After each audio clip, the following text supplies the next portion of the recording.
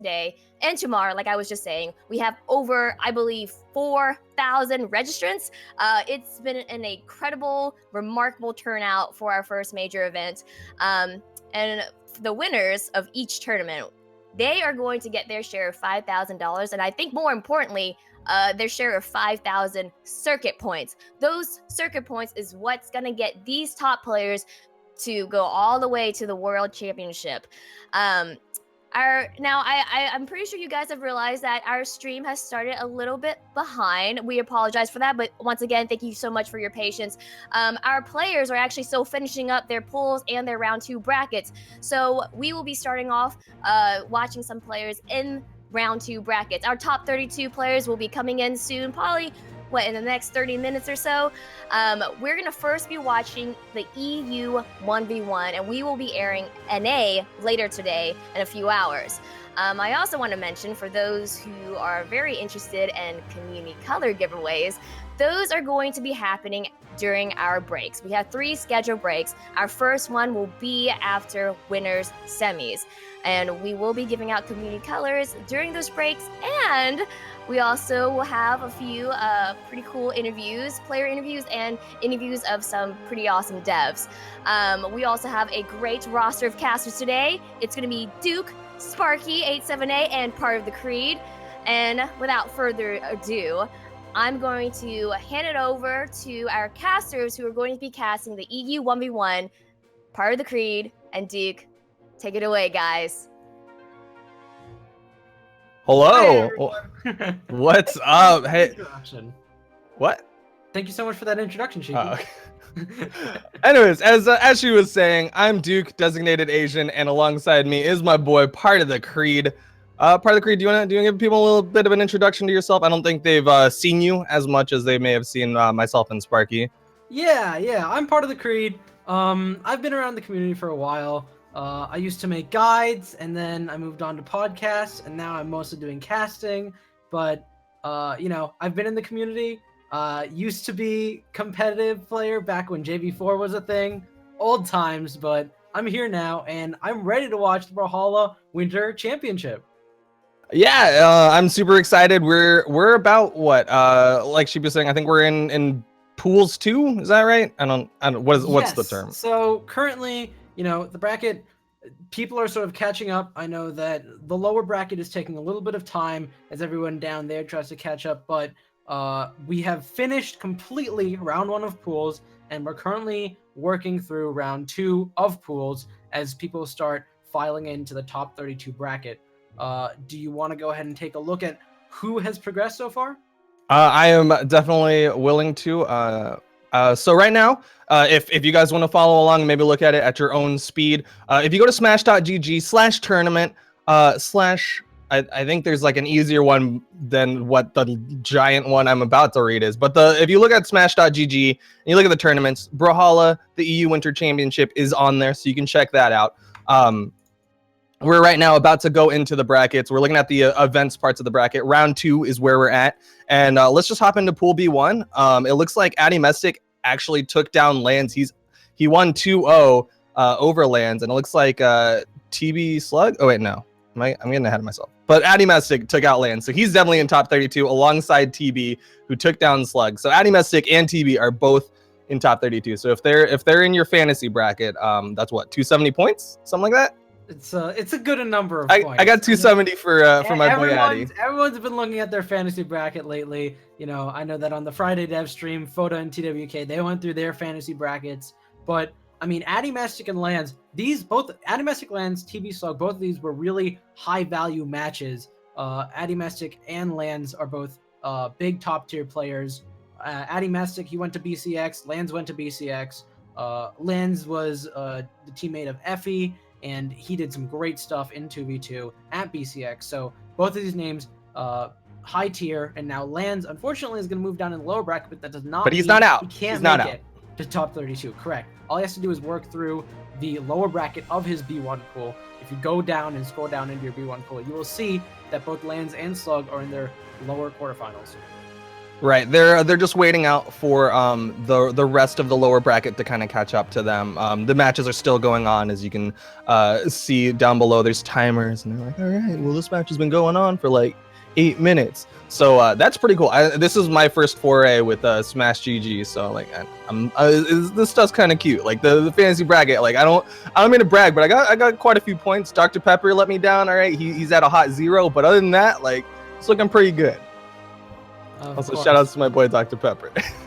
But I think we B2? want to move on to the next pool in B2. Right. What we're looking at is perhaps the top pick, Dobrain, who's beaten out Ice Pingu. You're giving me a look. You're gonna call it that? You're gonna call that right now? Daiku and Multibum. They're pretty high. Those are the big three of Big EU three. right now. That's the big three. It's the toss up to some regard, but I know a lot of people are really excited to see Dobrain in particular. If you watch the YouTube video by casting, or not the caster, it's on the Brawlhalla YouTube. You know what I'm talking about.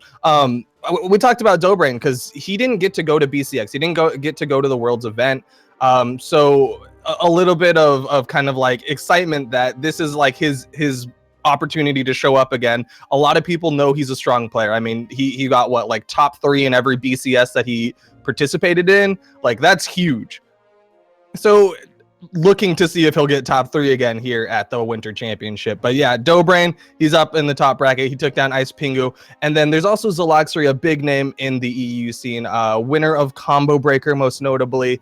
But he's also been around for a long time, and he's a popular name. Combo Breaker 2016, to be certain. We got Combo Breaker coming up in May. It'll be interesting to see who's going to take that in the future. He's going to be going. He is going to be going. We'll see if NA can hold their ground this time around.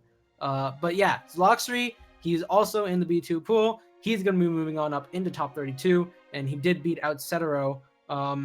Setero, he is... I'm trying to remember who his teammate was in 2v2. We've definitely seen him before. Cake, that's who it is. Cake. And so, we got Cake and Setero. Setero, unfortunately, he lost to Luxury. Again, doesn't mean he's out. We're going to be seeing more of him in the bottom bracket. Did Cake and Setero split up? I thought one of them got picked up by Reason. Yeah, they split up. So I think now it's Setero. Oh, it's Cake and Addy. Sorry, one of them. I get them confused. Cake and Addy. But I do want to say, I think Daiku's breathing a little bit of a sigh of relief that Setero's down in the lower bracket. I know Daiku has had consistent struggles against the gauntlets of Setero. He's really strong with those gauntlet gimps. So I think it's a little bit of a sigh of relief for Daiku that he might not have to fight him. But definitely still a name to keep an eye on is Setero. All right, moving on into B3 pool. What do we see here? We got the other another one of those big 3 names, Multimum. He's been moving on from B3 pool. He just beat Carpe Diem, and then on the other side is Q4R. Tell us a little bit about Q4R. What is his history? He's known in the same way that like Setero and Cake was kind of like a big team that we were like, oh wow, these guys are a strong 2v2 team. They like burst out on the scene. They want like they've just took down big name teams. Q4R alongside his teammate Janice, they were huge, really big names that just kind of like exploded out. We're winning these 2v2s that people were like, who are these guys? What is happening? And Q4R, specifically with his Bodvar, really like put his name on the map, and especially in a time where Bodvar was kind of falling off. A lot of people were kind of like, oh, now it's time for Qatar, swords out, like we're over that. That's like so last year, man. I sound so old right now. Q4R, he's stuck with the Bodvar, and he's showing that he's not just a 2v2 guy. He's here. He's already made it into the top 32 and taken out K1GO. I don't know a lot about K1GO, but still, Q4R definitely a solid name alongside, Janice, Setero, Cake, and the like. Yeah, and I mean, the big event I remember of Q4R really popping into the scene was when he beat Daiku and brought Daiku down in the lower bracket. And I believe it was a 1v1 EU BCS in July. And that event on its own, because everyone in that tournament was expecting, it was the first EU 1v1 BCS at the time. Everyone was expecting Dobrain and Daiku. And then, Dobrain got taken out and taken down to lower bracket pretty early, and Q4R beating out Daiku. And I want to say it was winner's quarters of that tournament was really big, and so Q4R really made his name from that point on. And he's here now. He's here in Brawlhalla Winter Championship, and I want to see what he can bring to the table and what he's been practicing over these past few months. I do want to make a slight call out. Do you see losers round 3 fighting Ryson? Is that really Chugum? Because isn't Chugum NA? I can't really. I can't say I'm super familiar with Chugum. You don't. Okay, Chugum was a guy. He was in the scene a long time ago, around when you were with JV4. Chugum was around, and he was like a ranked monster. Like he was one of those guys that I would just be like, I don't want to fight him because I'm gonna lose and I'm just gonna get salty about it. But he's NA as far as I was aware. But well, I guess he's told is that showing up on the EU side.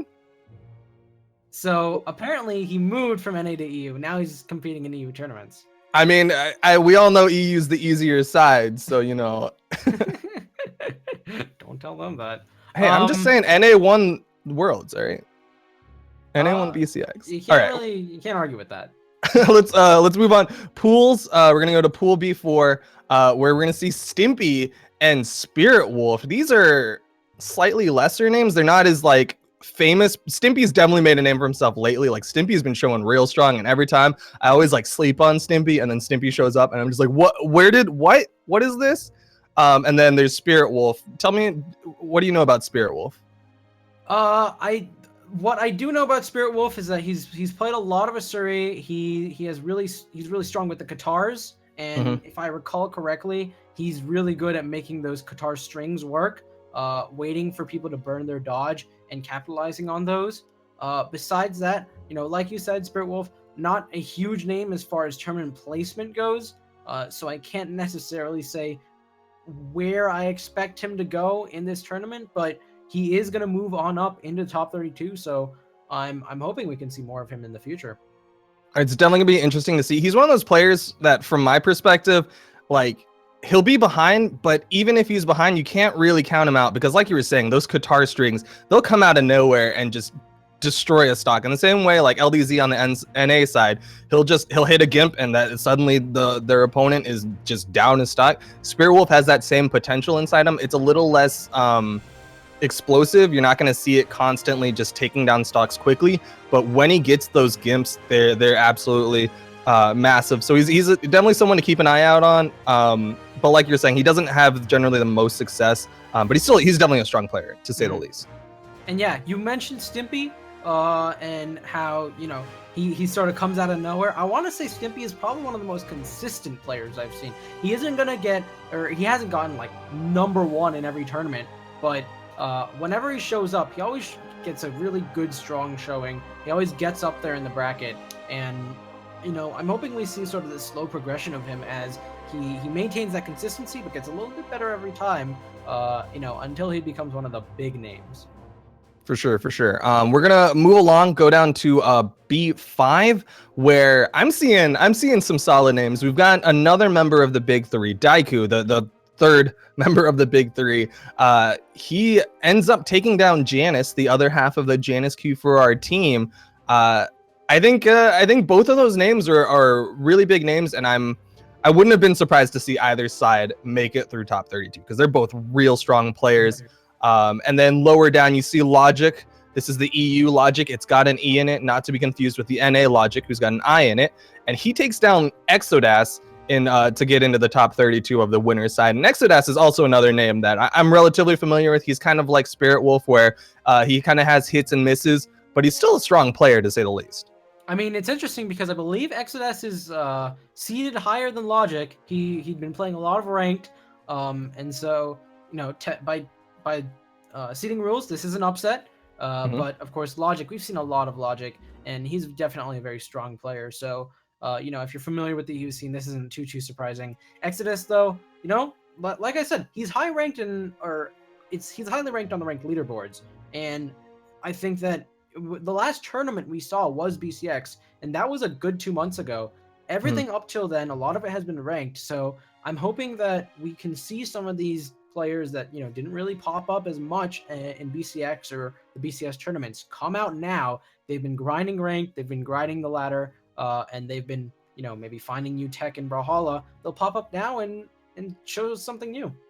I'm definitely keeping an eye out to see if there's any of those ranked monsters who no one's ever heard of, and they're made suddenly in top 32. When we're like, who's Carpe Diem or whatever. Carpe Diem, I think got knocked in a lower bracket of his pool. But regardless, I'm still keeping an eye out. There's still names to watch out for, because like you said, it's been a couple months.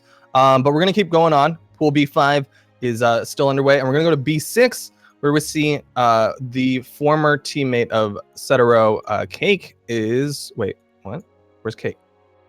Cake's waiting. Cake got knocked in the lower bracket. By Spider Pig. By This is what I was Spider Pig. talking about. Spider Pig's a name that I am not familiar with at all. Cake is someone who we were praising just a little while ago, and it looks like Spider Pig, not only did he beat out Humongous What, he takes down Cake. Unfortunately, he does get taken down by Dry. Dry's he's a solid name, to say the least. I think I had him in my fantasy bracket. But definitely a little bit of an upset there to see Spider Pig take down Cake. Yeah, and I mean, Spider Pig, I can't say I know his name too much. It seems familiar, which tells me I've probably seen him in a tournament before, but, it isn't someone who comes out on every tournament coming on top. So it's very interesting to see him take down Cake, and that's an upset. But of course, Cake isn't completely eliminated. He's going to go down in the lower bracket. I expect him to make a big lower bracket run after that upset. But I believe because Spider Pig was also eliminated, at some point he might get a chance It's fine. It's fine. Spider Pig's on the other side. If you scroll down, you can see Cake is waiting for the winner of LP Impossible versus Gray Ace. If Cake takes down that opponent, then he has to go on to fight the winner of Pro Meteor versus Pabby. And then if he beats him, then he has to take down VIP R3. Is that Viper spelled? I believe it's Viper. I mean, well, normally you'd see VIP 3R, it's VIP R3, and whatever. Cake just has to get through those three opponents, which shouldn't. I mean, Cake's he's my favorite of this particular B6 pool, but I don't know. He got taken down by Spider Pig. Yeah, I mean, here's the thing. We expect him to make all that entire run through lower bracket, but as soon as he gets to top 32, assuming Spider Pig wins in his AS match against the winner of AQ, they're gonna be fighting in top 32 in the lower bracket. So, assuming that the seeding works out, they will fight again, which should. Hey, that's ages from now. All right, that's down the road. Now it's time for AQ. But we're gonna continue on. Let's see. We just did B6. Now we're gonna go on to B7. How many more pools are that? B8. Oh my God, there's so many people. There are many all right. pools. B7. We're gonna go to pool B7, where we see Eram. He's actually still waiting on the matchup between Hermison and Dazel. It does seem like that match is taking a very long time. That's the at 23 at 23 minutes. I know EU plays slow. Like that's they're notoriously slow players, but oh, look at that! Just as we say that, Hermison beats Dazel. Now he's gonna be fighting Eram. Are you psychic? Because mine's still ticking. I'm seeing it. So, all right. Hermison does beat Dazel. It's 2-1. Hermison was using what, Queen Nai Ragnar? So he's gonna moving on up. He's gonna fight Eram. Eram, he's a name we've seen a lot in the past. I think he used to pop up a lot in the Gravy Cancels back in the day. And then, since then he's come into a lot of the BCS tournaments. He showed his face at BCX, and we're gonna see him yet again today at the Winter Championship. I expect him to make a good showing. He's also, I always remember him as like not like the sidekick to Multimum, but I'm more familiar with him and Multimum as a 2v2 team. I don't know how many matches they've had together. Like it might have just been one really, really good 2v2 that I remember him from, but I'm just in my head, I'm always like, Eram's a strong player, but I just remember him with Multimum a little bit more. But lower, I do want to point out DZN is a name that I've never seen before. I've seen the three letters AZN, but I've never seen the three letters DZN. So really good on this guy. It looks like he's a Lucian main, and he managed to burst through his pool and get into top 32 ahead of Eram. Just saying. Well, okay, to Eram's credit, he did have to wait for a 23-minute match. And then, of course, that basically wraps up B7, and moving on into B8, we've got Effie, who I'm looking at this right now. He's been playing a lot of Mirage. Mirage is not someone who we've seen a ton of because she is a new legend and with a new weapon, everyone's gonna need to get used to. But Effie, man, when Mirage came out, Effie was churning out these huge multi-hour streams of him just grinding Scythe, getting down all the tech. I really want to see Effie in this tournament. I want to see what sort of neat Scythe tech he can pull out, see what he can do with Mirage, because I think that arguably, we haven't seen everyone, obviously, but you can definitely argue that Effie is the most experienced Scythe player in EU right now. And of course, he's just been storming through his bracket, 2-0s everywhere.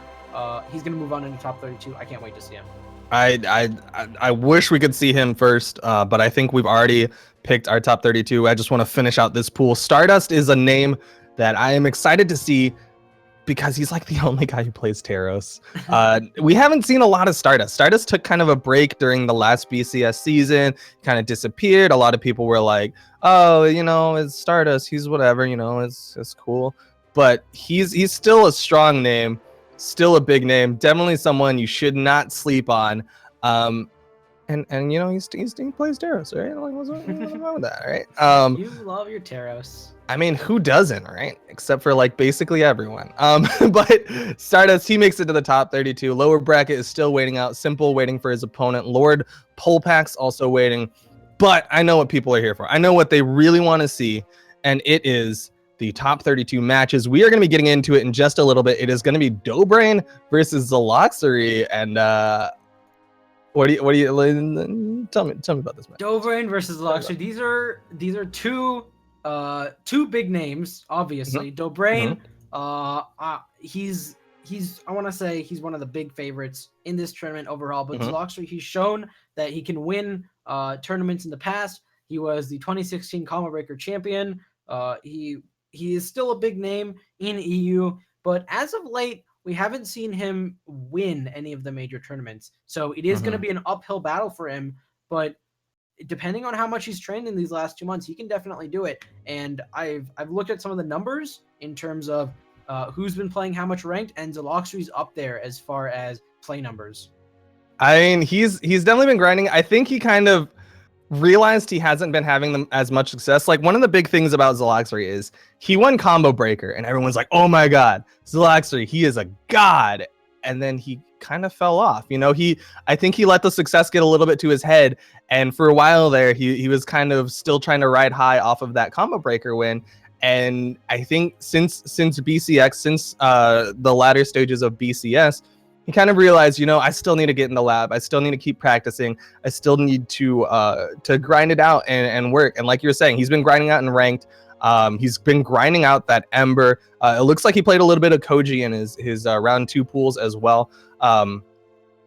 So it is going to be interesting to see if the grinding has paid off. But he's going to be going against the grind god, the guy who, in theory, has more hours than I think almost anyone else as far as training room goes. It's Dobrain. Dobrain has just the gigantic player pool. I'm seeing a Ragnar, and then these little character arts are so tiny. I don't even know what the ones are. So there's a Ragnar. And a Mirage and a Cassidy. That's what it looks like were his picks, which is a pretty solid set of characters. Definitely some solid variation. You know, you've got the axe guitars of Ragnar, you've got the spear scythe, and then you've got the Cassidy gun hammer. So he's got a lot of optionry, but I think we're waiting on them to hop into this room. I see Zaloxery, I see Dobrain. We should be good to go in just a little bit. I think we'll be starting very soon. You know, you mentioned Dobrain getting into trading mode a lot. Dobrain recently released a spreadsheet that Effie covered in a video of his. But basically, it was an indication of the dexterity stat in terms of exactly how many frames it affects every weapon and every move in every weapon, and how much the stances will affect what dex you get and how many frames you'll get for each weapon. It was really comprehensive. It was really useful. And it was really good on him to make a document like that and share it. Like, you know, I'm not a pro player, but that sort of document, could be very valuable. You might hang on to it, keep it for yourself, see what you can learn. But of course, Dobrain, he made that. He's a generous guy. He shared that. He's someone who's worked on videos in the past. He made the every. He's got those combo vids. Yeah, and those are of course really useful to players. So rest assured, Dobrain spends a lot of time really looking at the minutia of the game, looking at the frame data, doing all this analysis, and we'll see how much that comes into play right now. So, tell me what you know about these clans, though, because I'm definitely seeing the hot burrito esports, which is just an absolutely adorable name. But I also, what is Kungarna? Is that like Kungan Kronk's clan? From what I know, that is the clan that Dobrain made. For him and some of his buddies. I couldn't tell you everyone who's in the clan, but if you see that name, if you see someone else in that clan, that guy is good with Dobrain. they're homies. But yeah, these are definitely two solid names, like we were saying. We're just waiting for them to lock in. Zaloxry more than likely will be locking in that Ember. He's got a relatively small character pool in comparison. He's got the Ember. Like I said, he played a little bit of Koji in pools. Going way back, he used to play Roland. I don't know how long it's been since then. I don't know if it's fallen off since then. But more than likely, it'll probably be starting with. Oh, I'm just wrong. Okay, Zaloxry. Throwing a wrench in. All right. Yeah, so Zaloxry's playing some Sir Roland. And Dobrain's playing Mirage, which is awesome to see. Zaloxry, he's played Roland in the past. You were mentioning Zaloxry used to be a big Ember main. When he was in the on the Friday dev stream this week to support Burrito Esports, he was playing entirely Ember. But I know Sir Roland's sort of a pocket pick that he's had for a long time. You can see he's using a speed stance. It's the first tournament we are in where stances have been allowed. Speed stance is interesting. I know Roland isn't a super fast character, but it is taking a little bit of that really strong 8 defense that Roland has. I think speed's gotten a lot of popularity because with the addition of stances, they kind of rebalanced a lot of the stats, and subsequently Dex got a little bit of a nerf to the point where people are kind of like, Dex is a stat that's not as important. And you see Dobrain also putting into his stats. He put into the force stat. He wants to kill a little bit faster, going for the 8 force, maybe kind of as a counter to the supposed 8 defense of Roland, but like you're saying, Zaloxry going with that speed, and Dobrain already starting off with the scythe pick. He threw away the spear, wants the scythe. Yeah, he definitely wants the scythe, and I want to see him use the scythe. I'm really interested to see what sort of side tech he's pulling out. He's getting a lot of those side light into neutral lights. He got a Nair follow-up, but nothing quite after the Nair. And Zaloxry, of course, he just got his hands on Lance. He's doing the standard side light into Nair combos, and both of these players are trading pretty evenly so far. It is worth pointing out that Zaloxry has the slight advantage as far as like true combos go. Zaloxry can actually do them. He can go for the sidelight with the lance into a nair or potentially a recovery. Whereas Dobrain with that scythe, he doesn't have that option where he has to read the dodges just like that. Reads Zaloxry's dodge, just chases after him and gets the finisher with that spear down sig. Yeah, sidelight into wait for the dodge down sig. It looks like right there, Dobrain did a sidelight into neutral light and then just waited for Zaloxry to pull out any sort of option. Didn't quite get anything, but I'm sure every time he does that sidelight into neutral light, he watches what Zaloxry does and makes a mental note. Okay, he likes to just sort of fall down afterwards. What can I do with that? What sort of follow-ups can I do with that? What is the next move that can really push the advantage? But Zaloxry, he says he doesn't care. He just goes for the baseball swing, home runs Dobrain off the map. He's got quite a bit of damage on him, and normally when you've got Roland, you're like, oh, it's okay, I've got 8 defense, it's whatever. But A, Zaloxry took off that defense, and B, Dobrain put it into the force, so it basically nullifies that defense. And again, Dobrain, what I saw another one from him is sidelight into wait into another sidelight. Because he's done so many sidelight into neutral lights that now he's watching as Zaloxry tries to fall down onto the ground, and look at that signature that Dobrain pulled out. What is with EU with these? Like, they seem like kind of wild signatures. They it's just a raw down sig from Dobrain just there, a raw neutral sig from Zaloxry. but it seems like EU's just that much ahead of their opponent that they know they're going to be dodging in. They're going to be a free kill with this down sig. And it's really cool to see. You know, Zloxry at that time was doing a chain dodge. Chain dodging is something we've been seeing get really popular as people try to go around their opponent. But of course, Dobrain got ready for the read of any sort of turnaround attack, and that down sig immediately caught out Zloxry. But of course, Zloxry is going to take this next stock, and now both players are pretty even with stocks. This is a very even game.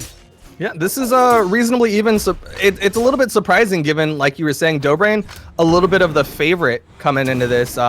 He's had a lot more success than Zloxry in recent tournaments, but Zloxry showing he's no slouch, especially with this role in which he's kind of not been playing. You know, it's not the Ember that we were talking about, but clearly he's still been practicing it. He's still on that grind, and he is still even with Dobrain, and it's gonna get down to the wire. It's gonna be whoever hits that signature gets that read. And I mean, I just want to point out Dobrain's side is looking really clean right now.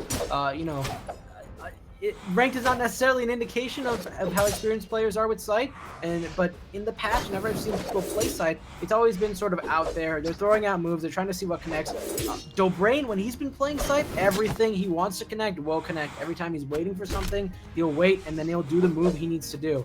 You know, he can't quite pull out everything because of Zloxry's really good movement. Zloxry's been playing this game for a very long time, but Dobrain has been showing his experience. It looks like we're going to get into an edge guard situation, and it's not quite going to work out. You know, Dobrain was looking for the pickup. He wanted to catch it off the weapon toss. But we're seeing Dobrain, he's a little bit worried. He knows he's in the red, so he's throwing the spear, and he just reads the side stick. Came out really fast. Hops up and catches Zloxry. Gets him with the side sig, and Dobrain is going to take game one, but that was still close, and Dobrain is not in a position to sit back just yet. Zloxry going to switch character. He's going to go for the Koji, and despite the fact that I said Dex is a little bit less popular, it seems like Zloxry is just going to always prove me wrong and go for the 9 Dex Koji. I mean, look, you know, you said it wasn't as popular. A lot of the reason being, we talked about that sheet that Dobrain made. Dexterity is going to give you 1 or 2 frames of extra advantage, which, of course, for people isn't all that ideal. I think most people, when they put on those Dex stats, are hoping for many frames of advantage. You know, 5 or 6 seems like a decent amount, something you can really feel. But 1 or 2, that's at that point you're getting into really, really small changes. But of course, 8 Dex, that's basically pushing the limit as far as that Dex stat goes. Or sorry, 9 Dex, I should say. I hope that Zloxry knows what he's doing with Koji in terms of how he's going to utilize those extra frames. And also worth pointing out is that he's taking away from that movement speed, which is something that he was favoring with the roll-in pick. And now he's going down to the 4 movement speed. It's going to make it a little bit more difficult for him to get away, get into position around Dobrain. And you're seeing Dobrain's already catching Zloxry. And, you know, again, every single game that... Oh, no. Zloxry doesn't have any recovery options. He tries to throw up his weapon to interrupt. But unfortunately for him, Dobrain gets a really nice gimp early on. That was clean. I think that was from 0 to death. And this is one of the strengths of Dobrain as a player is he downloads you. He just straight up downloads you, and he perfected that first stock, took no damage. And Zloxry's coming back, but I mean, he's got a huge mountain to climb. Zloxry, you know, he is getting a little bit of good damage on Dobrain, but he doesn't seem quite certain about what he wants to favor in terms of weapons. He picked up the sword, he picked up the bow, he's got the sword again. He gets a nice signature. Nice read! Dobrain read the down sig, immediately punished. Every single bit of damage Zloxry takes is going to be going to make it a little harder to make this comeback. And he has yet to finish off this stock of Dobrain. He's got to be getting a little bit frustrated. He's going to be switching to the bow.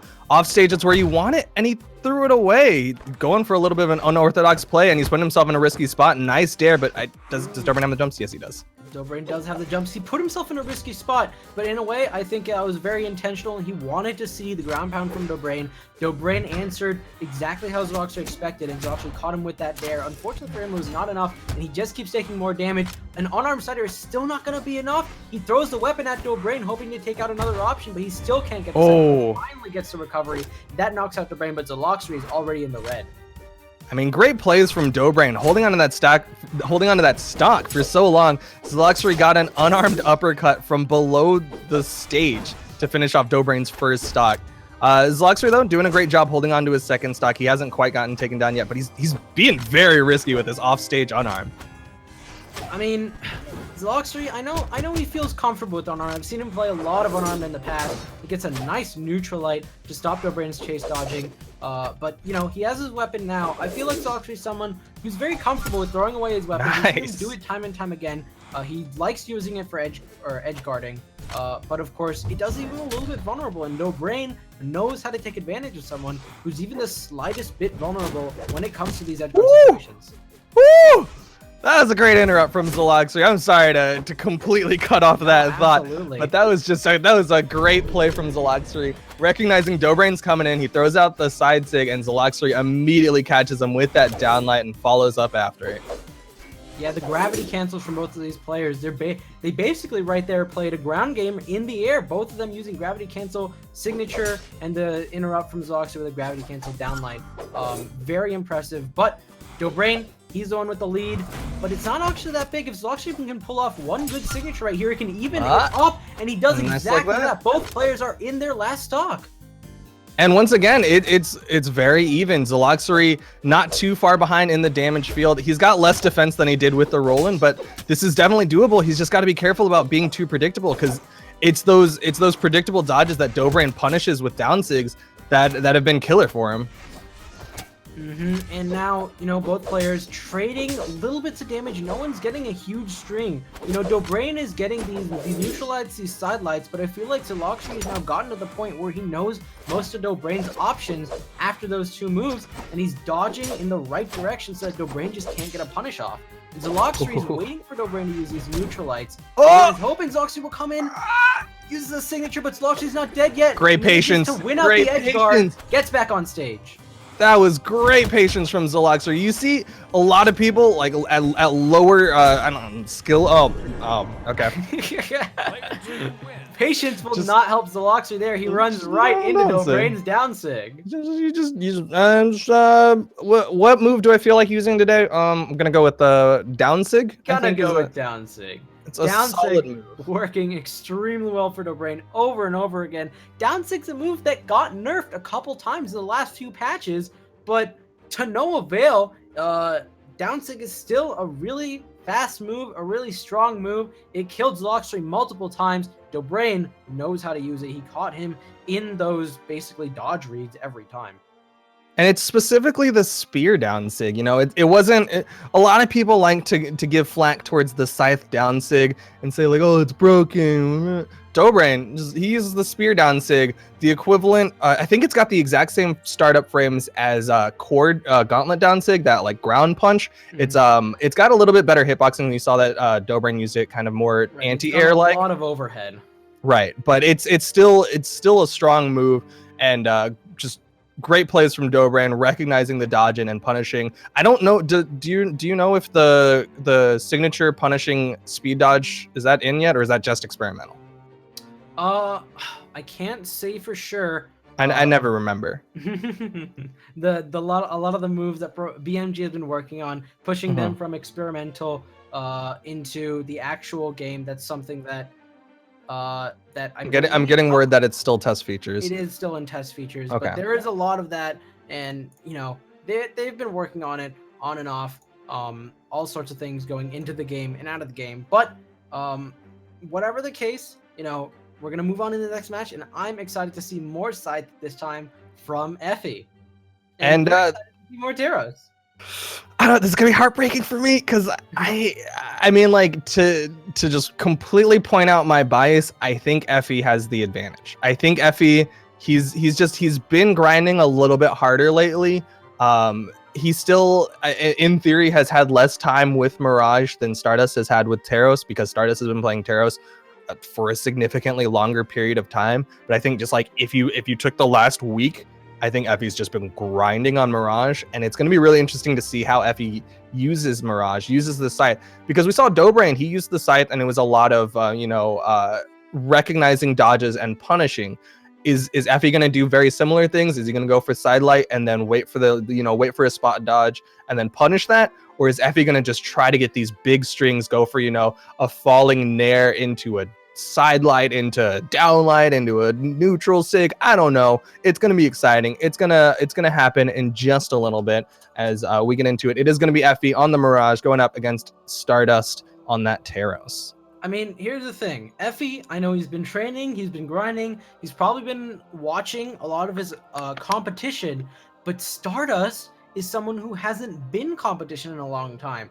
And he's someone who hasn't been grinding ranked, someone who hasn't really been that big in the competitive scene in a very long time. And I almost want to say that is going to give him a tiny bit of advantage, just because Effie may not know what to expect when it comes to playing against Stardust. Stardust, he's popped up at a couple tournaments in the past, and every time he surprises people because they're like, oh, it's Stardust. He hasn't played in a long time. He probably won't be doing very good. But then, he's got a lot of this sort of innate game knowledge that he's picked up from his past experience, and I want to see if that comes into play.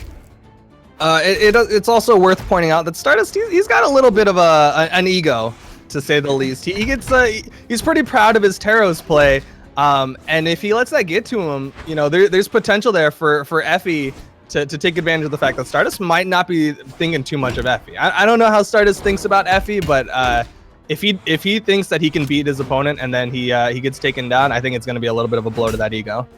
I mean, in the case of the ego, he just took out Effie hit by hit, every single hit getting big amounts of damage thanks to that Taros Force knocks him out really early, and Stardust is only in the light orange. Did you catch what stance he's running on that Taros? I want to say it's strength stance. Dude, that's the good one.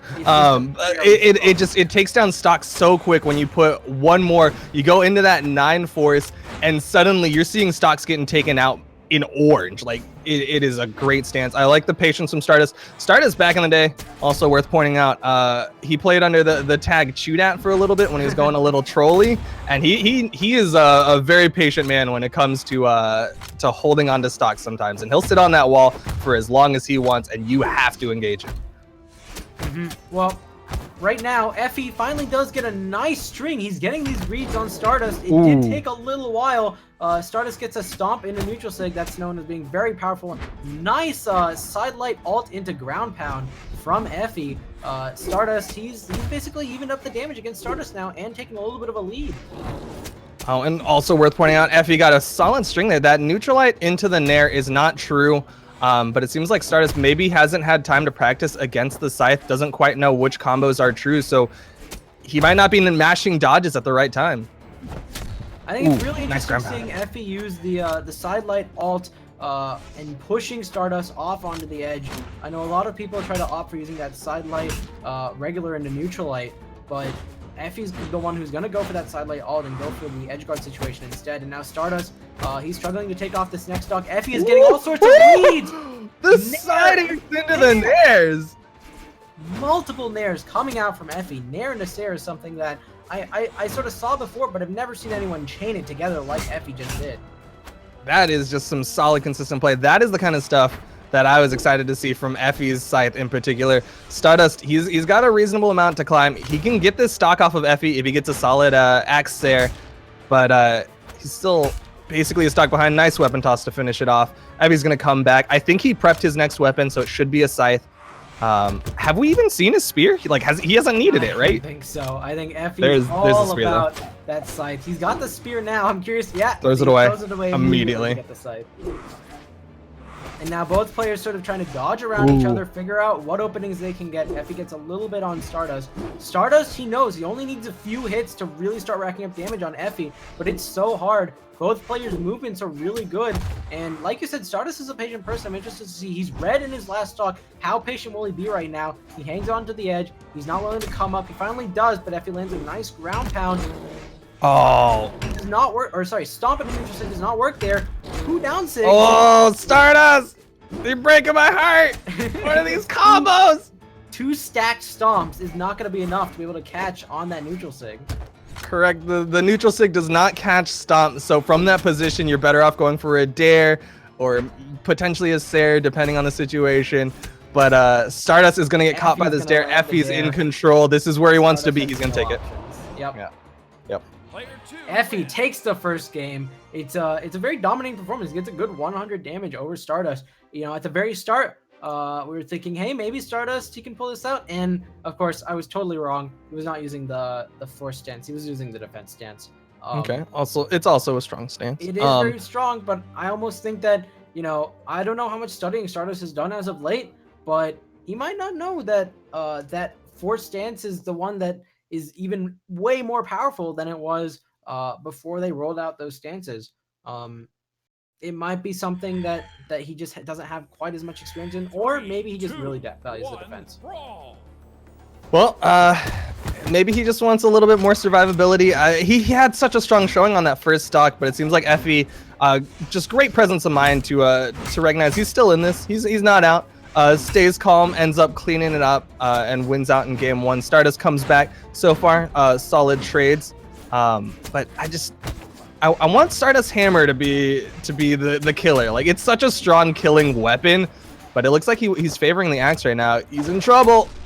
He's dead. Effie gets such a nice string on the side, picks up a spear and does a nice ground pound. Just takes out all of Stardust's options. And again, we're seeing this. He does the side light and the neutral light, but even though the neutral light misses, that's so few recovery frames that he immediately follows up as Stardust tries to move to the other side with a new side light. Stardust gets a nice gravity cancel neutral stick. Can he follow up? He goes for a jump ground pound, but Effie jumps right over it. Stardust he's loving this neutral sig a little bit. I want to say a little bit too much.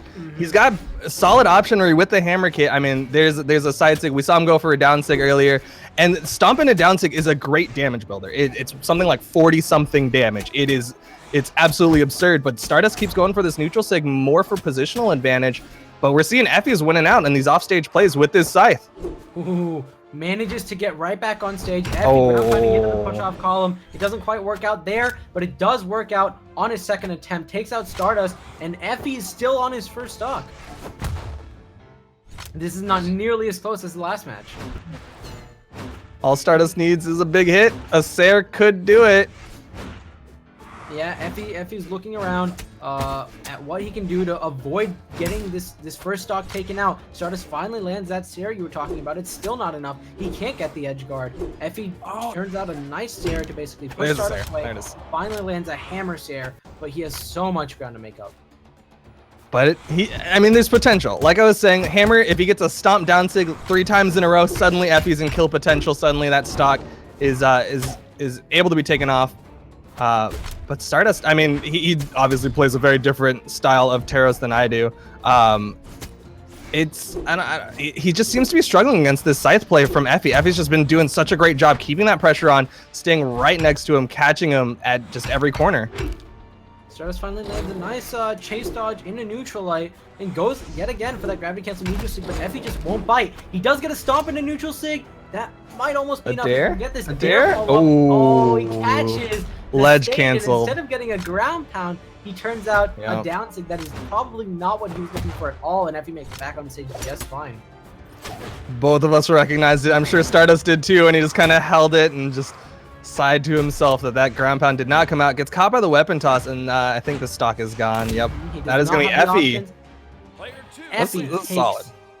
Games 1 and 2. He's going to take the set. He's going to move on up. Stardust is going to fall down the lower bracket. He's not out of it yet, but he's going to have to make a big lower bracket run. You know, he showed a good performance. I definitely have to say, as far as someone who doesn't play, who hasn't been playing in the tournaments as of late nearly as much as everyone else, who's sort of been out of the scene for a while, I'd say coming close with Effie is definitely a good, strong showing. For sure. For someone who, for his first showing back into the competitive scene after being out for not only the past 2 months, but even like going back, maybe I want to say something close to like 5 months, he's been kind of out of the scene, just, you know, living his life, doing whatever it is that Stardust do. It's a solid showing to make top 32. And like you were saying, he is not out just yet. But I do want to go back. Effie. Solid scythe play, just amazing stuff. The Nair Sair string that he got, I'm a little bit disappointed it didn't end with a kill, because that would have been like clipped, posted on the Reddit, and everybody would have been crying about it. but it's just that was solid play from him. Basically, I'm telling you, if you want to get good at Scythe, you go back, you watch the set over and over again. You go watch Effie's streams, you go watch Effie, basically, because he is making the meta right now. Dobrain, I want to give him credit too. He's doing some great stuff with Scythe, but I feel like Effie's the one who's specifically going into Scythe not to win, but to learn. That is something that was made very clear when he started off with these streams. A lot of the times he would lose to the people he was sparring with, but he'd come out of the game and be like, hey, I might have lost that because I ran into too many signatures, or I didn't do this right. I overused this signature, but I learned something about the signature that I overused. He learns something every game he goes into. He learns something coming out, and this is a game that we sort of saw the fruits of his effort come out. He beat Stardust. He showed us some really cool things. I want to see how far he can go on up into this bracket. Yeah, and I kind of want to kind of compare him to Dobrain because thinking back about Dobrain's playstyle specifically, it almost was like Dobrain could have used any weapon in that situation because it was very much read heavy, very much just kind of recognizing how his opponent moves and then punishing accordingly. So with, he was getting those reads with that down sig, it's specifically the spear down sig. He wasn't really doing Scythe things. It was just solid play from Dobrain, just solid Dobrain understanding the game, understanding his opponent. Whereas Effie, he just said, Scythe is my baby, and I'm gonna take it to college. I've put it a trust fund and a mutual fund, and then Scythe it's going to take over the world and someday be president. Hey, it's moving on up. It's moving on. It's definitely moving on. Maybe it'll be the president of this whole tournament. That'd for be sure. Something. It's gonna need to go through a number of elections. But right now, I believe what we're gonna see is Stimpy and Spirit Wolf. Why don't you tell me about Stimpy and Spirit Wolf? I mean, we talked a little bit about him earlier when we were going through the pools, but to recap, Stimpy is a guy who I feel bad saying it, but I always sleep on him. I'm always like, Stimpy, he's all right, I guess. He's, he does stuff. So what you're telling me is now you're not going to do that and say Stimpy's going to take this whole tournament, right? I think he's going to take Spirit Wolf. I think Stimpy has a little bit more success in the tournament scene than Spirit Wolf. He's a Bodvar main, and he's one of the very few that still stand since all of the balance changes regarding Bodvar and weapons and whatnot. Whereas Spirit Wolf, he's going to be going in, he's going to be playing that as Suri. He's got the Katars, and from what I've been hearing, Katars are a very formidable weapon. I mean, we've been seeing Scythe dominate, but I think Katars are really strong too. Katars have been strong for a while. They were extremely strong when it came to BCX. They had to put out a big nerf before BCX, but despite that, they were very popular when it came to BCX. And we saw multiple using Ragnar at BCX. We saw a bunch of other Katars. Since then, I think it's gotten nerfed a little bit more, but that doesn't make it a bad weapon. Certainly, Spirit Wolf, who is going to be taking down some decks and adding some attack, which of course we've talked about stances before. I think that's almost ideal, is that dex isn't as important, but attack is very important. You said ooh. I assume that's because of the Hattori? Is it because EU likes telling me that whoever I think they're gonna play is wrong? Is that what's happening right now? Because Stimpy, he's in with the Hattori. Hattori kind of fell out of favor. I mean, like the big Hattori player that I'm sure you usually think of is Egg Soup. Egg Soup kind of fell off the bandwagon, switched over to Val. Since then, the Hattori name has kind of been open in the air, and it seems like Stimpy is trying to pick up that mantle as he's going to go in. He's got the sword, he's got the spear, he's got the range advantage. Will he use that against Spirit Wolf? Right now, both players sort of getting in a little bit. Ooh, Spirit Wolf, nice dodge read, sidelight into sidelight, doesn't get a follow-up afterwards, which I was sort of hoping, because he had burned the dodge out of Stimpy, that he'd get something after that, but didn't quite work out. Stimpy's gotten a little bit more damage on Spirit Wolf. Again, Spirit Wolf does a neutral light, waits it out, doesn't do like the sort of neutral light into recovery that a lot of people are used to, and does a dare follow-up after Stimpy just sort of jumps up and falls back down. Stimpy is he's only fishing a little bit. He's looking for those downlight combos. You saw him go for a downlight recovery, couldn't quite pick it up. But he's getting some solid trades in against Spirit Wolf, despite the fact that Spirit Wolf, like you were saying, he had a solid read. I think Spirit Wolf recognizes Stimpy's habits a little bit more, but Stimpy, he's got such a solid kit with that sword. Oh, he jumps the picks up the downlight, but cannot get the Sair afterwards simply because the downlight picked him up so low, and Stimpy basically hangs on to a very dangerous down sig that Spirit Wolf is able to go all the way around and punish. That's one of those things where, like, if you're Stimpy, you know that you're about to lose that stock, so you just hold it and just hope that maybe Spirit Wolf steps a little bit too far forward and just makes a slight mistake. That down sig. I mean, yeah. You see players. Oh my God, Spirit Wolf! We were talking about down sig. Chaining. Spirit Wolf. I thought that got nerfed. But just solid Qatar play. This is what we were talking about. Spirit Wolf, if he catches you, if you mess up on your dodge, Spirit Wolf will take a stock off of you. That was fantastic play to take the first stock off, and I'm surprised Spirit Wolf didn't go for recovery at the top and see if he could get a quick gimp there. And more dares. Getting these downlighted dare chains. You know, you mentioned maybe a little bit of a nerf on the dare, but downlight is something that got a little bit of a buff. It got an extra couple frames of advantage, and he's using that advantage extremely well. He's chaining together those moves over and over again, and Stimpy just cannot get a dodge in to escape it. It's like Spirit Wolf is doing what Froned always tells me to do with Katars, which is hold down, mash light, and win. Like that's what Spirit's. He's doing it in such a fantastic way, punishing Stimpy. If Stimpy messes up on his dodges, Spirit Wolf is gonna get a good 3 or 4 of those, and you're gonna see the stock's just gone. What a neutral sig catching Stimpy as he just hangs in the air a little bit. He's, I assume, expecting Stimpy to just sort of chase after him and make moves, and I think Stimpy just sort of hung there and was like, okay, your move, let's see what you can do. And Spirit Wolf just responds. Here's a neutral sig. I'm gonna catch you, I'm gonna throw you down. And a 2-stock coming out from Spirit Wolf on Stimpy. That extremely good play of a Suri coming out from Spirit Wolf. And I want to say that was almost entirely Qatar's. We saw his sword very infrequently. For sure. Second stock was taken by a Qatar side sig, I want to say. And final stock was... Oh, wait, no. Sorry. First stock was the sig. Second stock was the Gimp. Third stock was the neutral sig. All Qatar stuff. Spirit Wolf showing why... I mean, Suri is kind of the popular Qatar pick. I mean, Ember gets a little bit of love here and there. But by and large, the Asuri pick is a popular pick due to the stats, due to the ability to kind of chain those things, as well as having a solid weapon in that sword.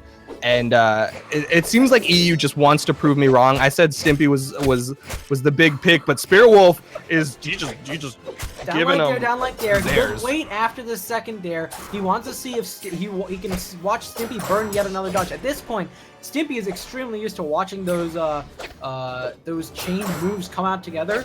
That Spirit Wolf knows, hey, if I do it again, this time Stimpy will immediately dodge and I can catch him out of it. It didn't quite work there, but again, look at that. Downlight into wait. He's waiting for Stimpy to dodge all the way to this other side and then immediately punish. I gotta, like, what is Spirit Wolf's bandwidth? Because, like, he, at this point, it feels very downloaded. Like, he recognized Stimpy was gonna dodge through, immediately punished with a Qatar down sig. Spirit Wolf a little bit forced to use the sword, but that's not even a bad thing. The sword it's a strong kill option if he gets a downlight Sair, or he's just gonna get an air. I don't know. Spirit Wolf he's just looking real strong. He's looking extremely strong. Stimpy, don't necessarily count him out. He's got Spirit Wolf in the red. He's basically gotten hit by hit, which almost tells me that, you know, maybe Stimpy would benefit a little bit more with a higher attack legend. If he's not going to get the chains that I think a lot of people expect out of Hattori, Hattori's very much a chase down character. He just goes in, or she just goes in, and gets move after move. Stimpy only is able to get a couple moves at a time. I almost think that he might benefit more from a higher attack legend. So that every time he gets that move, it's a little bit more rewarding. Well, he doesn't really get that opportunity. He's going to have to win out in this game if he wants to potentially change to a higher attack character, but he does get taken down. He got a little bit of damage on the Spirit Wolf, so it's not a net 0 lead. And he's pushing it a little more as Spirit Wolf is still unarmed. You know Spirit Wolf's looking for those Qatars because he has been absolutely monstrous with it. Immediately throws the sword for the Qatars, and it seems like he's going to loop for another dare loop. He certainly is looking for something. He got a couple of side lights out of it. hoping that Stimpy would fall back to the ground after the downlights, but it didn't quite work out. Stimpy's the one getting most of the damage out, but Spirit Wolf gets a downlight and a dare. He doesn't quite get the follow-up. I think at this point, Stimpy is so used to those, he's able to dodge immediately outward whenever he can get the opportunity. So we're not seeing, 5 times every single time. Stimpy does a chain dodge and immediately punishes Spirit Wolf's efforts to do a dodge read down air. I think Stimpy's sort of read that at this point, and Spirit Wolf might have to be a little bit more careful trying to pull that off over and over again. I think to a degree, Stimpy kind of recognizes the starting parts of this combo for Spirit Wolf. It generally starts off with that dare. We saw him do a speed dodge pivot dare a couple of times. We're seeing him try to go for a downlight startup, and if Stimpy, he was doing those jump spear nairs specifically to prevent it, to dissuade Spirit Wolf from trying to get on top of him with that dare. And so if Stimpy can stop Spirit Wolf from starting the combo, then he doesn't have to worry about the combo. And right now, Stimpy, he's playing a little bit more of a spacing game. He's trying to stop the approaches with the neutralites. He's trying to stop the air approaches with the nairs. He's sort of hanging back just a little bit. A lot of neutralites coming out from Stimpy, poking forward a little bit, hoping he can get Spirit Wolf when he's trying to catch him with those sidelights. Spirit Wolf is still going for the dare downlight chains, but it's not working out nearly as much, and he's taking more damage than Stimpy has. It's definitely a lot closer in this game too. Nice downlight dodge. In the neutral sig, so clean. Edge guard coming out, doesn't quite work out. They're both gonna hold on to their stocks. It is still anyone's game, but Spirit Wolf. No, Spirit Wolf holds on to that signature for far too long. He made a mistake. It's the same thing that happened in game 1 where Stimpy held on to the down sig, and then he knew that he was dead. It's the exact same thing. Spirit Wolf held on to the down sig for a little bit too long. Stimpy able to get the punish, and great showing from Stimpy in game 2. Able to avoid the approaches. It's going to be on Spirit Wolf to re-download Stimpy, recognize that his old approach ways were getting punished, and not get baited. Stimpy was doing that, the double dodge into the back dodge. He did that a handful of times. I mean, basically, the entire idea of holding down that signature is that if I let go of it now, I'm going to get punished. As soon as a player recognizes that when they let go of the signature, they're going to get punished, they're in a very tricky spot, because the idea is if I let go of it, I'm going to get punished. So hopefully, if I hold it down all the way, they might fall into it, and I might be able to catch them. The big danger is that the longer they hold on to it, the better punish the opposing player can get. If he had just let it go immediately, Stimpy would have gotten, say, a dare. That would have been pretty bad, but it wouldn't have been that bad. Instead, he held on to it. It wouldn't have all been the killer. way. Right, and Stimpy was able to go all the way around him, prep himself, put him in the right position, and get a signature that got the kill. And so you really have to be careful of that. Stimpy getting these egg drops, but he might have put himself in a bad position. Both players are able to get back on stage. I mean, those spear drops, those down tosses, they weren't really doing a whole lot of damage. Something like 7 damage, I think, per weapon toss. But it is a little bit of a mind game. I'm sure Spirit Wolf was a little bit panicky, because usually when you're below your opponent with those Katars, you're thinking about the potential gravity cancel neutral sig to get that reverse go for the Katar game. But Stimpy was just stuffing it with those spear tosses. And I think Spirit Wolf was also maybe looking, basically when you're down there, a lot of players will think, oh, I need to get back up, I need to get back up. They'll burn the recovery, and as soon as Stimpy throws down the spear, that recovery is just going to get stuffed immediately and put them in a bad spot. So hats off to Spirit Wolf for basically not burning his recovery too early. Of course, that downlight in a neutral sig, so powerful. It's not a true combo anymore, but we can see Stimpy, he doesn't care. He's going to use it anyway. I mean, he's definitely making very good use of it, as I think that was the second one he's gotten so far. Spirit Wolf, he's got to be more careful. That's the second time he's gone for kind of a wild sig, trying to get a hard read with it, and Stimpy's been able to completely get out of the way and punish. And another downlight neutral sig, and Spirit Wolf, he's going to get the touch. Back. Just barely. He throws his weapon up, expecting some sort of punish. Spirit Wolf was supposed to be a dare. Make it back on stage the second time. I mean, basically, he opted for a little bit of a stare there. I want to say if he'd done a dare, it would have worked out a little bit better. Not sure if it was a misinput or if he was going for an attack that would have let him get a chase dodge. But either way, Stimpy did, I want to say, like 4 recoveries in a row. Stimpy, he's starting to run away with it. Spirit Wolf, he's still got those guitars, and like we were saying, not someone to count out just yet. If he can get that dare loop, if he can get that quick gimp that we saw in game 1, he'll be right back in this. but Stimpy is he's just running with this sword. We haven't even really seen a lot of that spear, and not as much floating air stuff. It's just been punishing Spirit Wolf.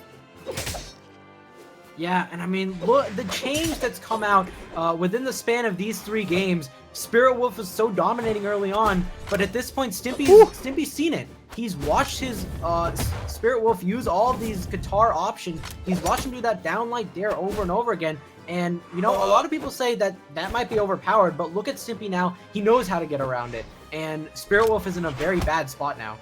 Ooh, I didn't even... That side light was real close. I thought for sure the neutral light was going to connect, but Stimpy, I think he had the iframes of the speed dodge, got just enough behind, and that is a very commanding win, to say the least. 572 damage to 222. That is a statement. That is a big statement. He shows that despite the fact that he was getting hit hard with the guitars early on, that's not going to stop him. He basically turned around the download on his opponent. He said, I can do this. I can get around these guitars. He moves around, and basically, you know, I said early on that, oh, this isn't quite going to work out with Hattori, but he completely proved me wrong. He made it work with Hattori. He started getting those chain togethers. So I kind of think I understand why he wanted the Hattori, and it was mostly positioning. He was able to avoid the dare approaches on ground by having that extra movement speed to get out of the way. He was able to have, he had the spear for the if he was in the air, he'll just throw out a nair to prevent the air approach. He had the movement speed to get into position to punish Spirit Wolf if Spirit Wolf was trying to get on top of him. So I can see how it started to make a little bit more sense, and because of that, he wasn't trading anymore, so he didn't need that force anymore. So then you're wrong, Creed. I'm wrong. You're wrong. That's the short of it. But I know what you're excited for, and that's Effie's Scythe. We are going to be going in to the winner's quarters. It's going to be Effie back again with the Scythe, and he's going to be going up against TB with that Lucian. Before we necessarily go into this, I really quick wanna go over what's happened in winners round 1 that we haven't looked over. Okay. Real quick, TB beat Daddy Mestic. A good performance by TB. We saw Effie beat Stardust. We just saw the Stimpy Spirit Wolf match. Daiku beat Logic with an E. Dobrain we saw beat out Zaloxary. Right. DZN beat out Eram. Ooh, who is this dude? I know, like, it sounds like I know it sounds like I'm playing this up, but who is this dude? Because I have never heard of DZN, and he took down Eram, who I would consider, you know, one of the top 6 potential players. You know, yes. Who is this dude, and what is he doing? He's gonna be going up against the Great Wall of Russia, Dobrain, but like, for real, if he takes down Dobrain, like, oh my god. I'm about to like just throw my headset. But that is that's some stuff. Multimum continuing on, took down Q4R, and do you have the results of Cal and Dry? No, it does look like Cal and Dry are still going, although their match timer is at 60 minutes. Look, hey, you know, I don't know what's going on. Hey, you know, 1 hour match. All right, well, let's get back into the game. Effie versus TB. Effie, he's on that Mirage. TB, he's on this Lucian, and TB is kind of like the only guy who plays Lucian anymore, and he makes it work so well. And it's not even like that cheesy old school Lucian that you know what I'm talking about, with the like, oh, he just does gun snares and oh, he's super parry. No, TB like just straight up knows how to play Lucian on like this whole other level. Well, I mean, I can't wait to see what this whole other level really is. As we go on into this match, it is worth pointing out he does take a little in his stance. He is taking out a little bit of his speed, putting into attack. Pretty good idea, especially since Lucian has kind of low force. Yeah, that low force, it does hurt a little bit. But of course, we'll see how much of an effect that stance makes. Effie, we've seen it before. He's going to use this speed stance. He's going to take down a little bit of defense. And we've seen that he doesn't necessarily need the defense. He went up against a Teros with low defense. I think he can handle a Lucian. I mean, you don't need defense if you're not getting hit. And if you're in control, which is something that Scythe is really strong with, is taking control, putting your opponent in positions where they don't necessarily want to be, that's exactly why you don't necessarily need it. But Effie, I'm surprised he hasn't immediately thrown the spear away and gone for the scythe pick. That's what he's kind of known for right now, is that big name scythe. I mean, I want to say he's finding it difficult to really grab onto a weapon. TB was basically weapon guarding that other weapon. And even right there, you know, it might have looked like Effie had an opportunity, but TB was right there, ready to punish. And Effie tried to throw away his spear to try to grab that side. It was only when Effie knocked him back a significant amount that he was able to get his hands on the side. But right now, he's taking down some good damage. The neutralite into recovery, gonna put TB in edge guard situation, and TB does not have the options to make it back on stage. That's Effie's really big like kill combo. Like, you know, you're talking about Teros, he goes for the stomp neutral sig. You know, some people go for the sword down light into side air. Effie, he goes for something into recovery. It'll be a neutral light into recovery or the alternate side light into recovery. It's just an upward hit to set up for that recovery, because that recovery is a strong kill move, especially since the down sig's got a little bit of a force.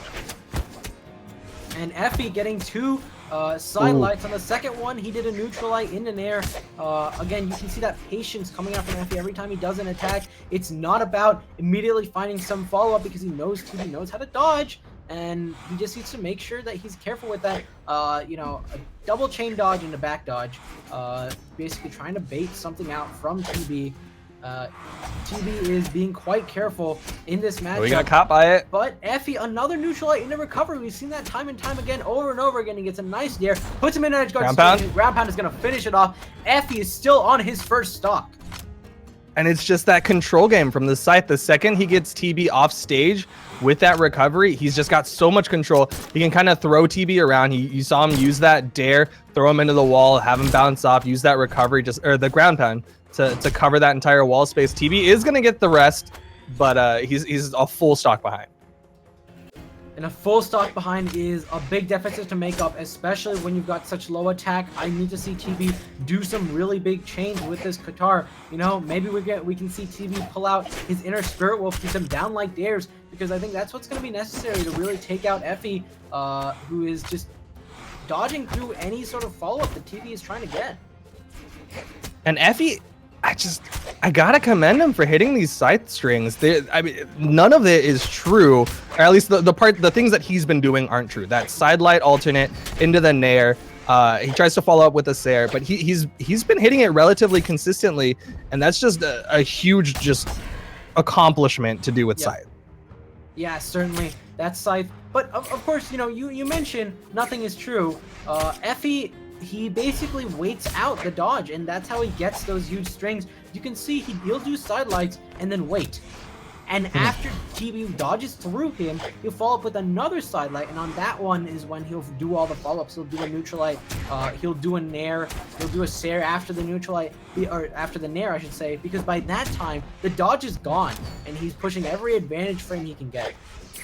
So I got to point out, TB, he's in the kill range. You're going to see Effie start fishing for more of those recoveries. He gets the dare, gets under, and the Sair is going to finish it off. But you saw him, he was fishing a little bit for those recoveries. That's his big kill option. And if you're going up against Effie, you got to keep an eye out for that. That's just there's heads up for down the road. As Effie takes game one, solid scythe play. TB, he's actually going to mix it up. Go for the Ragnir pick. What do you think of this? Ragnir, pretty great.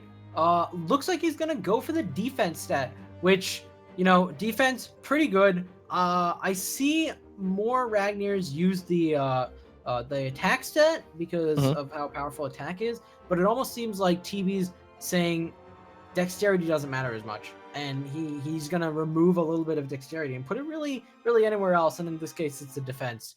But of course, defense really powerful. Ragnir, we saw him we saw his guitars do some good work, but I want to say we didn't see very much of his guns. I want to know if TB is going to do some work with his axe maybe instead. It also might be a little bit of a matchup thing. I don't think too many people have quite stated their opinion on, you know, is Scythe a strong matchup against axe or guitars or what have you. But it seems like it doesn't matter again, because Effie's taking control. Interrupts the side sig. One hit. Oh, he doesn't even need it. TB can't get to the wall. Effie. he took like no damage. Complete domination of this entire match with this scythe. Is just doing so much work. He's getting all the hits he needs. Every time TV tries to approach, he knows exactly which scythe move to use, and that just comes with Oh my goodness! See Effie, who by now I believe his scythe is like level 44. It's higher than most other people, and every single time TV tries to make an attack, Effie is just right there. It's TB does not have a moment to think. Effie, he went for a neutralite into the recovery, speed dodges to chase, and then gets a dare. He goes for the other side, he gets the neutralite into the nair, gets a sair, and then speed dodges. He couldn't quite get the nair, but Effie, he knows how to follow up. Immediate down sig, that's what 18 frames startup, but it doesn't matter because it killed. It kills, and Effie is just doing so much work. What I find interesting is that at this point, Effie in the past games has been using a lot of sidelight and neutralite, and TB sort of recognized that now he's trying to space him out. He moves to this sort of position a little bit farther back where he can wait for Effie to use a move and then do a sidelight, but or even the side sig. But we saw Effie, he's now using downlights a little bit more. He's watching as TV tries to space him out and says, no, this downlight is the exact tool I need to avoid getting spaced out. He's got TB in another edgeguard situation. We've seen him be extremely powerful in those. TB is able to make it back and use a side sig. But again, there's just so much deficit right here. Effie can make this 3-stock happen. The 3-stock dream is definitely still alive. TB, he's got potential. He's got the axe. He's got the Sair. That's going to take down the stock. So he's not going to get 3-stocked. But Effie just has to come back, pick up a scythe, and then he's back in control. He's back in the driver's seat. And that is 100% what he wants to do with this scythe. TB going for a neutralite into recovery. Effie's right there, immediately ready to punish with the down air. Effie getting a couple of really nice spear neutralites. Again, we haven't seen Effie's spear all that much, but when it is there, it's not like Effie's completely oblivious about what he needs to do. Getting those little neutralites is all he needs. TB racking up a little bit of damage here and there, but he's so deep in the red that it's almost really hard. He does get a nice neutral. Nice weapon toss. That was a solid weapon toss. Tell me, is this comeback possible? I mean, I didn't know what to say. I was like, this is the moment. I think no. There, that's all he needs. The comeback's not possible. He gets a nice JV2. He was working his way back up, but a solid control game from Effie with that scythe. TB, I mean, you saw it, he had glimmers when he could take back control, when he could use those katars and get those strings. You saw him get the damage and get the kill, but it's just he is just showing how scythe is played. While we were away, Dry beat Cal. Dry's gonna go up against Multipum in round 2, but right now we get to see Dobrain versus DZN. Who is DZN? We're not sure. He's a Lucian guy. I want to see what's gonna go on right now because Dobrain, we talked about how experienced he is in going into training mode, in analyzing his opponents. It's hard to analyze someone who you've never seen before. I don't know how familiar Dobrain is with DZN. And I want to say, if DZN is going to beat Dobrain, he needs to beat him in the first 2 rounds. He cannot allow this to go to round 3 because the longer he spends with Dobrain, the better Dobrain will know how to read his dodges, how to read his attacks. Absolutely. Dobrain he's one of those players who really is able to recognize habits of his opponents, and the longer you get, the like you were saying, the more time Dobrain is going to have. I do want to say that in in-game chat, Dobrain says my boy DZN, so maybe they are a little bit familiar, or maybe Dobrain's just that friendly kind of guy. But it is interesting to note that DZN is on this Lucian. We saw just a little while ago Effie with the scythe was able to take down his opponent's Lucian and forced him to the Ragnir. So will the exact same thing happen? Also, shout outs to the skin. It is a very cool skin. It is a cool skin. It's a new skin, and we're gonna start moving on into the match. He's got the attack stance on Lucian. Seems like a pretty popular stance. We've seen it multiple times now. He's gonna go for as much attack as he can. Dobrain also using an attack stance. Wait. What's that gun? That's the holiday gun. That's not a Lucian gun. It's a holiday gun? That's the Christmas gun. That's like the presents gun. Someone has a Christmas gun. I can't remember the Christmas character. Oh, no, that's Thatch. It's Thatch. I got All it. right. Anyways, we're going into it. Dobrain versus DZN. They're on Twilight. And even though DZN has got that potential to Sair into the recovery off the island, I think Dobrain has a little bit of potential with you can force your opponent around, use those dares, put them into that eye hole or the needle hole, and just shove them down. And Dobrain right off the bat getting some really nice side strings. We saw him use the Sair in the neutral or in the Nair and the Sair that we saw out of Effie before. I mean, I don't know if he was using that before and he didn't quite notice, or if he just watched Effie and was like, all right, I'm gonna use that now. He was taking notes. But right now, I want to see what DZN can do with these guns. He's tried spacing Dobrain out. He's tried getting in some of these hits, but it's not quite connecting. Dobrain is really bringing on the power. I think that's part of the problem, and DZN knows he did not have any options. He gets hit by the recovery as he's using his own and just ground right into the bottom of the stage. That Really was awesome by Dobrain. Pinpoint accuracy from Dobrain to bounce him off of that part of the island. If it was a little bit to the left, he would have bounced off the corner and gone straight back to the stage. If it was a little bit to the right, it would have sent him just up to the island, and DZN would have been back down. But the fact that he bounced off the bottom of the island, sent him down, and that was a kill. DZN knew it. He ground pounds away. But that is the level of play that we expect from Dobrain. I mean, I'm looking at this right now, and I'm saying Dobrain mentioned in chat, my boy DZN. Clearly, he knows how DZN dodges, how DZN plays, and he's making full advantage of that. What? Uses a a Nair reverse into recovery. It was just so beautiful. I almost want to say it might have been true because, we've talked about how Scythe doesn't have any traditional true combos, but if you bounce someone off the wall like that, that can be true. And Dobrain recognized that immediately. That was really well done by Dobrain. Right, you can true combo off of a reverse Nair into the island. And I think Dobrain is more than familiar with that potential. A little bit caught off guard because DZN went for a gravity cancel neutral stick instead of the recovery there. And Dobrain gets a 3-stock. Okay, it seems like the train has stopped. DZN has met the wall of Russia, the Great Wall. Absolute shutdown. And Dobrain is just gonna halt all momentum, takes game one, and DZN's gonna switch it up. He's gonna go for the Cassidy. Seems like he's a fan of the guns. I mean, it seems like I'm looking at this bracket, and DZN has used nothing but Lucian up to this point.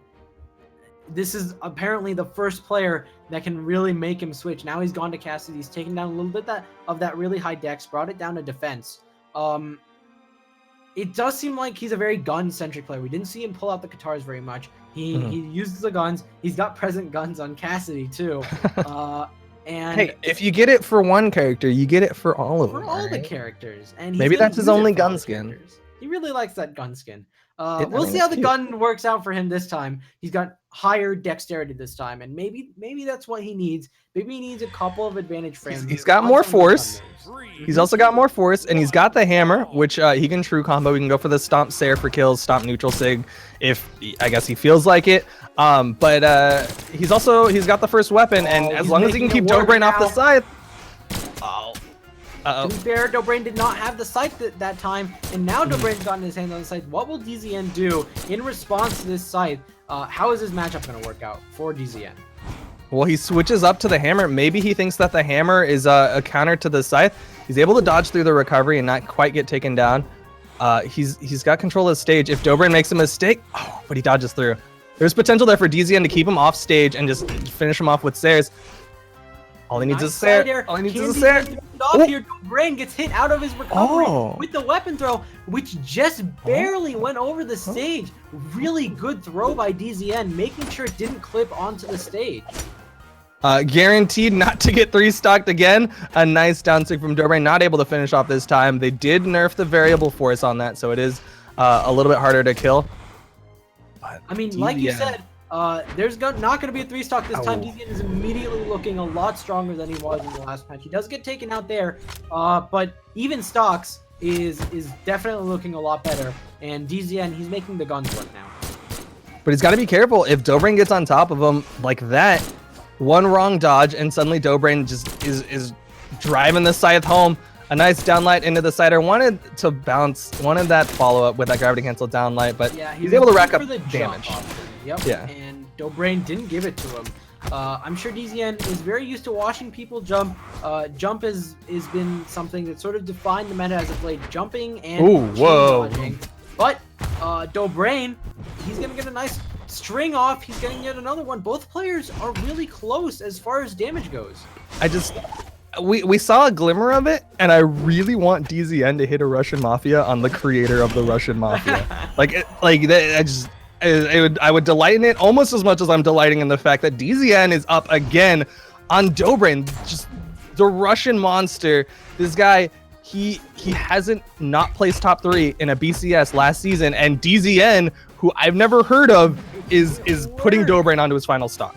I mean, some of these, the recognition of the placement of Dobrain when it came to that little area in Twilight, a lot of people will get caught up because DZN say, hit Dobrain with a Sair, and he bounced off the island. They won't know what to do. DZN knows exactly what to do. He knew all the follow-ups, and right now he has basically a full stock lead on Dobrain. And he knows that Dobrain's in that kill range, so he's going to stick with the hammer. He's got a little bit more potential to finish off stocks. Unfortunately, he does make the mistake of speed dodging onto Dobrain. Every single time somebody speed dodges onto him, he's going to throw out that down sig and take off a stock. But regardless, DZN, he's got a solid lead.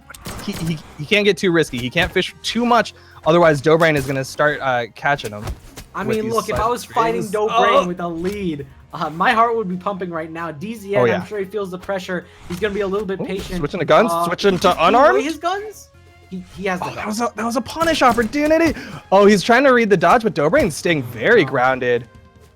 Both of these players are being very careful. The side signal taking off. DZN just took a game off of Dobrain. We're going to game 3. Boy, DZN. Oh my God. He's taking a game off of Dobrain.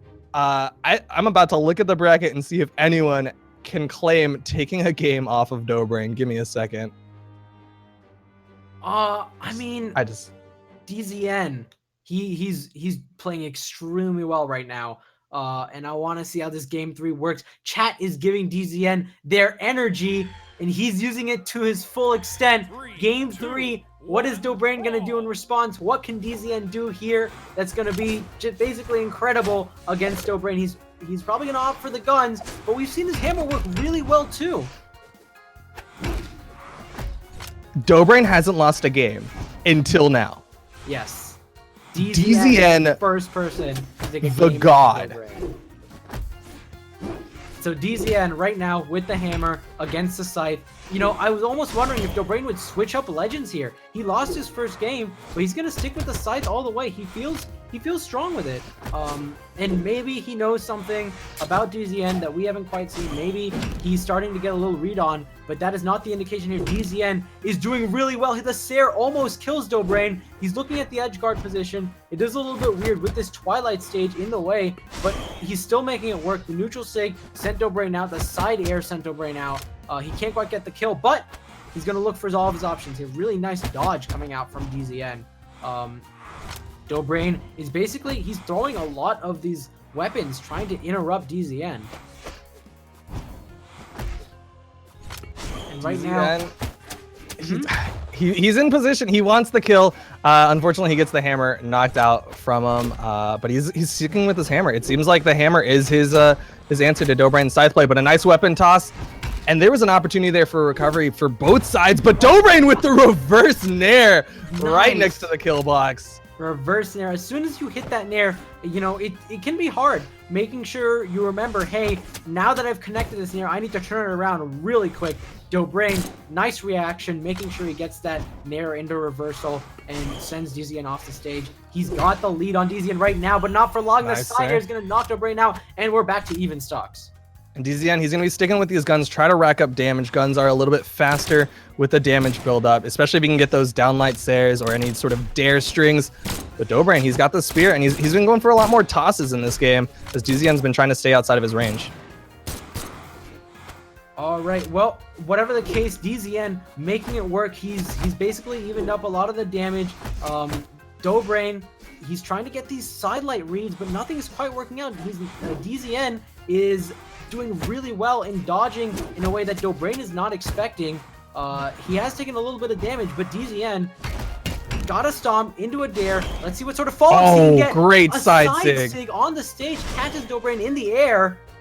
And Dobrain is being a little bit patient as he comes up back onto the stage. Stomp, side air. Weapon throw, stomp into side air, looks for the edge guard situation. The ground pound's not going to work out. Nice. Punish it, but he used up all of his options, and DZN has the stock lead. That was Dobrain going for the trade. He got the dare. If DZN had burned a little bit too much before that dare hits, then he would have been taken down with him. That was kind of Dobrain's only hope in that opportunity. But great plays from DZN. He's up again, a stock over Dobrain, and there is very much potential for the upset of basically the century right now. Oh my god, DZN, he's hanging on to this lead right now. He hasn't gotten the damage, I think, that he wants to on Dobrain for this stock and isn't able to get back on stage. Very good edge guard by Dobrain, making sure he just barely got out all the options out of DZN. But right now, we're even stocks, both white health. Last stock, game 3. Who's going to win this out? I mean, before this, I think everyone would have said Dobrain, but DZN, he's just coming in, taking it out, and he might be a little bit behind right now, but it is more or less even with one of the big 3 of EU, Dobrain, and this is definitely not something to be upset about if DZN does get taken down. But it's something not over yet. He gets a stomp. Yeah, both players, a lot of just dodging around nice each read. other, trying to make sure you don't get hit by a move. Dobrain with a beautiful neutral sig. Isn't able to get quite a follow-up. The down sig, we talked about that. He hits the edge of the hitbox. Dobrain knows the spacing. DZN is being very careful not to run into it again. He's got the guns this time. That's sort of the spacing weapon that you want to see. He gets it off a Sair, no follow-up. He gets to hammer this time. I think he feels a little bit more comfortable with hammer follow-ups, and he's just having to be really careful around Dobrain. He wants to see this work, and Dobrain, of course, being careful. He doesn't want to get eliminated early. He does throw the weapon. He doesn't quite connect. I think DZN has a specific weapon matchup in mind. If Dobrain's on Scythe, DZN will switch to the hammer. If Dobrain's on Spear, DZN will switch to the guns, but he dodges on top of Dobrain. And again, Dobrain, he knows if you dodge on top of me, you're going to eat this down sig. And again, he takes another stock off DZN though. Like, huge props to that guy. Incredible performance. I really can't understand. He's not done yet. There's definitely potential for him to make a run in the lower bracket.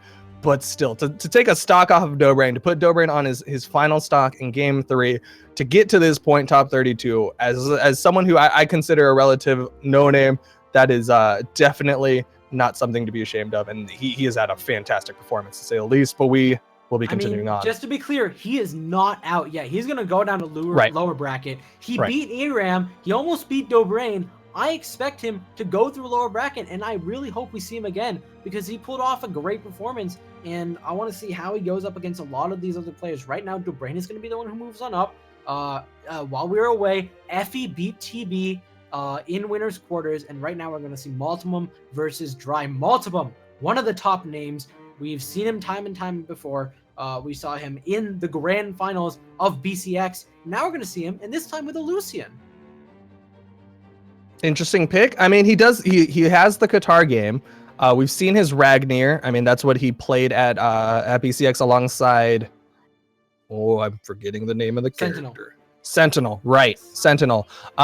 So he's definitely got a strong Qatar game. But it is interesting. We're seeing a lot of Lucians today. Do you know? Is it like an EU thing or like? I could not tell you. I would have expected, honestly, more like Queen Knives. Dry. Great to see his Queen Nine, but basically, I thought we'd see more high attack Qatars because attack's sort of the new meta, and you know the Queen Nine, the Ragnir, that can get your attack pretty high. But instead, we're seeing Lucian. Obviously, they're using the attack stance to make sure he's not as much of a disadvantage. But I think the Lucian picks are very interesting, and maybe it's a lot of the guns. I know guns are something that EU has been more familiar with than NA. And Multimum, he's got his hands on the guns right now. Very interested to see what he can do with it. It is worth pointing out he's not immediately going for the Qatar switch up. He's not trying to go to the comfort zone of the Qatars. It seems like he's definitely familiar with these guns, and he's gotten quite a bit of damage on the Dry. Might be looking for the kill option. He's still looking around. Dry, he's racked up a lot of damage on Dry, but it's worth pointing out that with the higher force, Dry doesn't need nearly as much. Take out the stock, the down sig, charges it all the way, but it doesn't quite connect. Multiple punishes with a recovery, but because of Lucian's low force, it's not going to connect all the way, and both players are in kill percentage now.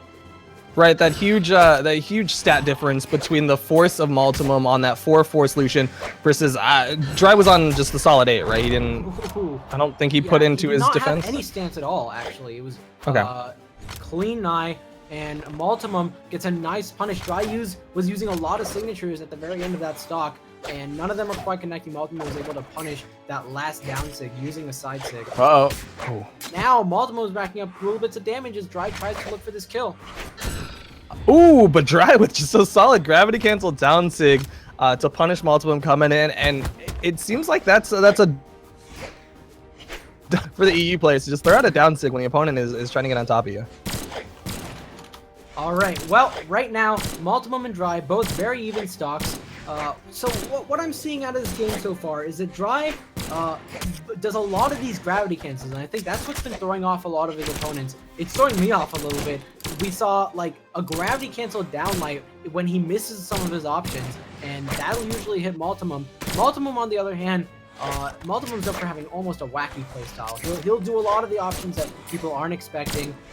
He knows the follow-ups that most of his players do. The downlight into Sair knocks Dry out, and right now he's got the advantage here as he makes sure that Dry does not get a proper attack off on him. Really good movement by Multimum.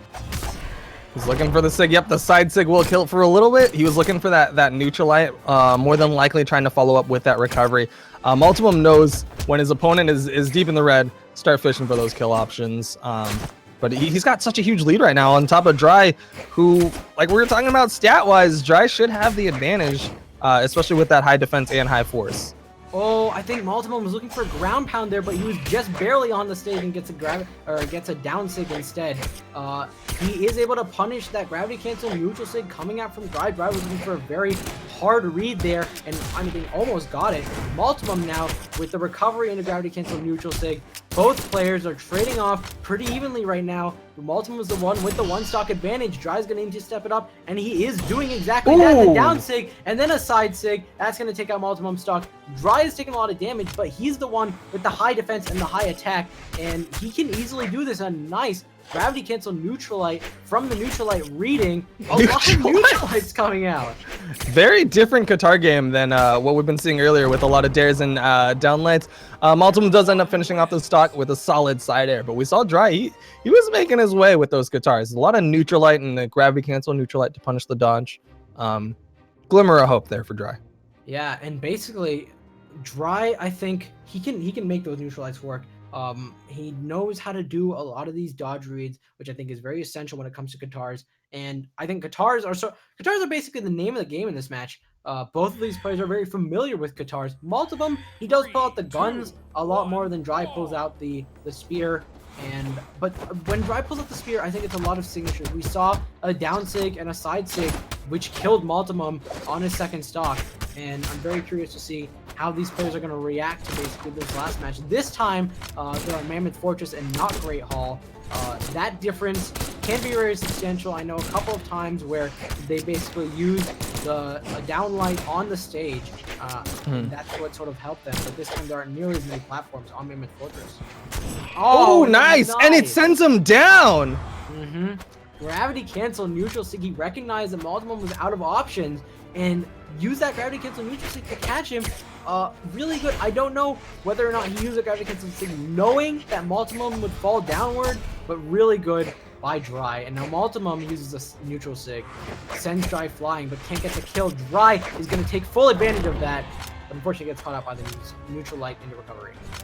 Multimum knows about that neutralite recovery, and he knows that it's not a true combo, and he can get underneath and get a solid punish.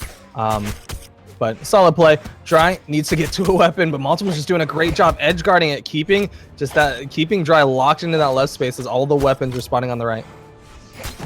And now now. Multiple coming in, interrupts a downlight with his own guitar dare. He's racking up a ton of damage on a Dry right now, getting all sorts of dodge reads. Neutral Sig just barely doesn't connect. Dry attempts to punish the aggression with a down Sig, but doesn't quite work out. Now, Multime's got Dry in an edge guard position. He almost gets him, but not quite. Doesn't find the right follow-up. Multime I've seen him do this dare in Neutral Sig quite a lot. Not something I see from other players very much, but it's worked out a couple times so far. Now both of these players are in the red on their second stock. Ooh. Looking for the kill options. Multimum, he has to build a little bit more damage onto Dry in comparison to how much Dry has to put onto him. But he's definitely done it. He's got Dry pretty much in the dark red and is just looking for that final finishing blow, but he can't quite get it. Dry, I almost want to say Dry and Multiple playstyle are really similar. Dry will use these crazy gravity cancel hits to try to catch out Multimum, and it's been working so far, you know, and even when he uses them and they miss, Dry puts himself into a position where he won't get punished, and that's really important to see because you'll see a lot of other players, they'll use these signatures and they'll get punished right away. Dry makes sure every time he uses a signature, he's in the position, hey, I won't get punished by this, and it's very few times that Multimum is able to punish Dry because Dry knows that positioning. And right now, dares coming out from both Katars. Both Katars are almost mimicking each other. A lot of dares and a lot of neutralites. Multiple gets his own neutralite, but is wary not to use the recovery because he knows Dry is going to dodge down. Both players, this is such an even game. Nice Multiple gets a down sig. Tries to go for the ground pound, but it's almost a fake out as he lands back on the platform. Dry is attempting to make it back on stage. Multiple is just keeping the pressure on him right now with a lot of down sigs. We're seeing actually kind of similar Qatar play to his Ragnar and his Sentinel, where he'll kind of back up, make some space, and then go for the long range. With Ragnar, it was specifically the side sig. Seems like since the side sig got a little bit of a nerf, you switched it up to the Lucian down sig, and that's something that you got to be careful about not getting caught by. Multum ends up taking it out. He gets the hot 2-0, and I want to take a minute here. Creed, do you know any tournaments that might be coming up after this one? Yeah, so we've got a couple big lands coming out. First off the bat is going to be CEO Dreamland. Brawlhalla will be there. It's going to be in April, and it's going to be really big. I hear Dobrain's going to be there. I mean, rumor on the mill is that Dobrain's gonna be there, as well as Egg Soup, Starlight. We're all about to see Daiku, and he's gonna be there. And we talked about Zalangsuri a little while ago, and he is also gonna be there. There's gonna be some big names that you definitely don't want to miss out on watching, especially since it'll be a LAN. So we're gonna see some EU-NA crossover, and it's also gonna be a huge tournament with a lot of circuit points. So you definitely don't want to miss out. It's gonna be streamed, but if you can get there live and hear it live, if you can get to live, make sure you watch, make sure you register. We've seen all these players who registered so far. LDZ hasn't registered yet, but he's gonna be there too. Just shout out to LDZ. LDZ, go register for CEO Dream. What are you doing? We want to see you at CEO Dreamland. Just go register. It's gonna be in Orlando, Florida, April 14th to 16th. Be there. And I believe after that is going to be the tournament that I'm sure Soloxer is looking forward to. It says it on the little graphic. He got first at Combo Breaker. Well, guess what? Combo Breaker is coming back, and Soloxer is going to be there. Do you know any of the other names that are going to be at Combo Breaker? Combo Breaker, it takes place in Chicago, so rest assured, I'm sure we're going to see Boomy and Stevenator. They live in Illinois. They're going to be big names. Basically, Combo Breaker was, I want to say, like the first big land that Brawlhalla was at. It's so good to see them go back to Combo Breaker, and Zaloxery, of course, he's going to be making his return. And when he came first, he was the only international player at Combo Breaker 2016. It's going to be so good to see him come back yet again, and I'm very curious to see who else shows up. I don't know exactly about who is registered for the Combo Breaker tournament, but again, those Chicago players will certainly be there, and it's going to be big yet again. And if you're interested in looking at either of these tournaments, you can find out more at smash.gg. There's going to be a lot of stuff under the Brawlhalla circuit. I think the Brawl League tournaments are on there as well.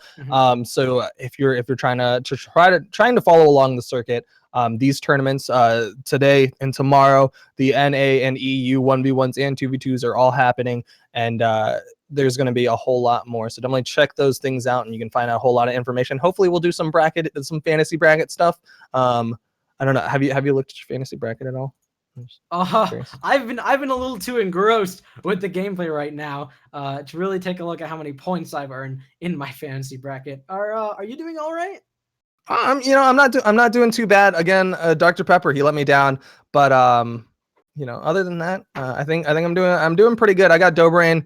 He and Multimum are holding it down for my bracket. I don't know how much DZN was in fantasy, Mm-hmm. but shout out to anyone who put DZN on theirs because he's making the run. I can't wait to see how many points he turns out.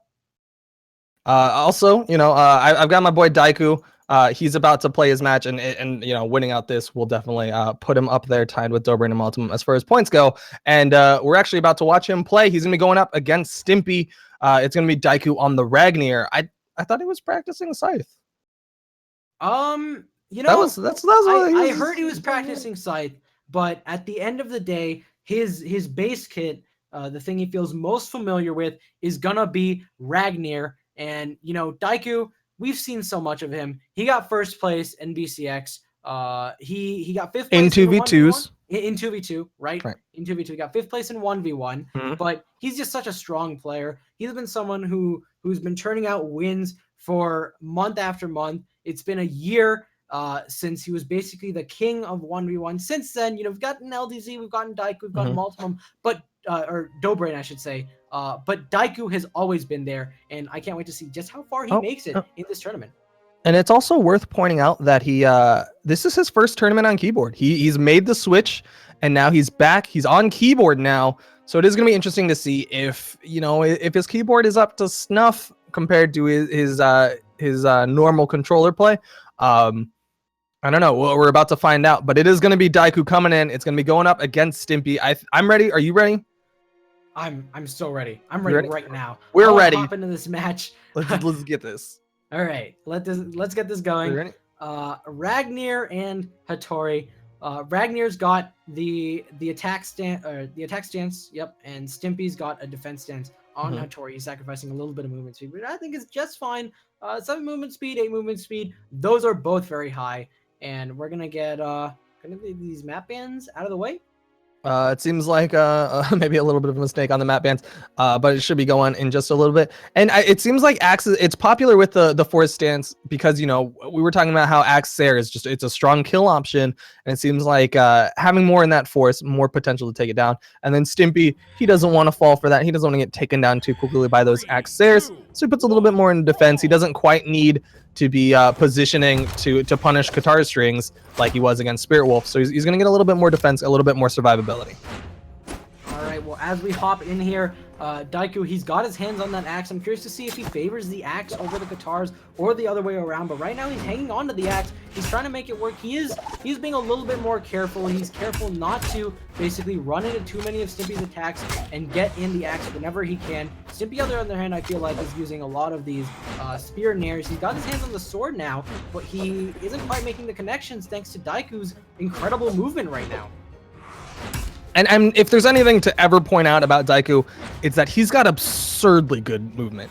He is some of the best movement in the game. In 2v2s, he'll hold on to his stock for years because he has such insane movement, especially like he was doing it with Jala and playing with 3 defense, and he would not get taken down because he knows how to avoid his opponents. He knows what his opponents are going to do. He's dodge only in the yellowish orange, and he's already taken out Stimpy's stock. I mean, that's just a testament to how good he's using his movement, his jump options, all of his options. And in the meantime, every time he avoids one of Stimpy's attacks, he gets in his own hits. He gets a little axe dare. He gets the follow-up to use sidelight. He land the Sairs, and it's all working out really well for Daiku. Ooh, but Stimpy, he's showing that I think that's his favorite combo at this point. He's gone for so many of those downlight recoveries. Daiku, he's actually going to use the wall to help position that Qatar toss. That was an interesting use of the wall. Didn't quite need the toss, but regardless, just some high level stuff, recognizing the opportunity there as Daiku potential 3 stock. potential 3-stock Daiku. Like you said, he keeps these stocks alive for so long. He's not dead yet. He finally gets taken out by, I want to say, like the 3rd spear recovery. And now Stimpy, he's going to try to make this comeback work. I think he's definitely going to be able to do it as long as he gets those strings that he basically made work before. You know, we saw Stimpy against Spirit Wolf, and Stimpy he was down in the very beginning, but he basically got these reads on his opponents and over time overcame what his opponents were doing. So I think that's something we might see here. He may be at a deficit, but don't count him out yet.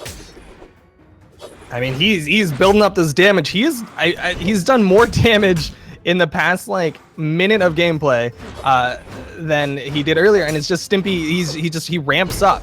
It took him a little bit to get started, but if he can keep this pace going into game 2, he'll be looking real strong. Nice use of the recovery there from Daiku. Goes off stage a little bit, but goes for the reverse recovery so that it covers more of that towards the platform hitbox. Yeah, so, really smart recovery. Smart Stimpy knew it immediately after he got hit by that recovery. He just did a ground pound. He's like, hats off to you, Daiku, for getting that recovery landed. And I'm gonna peace out, but I'm gonna come back stronger than before, stronger than you could have ever imagined, with an Asuri.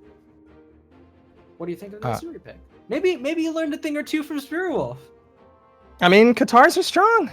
It's been a strong theme. We've seen quite a few Qatar players throughout this, so it's not too surprising to see Stimpy switch it up to the Qatars. But it is going to be interesting to see if Stimpy can use it, because I mean he's been playing Hattori, he's been playing Bodvar. Suddenly he's switching up to this Asuri, and sure, he's got the sword, but he has a sword, and I think that's going to work out really well for him. He's got an attack stance, so that extra attack that he hasn't had with Hattori is going to be really important. And he is taking down a little bit of dexterity. But basically, what I want to see is him stick to the sword whenever he feels uncomfortable, because, of course, that's what he's more familiar with. But then use those Qatars in interesting and unique ways. Maybe pick up a thing from his opponents. But right now, he's making the sword work. He almost gimps Daiku off the top. Gets a nice nair after the recovery at the very end.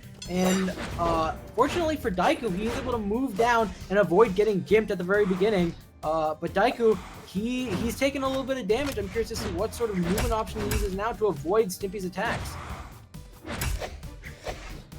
And now Stimpy has the Qatars.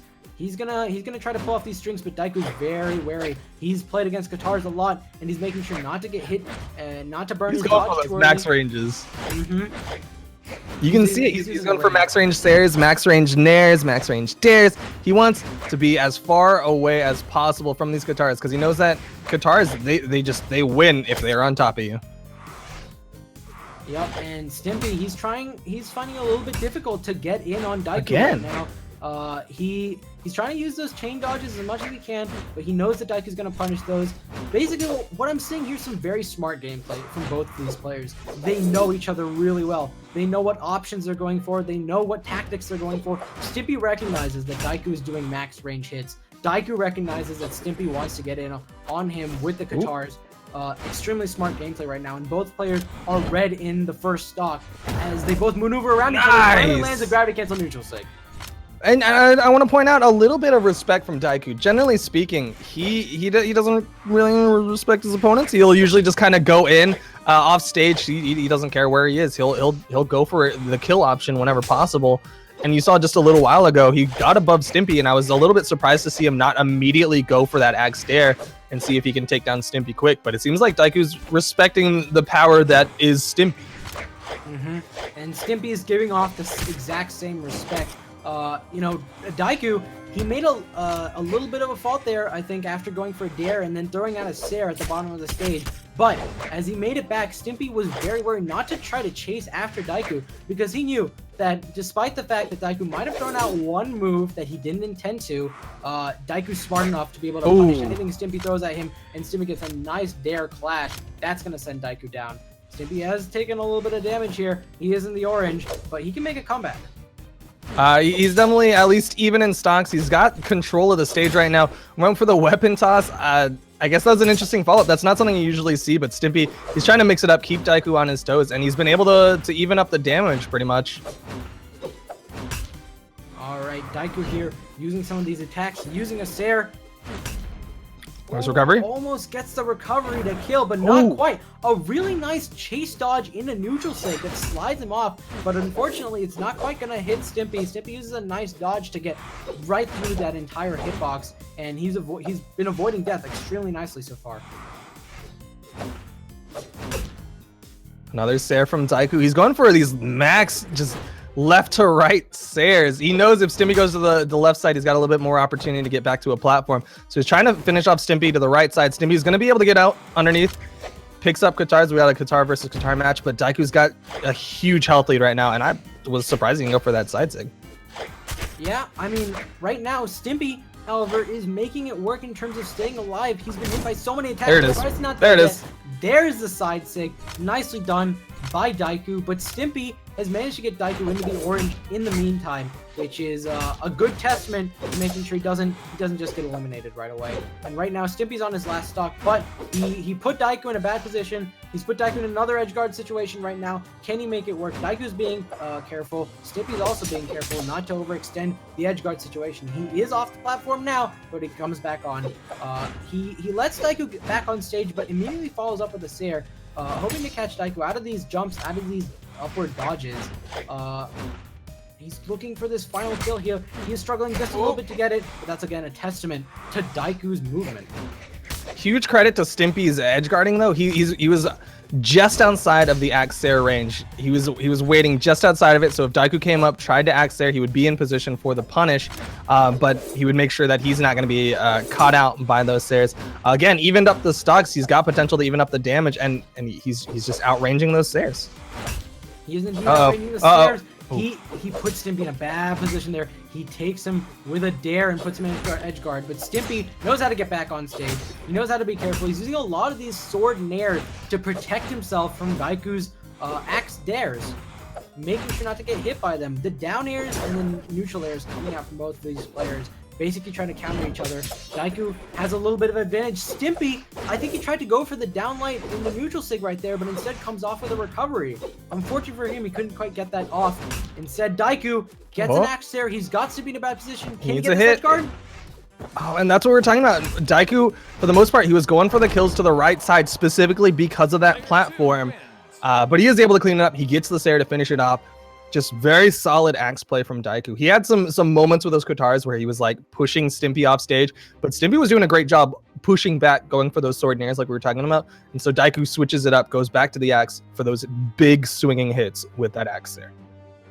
But right now, we're watching probably one of the biggest matches we've seen so far. This is going to be Doughbrain versus Maltimum, two of the huge monsters in EU. I could not begin to tell you who may or may not win this match because these two players are so evenly matched. Have they fought in a tournament? Like, I know that sounds really dumb, but I can't because when it comes down to it, the EU regional qualifier, Doughbrain didn't participate in, and that was one of the big like a lot of people were kind of like flacking Maltimum and being like, oh, you know, he didn't have Doughbrain in it, whatever. Maltimum showed up. I mean, he won the EU regional qualifier. He definitely made his name for himself. He ended up getting second place at BCX. I mean, he is no slouch to say the least, but I can't remember him ever fighting Doughbrain. Well, I think it's fair to say they fought before, maybe in past tournaments. In maybe BCS, in maybe some of the other tournaments. As far as recent tournaments go, no, I don't think we've seen Doughbrain and Maltimum fight in recent tournaments. But Maltimum is the one who has participated in a lot of the new stuff. He's participated in EU regional qualifier, just like you said, in BCS. He got second place in 1v1 and 2v2 in BCS, and BCX is something where he took down big name. He took down Daiku at BCX. And Egg Soup. Very, very capable of taking down Doughbrain right now. And he's pulling out the Sentinel, which is something we've seen before, but at BCX, at the very end, it was the Ragnar. He played a little bit of Sentinel, but at the end, it was always the Ragnar. All right. It's good to see the Sentinel yet again. Let's talk about the Sentinel quick. Expect neutral sig with Katars, expect neutral sig, expect side sig with Hammer, expect the side sig. Expect this side. Like I'm gonna say it a third time, so that expect the side sig, because I mean he throws it out, but he's so successful with that side sig. He is an absolute monster so with it. well. I remember when people talked about the Sentinel side sig on Hammer before, it was always, it's an okay move, but the hitboxes are kind of weird. Now those hitboxes are really strong because Multimum has shown us how to make them work. It has the overhead he needs, it has the range he needs, and that Sentinel is going to be something that it's going to be up to Dobrain to sort of counter. I assume he's sort of switching around the legends, but I assume he's going to stick with that Ragnar. Yeah, I think he's just waiting for us to give him the AOK. I'm not sure if we're gonna throw up a Dobrain graphic, but it seems like we've got the hot Multimum one, and he's gonna be sticking with that Sentinel. I think I'm gonna go ahead and give them the AOK. Dobrain should be locking in. Oh, mix-ups, the hot bait. Mix-ups. Okay. The hot bait. He's gonna go for the Mirage, and this is gonna be interesting to see. Like we were saying, the Mirage is something that he hasn't quite had as much time to practice, but if anyone can make it up, it's gonna be Dobrain. All right. Well, Dobrain, he's got the Mirage. We sort of hinted at Dobrain using different legends time and time again, but so far all we've seen from Dobrain is this Mirage, and it's worked out over and over again. He played against DZN, and he had a little bit of trouble. That's the only game we've seen him lose, and he was playing Mirage there.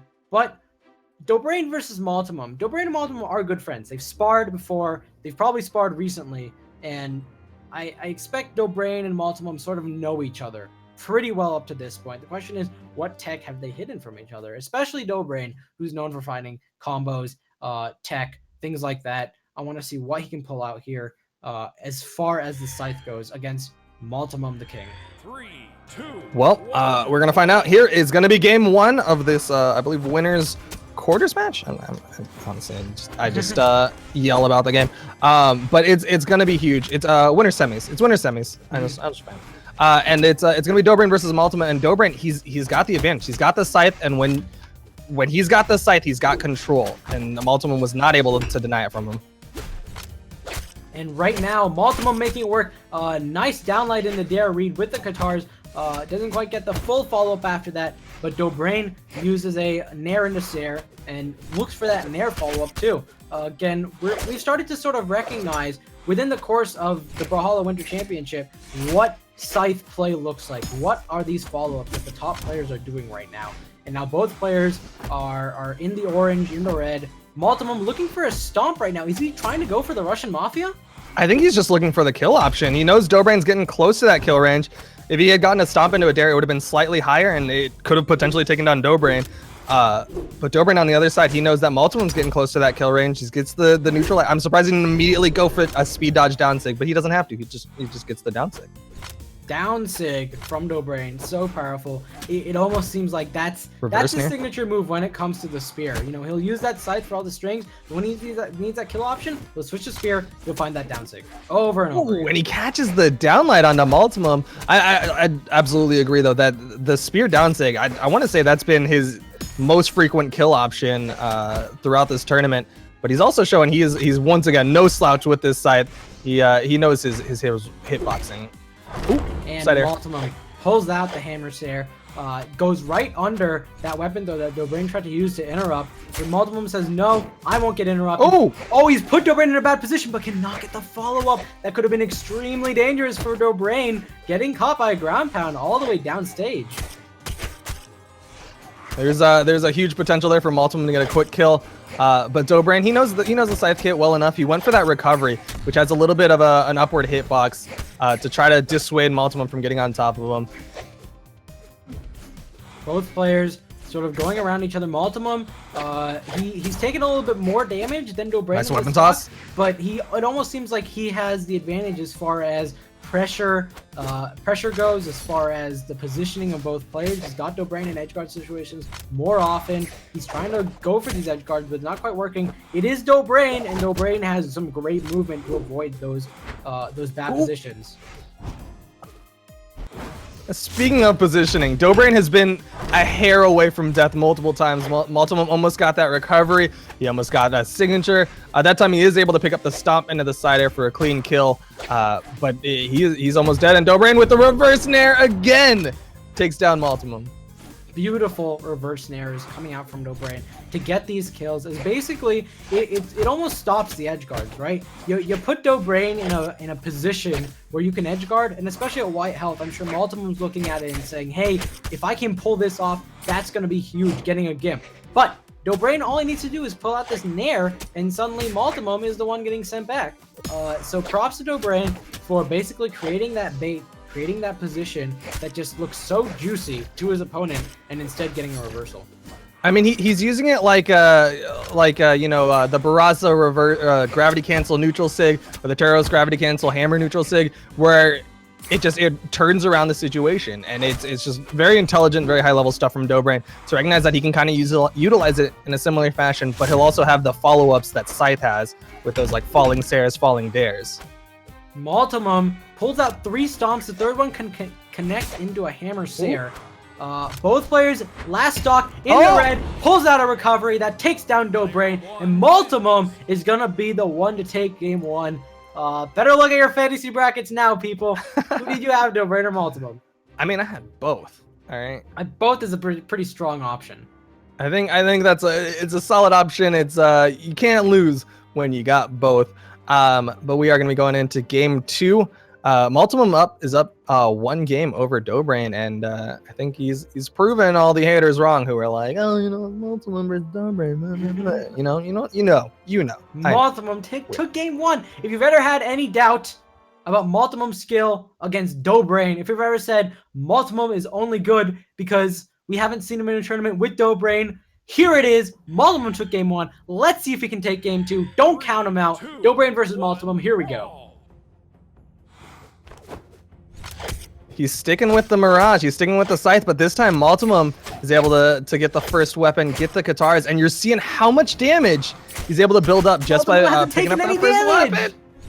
But Dobrain's got the Scythe. Multimum making it so good with the Katars right now. Dobrain finally lands a dare, but a dare into neutral sig. Multimum takes out the first stock on Dobrain after only having been hit once. With a Scythe dare. That's it. That's it. Explosive start from Dobrain. Dobrain is going to try to pick up the Scythe. He's trying to throw away that spear. He can't quite get it. You can just see him trying to get this Scythe. Having so much trouble against Multimum right now. The pressure from Multimum is so big. He's not giving Dobrain any room to breathe, and it's taking a toll on Dobrain. Dobrain finally getting some side strings out here, but it's not quite enough. He's not getting the advantage that I think he's looking for here, and he's got Multimum down into the red. He has to find his kill option right now, or else risk being put in a bad position. Look, down sig. Oh! Neutral sig's gonna work out. Side light into the neutral sig from Dobrain. Clears the board a little bit, picks up the Scythe. He's able to even up the stocks, but I mean, Multimum did so much work on that first stock. Is Dobrain going to be able to make it back? Dare? Nope. Dobrain is not able to make it back. Multimum knew Dobrain couldn't make it back. He burned his recovery. He made sure to take him out early, and now we're looking at another full stock lead coming from Multimum. Can Dobrain make this comeback work? This is a reminder, this is a best of 3. If Multimum wins this, Dobrain, the god, is knocked down into lower bracket. Both of these players are just so skilled. I mean, Dobrain is he's definitely on his back foot, to say the least. A nice weapon toss, wanted the falling there on the Multimum. Couldn't quite get it. There's the down sig, but Multimum's not quite in kill range. Dobrain with a weapon toss into the pickup Scythe there. Some styling stuff. He needs the kill option soon. Follow up after that, and I think Dobrain needs every single follow up that he's gonna need. Oh, Dobrain gets a nice reverse dare. The reverse dare. Puts Multimum into the edge guard position. Ooh. A down light into ground pound is exactly what he needed there, and he's even up the stock, but that's not gonna even up the damage. It's okay. He's got the sight. He's got potential, because if he can take control, if he can punish a dodge, but Multimum just a clean stomp side air. Multimum pulls out the stomp into Sair. Extremely well done by Multimum. That's a big damage lead that he had over Dobrain, and Maltham was going to be the one to move on up. Dobrain, he's going to go lower bracket, but don't count him out. Dobrain, this is a very, very skilled match, okay? Dobrain did some good stuff in that match. It's not to say that he did bad, but Maltham is the one who's going to pull it out, and now he's going to go in the lower bracket. I expect we're going to see more of him. Most definitely, he's going to wait out in the lower bracket, but we're going to continue on. We're going to go over to the other side of the bracket. This is going to be Daiku versus Effie. We talked a little about Daiku. We showed you the cute graphic. Well, it's time to talk about Effie. And I know we've talked about Effie's Mirage, but Effie as a player, he's huge. He's a massive 2v2 player. I mean, I'm sure you're familiar with the term Effie and lands, right? Like you've heard that term before. Yes. They end up getting 5th place at BCX. He himself got 7th place at BCX in the 1v1s. He's shown his Mirage. He's shown his Lord Brax. I think he's even played a little bit of the Val in 2v2s when he was playing with lands. I've seen that before. Right. Yeah. So he's been around for a while. And he's got a YouTube channel and he's got a Twitch channel that he's been putting out content as of late. And it's very smart content. It's not just your run-of-the-mill, here's some gameplay. This is stuff where Effie sits down and really talks about the nitty-gritty of Brawlhalla. If you want to understand frame data, if you want to understand what it takes to create tech and what it takes to understand the minutia of this game, Effie is your guy. He's someone who's constantly looking at new ways to approach the game, new ways to approach his favorite legends. He's the one who's really been pulling out the Mirage for sites since day one. And now we're going to see him go up against Daiku. And not to mention, if you want to understand great hair, ask him what conditioner he uses. I don't know what conditioner he uses. That's some great hair. Ask him. Does he use a 2-in-1, or is it just like just he uses one and then he uses the other? Does he rinse and repeat, or is it just lather and rinse? It's asking the real questions. That rinse frame data. But we're gonna be going into it's gonna be Reason Effie on the Mirage once again, going up against Enix Daiku. And here we go. This is I can't say these legends are surprising at all. We've seen them time and time again from both of these players.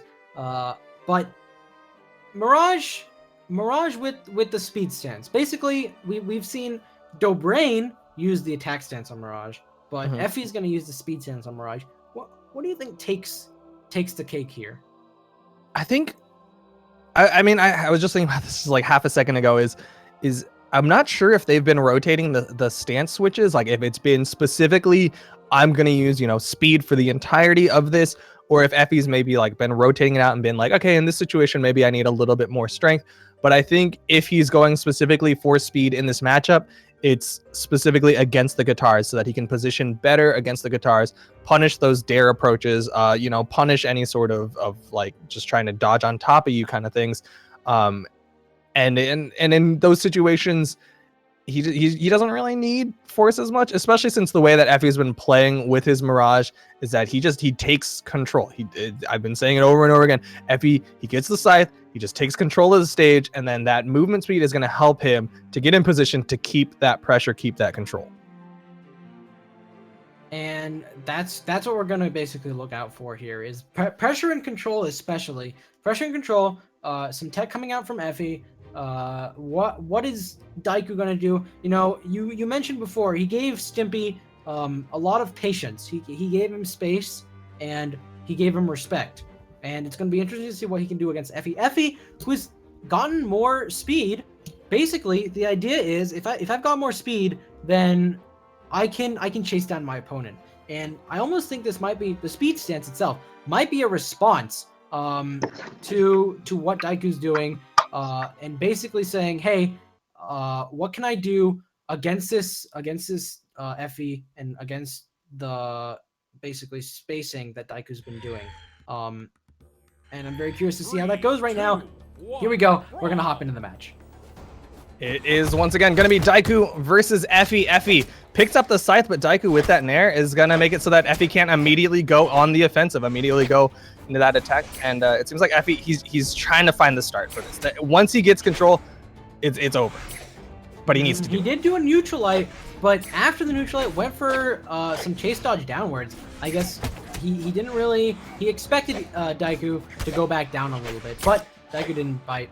Daiku's the one who's going to be taking a little bit of control over this match as Effie struggles to find some sort of attack. Daiku with the dare and a dare puts Effie in an edge guard situation, but he's going to be the one who gets taken out with the recovery and the ground pound.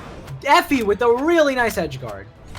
Fantastic play from him. He's going to clear the board, stick with the side. Daiku comes back. He's got the axe, but Effie immediately catches him with that side light. I think that's like a 6-frame startup on that side light. That thing comes out so quick. And Effie, he's getting some of these chains in. He gets some nice attacks together. Daiku looks for an edge guard with the ground pound. Effie tries to punish, but he's the one who's going to get punished himself. I mean, that might have almost been a bait because that really took Effie out and the side was going to finish it off. I mean, look at what Daiku did. He did a ground pound going down into the stage. I said it before, that just looks delicious. When you're a top player, you're like, look at that ground pound. I'm going to go down and punish that right away. But Daiku's just throwing that out there. He's saying, come and take it. Let's see what sort of punish I can get on top of you. And that's exactly what happened. I mean, you heard me say uh-oh, and you've seen players like Boomy kind of bait the uh-oh. He'll bump his head on underneath the stage and try to bait opponents to come try to edgeguard him. Daiku might have been taking a page out of the book, but it looks like he's taken a whole lot more than that as he just takes another stock off of Effie with that axe side edge. Solid axe game from Daiku. And Effie, I think he tried to pull out a signature there, but Daiku just interrupted it. Daiku's so good at using that axe, interrupt his opponents in whatever they're trying to do, and especially against someone like Effie, whose main claim is how good he's able to take one move and just extend it all the way.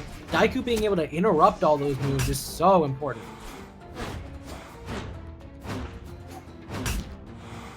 And now, sort of the edge guard coming out from both players. Daiku's looking for this kill. He's got the full one-stock lead on Effie. He's looking for this. He gets a nice dare and tries to get... Oh, he didn't touch the wall. Daiku doesn't have movement. Daiku doesn't have movement. Effie finishes off with a Sair. Nice job from Effie. Uses the side light ult to put Daiku off the stage and comes out with the full follow-up with the Sair. And now, stocks are even. But Daiku pulls out a side sig. Effie's dead with the weapon throw. The double tap from Daiku. We saw a couple of those earlier, but Daiku really bringing it out there to take game one over Effie. And it just seems like if Daiku has axe, he's got a solid answer to the scythe. If Effie's got scythe and Daiku's on guitars, I think Effie's going to be able to at least take that stock and take control. It all comes down to the weapons. Who is going to get what they want in their specific situation? And I mean, I feel like Daiku feels pretty comfortable with both of these weapons, but when it comes to really respecting Effie's space, it's the axe. That's the name of the game. It's the axe that lets him do big range attacks that avoids getting too close to Effie's hitboxes. Those side lights and neutral lights are really powerful, but they're a little close to the chest when it comes to these hitboxes, and Effie needs to get close to Daiku to really pull them off, and I think Daiku's taking full advantage of that. Not to mention, the downlight also on the site, it's got a little bit of a startup. It's got that kind of forward step before it goes into the, ooh. Nice down save I'm just from gonna Daiku. Cut off that thought as Daiku just drops the fire onto Effie, mixtapes him and sends him up into the sky. Effie comes back, but he's not even in the orange yet. Yeah, Daiku, again, we talked about that movement. We talked about giving space, and we talked about the jumps and dodges. Daiku's using every jump he needs to every time Effie tries to approach, because he knows that every single approach, Effie can just take full advantage of Daiku's resources. So Daiku's saying, hey, I'm going to be more careful than that. I'm not going to be reckless. Daiku's doing a very good job at making sure he stays alive. And this is where Effie, he's in a spot where he needs to take the stock off of Daiku, and he recognizes it, and he's going for his kill option, which is those recoveries. We saw him go for a handful of them so far, but Daiku, he knows that Effie wants that recovery, so he's been able to avoid them pretty frequently. That Effie's been trying to force these nair kills. And I almost think like that nair that he just got might have been a little more powerful if he used the reversal instead of the regular. But unfortunately for him, Daiku's gonna just stay alive. And I think Effie's almost thrown off by the fact that he just cannot get this kill on Daiku. Daiku lands a reverse Sair when Effie's above him and sends him in an edge guard situation. Effie finally knocks him out with a Sair from the other side of the stage. That is some stock extension from Daiku. Effie in the orange right now, but he's starting to get the strings, and Daiku, he's on those Katars, and this is where Effie wants to be. He wants to keep Daiku from picking up that weapon, and Daiku's not even looking for it. Yeah, Daiku, he says, hey, I can use the Katars, I can use the axe, I can use both weapons. Weapon toss? And he just throws the weapons, hits with the Sair, and throws his axe again, gets the kill on Effie. This is basically a full stock lead. Effie's gonna need to step up his game to try to make this comeback work. Basically, every hit he gets, he needs to extend as much as he can. And he's doing it right now with these nair reverses. He's starting to get the strings, a nice reverse dare there. But Daiku, he just swings at Effie every single time Effie gets close. He just throws out a hitbox and makes it very difficult for Effie to get those combos. Oh, Daiku with the side sig puts Effie in a bad spot. He's gone for those ground pounds. They basically create a lot of space that Effie can't enter into. Even when he doesn't land the ground pounds, it's still powerful just because it forces Effie to take a little bit more time getting back on stage. Effie's trying to go for these down sigs, you know, getting his Dobrain on, using the spear for the down sig, but it's not quite working on someone like Daiku, who is being a lot more patient. I mean, it just flat out, Daiku's not just raw speed dodging on top of Effie. And Effie looking for this final kill on Daiku. Daiku looking for it just as well. Sair. And the axe Sair is gonna make it work, and Daiku takes it away. That is going to be a solid win for Daiku. Beautiful work. And what does that put us at right now? Well, let me tell you. Daiku won his winner's semis match against Effie. Multimum won his winner's semis match against Dobrain. Daiku Multimum winners finals. Where have we seen that before? I think we saw that at the E regional. Well, regardless, it is going to be winners finals. And as we get ready to go down to the lower bracket to catch up, I think we've got a hot little interview with somebody by the name of Egg Soup. Egg Soup? Well, let's see that interview right now. Hi, and welcome to the Brawlhalla Winter Championship. I am Win Ann, better known as White Sheepy, and today I have another special guest who is so gracious to interview with me. So for those new to the community or just tuning in, sir, why don't you introduce yourself and your achievements in the Brawlhalla community? Hi everyone, I'm Egg Soup, and I've been in the community for a little while. I've played in some tournaments. I stream.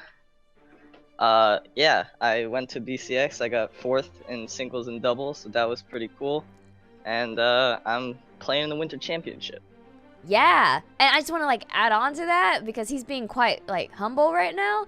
Egg Soup has consistently been I feel like one of the top 8 NA players. You won the US East regional qualifiers last season, which is why you were able to get to BCX.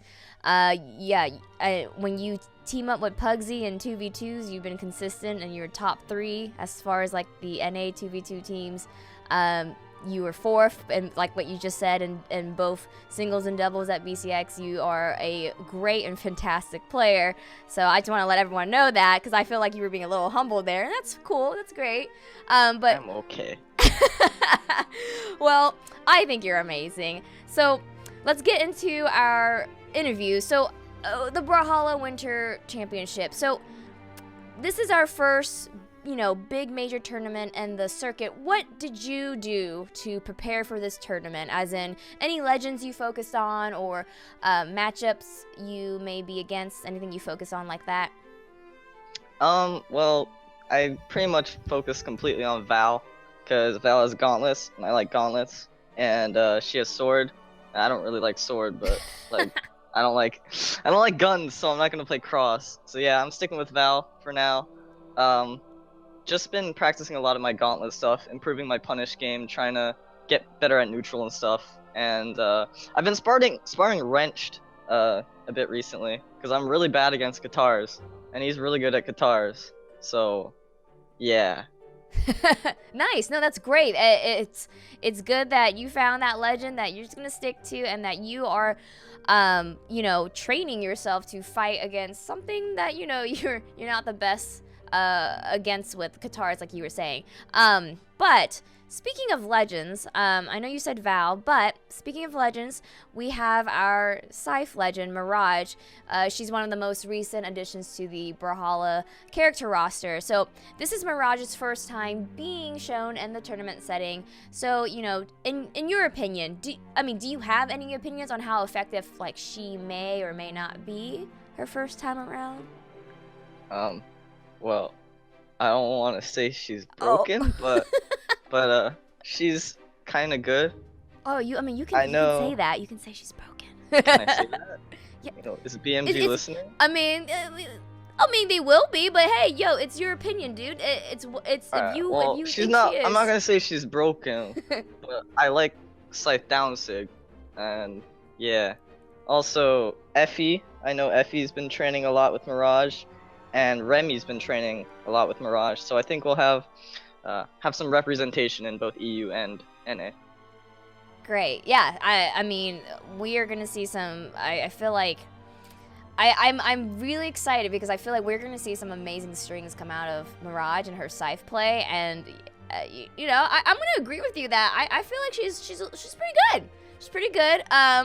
Maybe a little OP, but you know, that's my opinion. That's your opinion, but Down sig. Down sig. That's right. There it is. But yeah, I think it's definitely going to be very interesting what we're going to see out of Mirage from both, you know, NA and EU, just like what you were saying.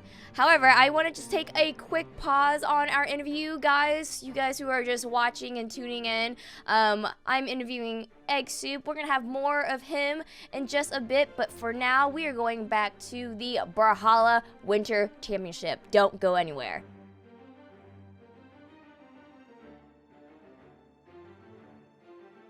Hey, we're back. And Down sig. Down sig. Yeah, Everyone, down sig. you know, you gotta love Exu. He's such a great guy. But we're gonna be moving on right now. We're still in EU, and what are we seeing? Tell me. We're going into the winners finals. So I misspoke a little bit earlier when I said we're going down to the losers bracket. No, we're gonna be doing winners finals. We're gonna be seeing a best of 5. We're gonna be seeing Daiku. I don't know why I said Dobrain. Daiku versus Maltimum, 2 of the big 3.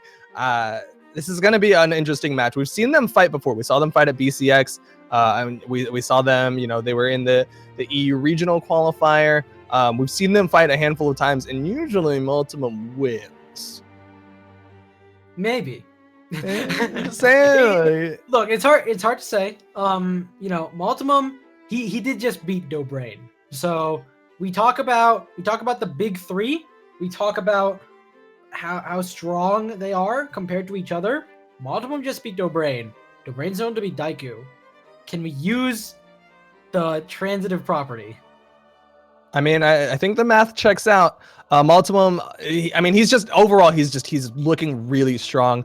Daiku, he had a really strong showing. He was able to extend those stocks. He's got some solid axe play, and I guess it is worth pointing out that we don't have a Scythe in the grand finals.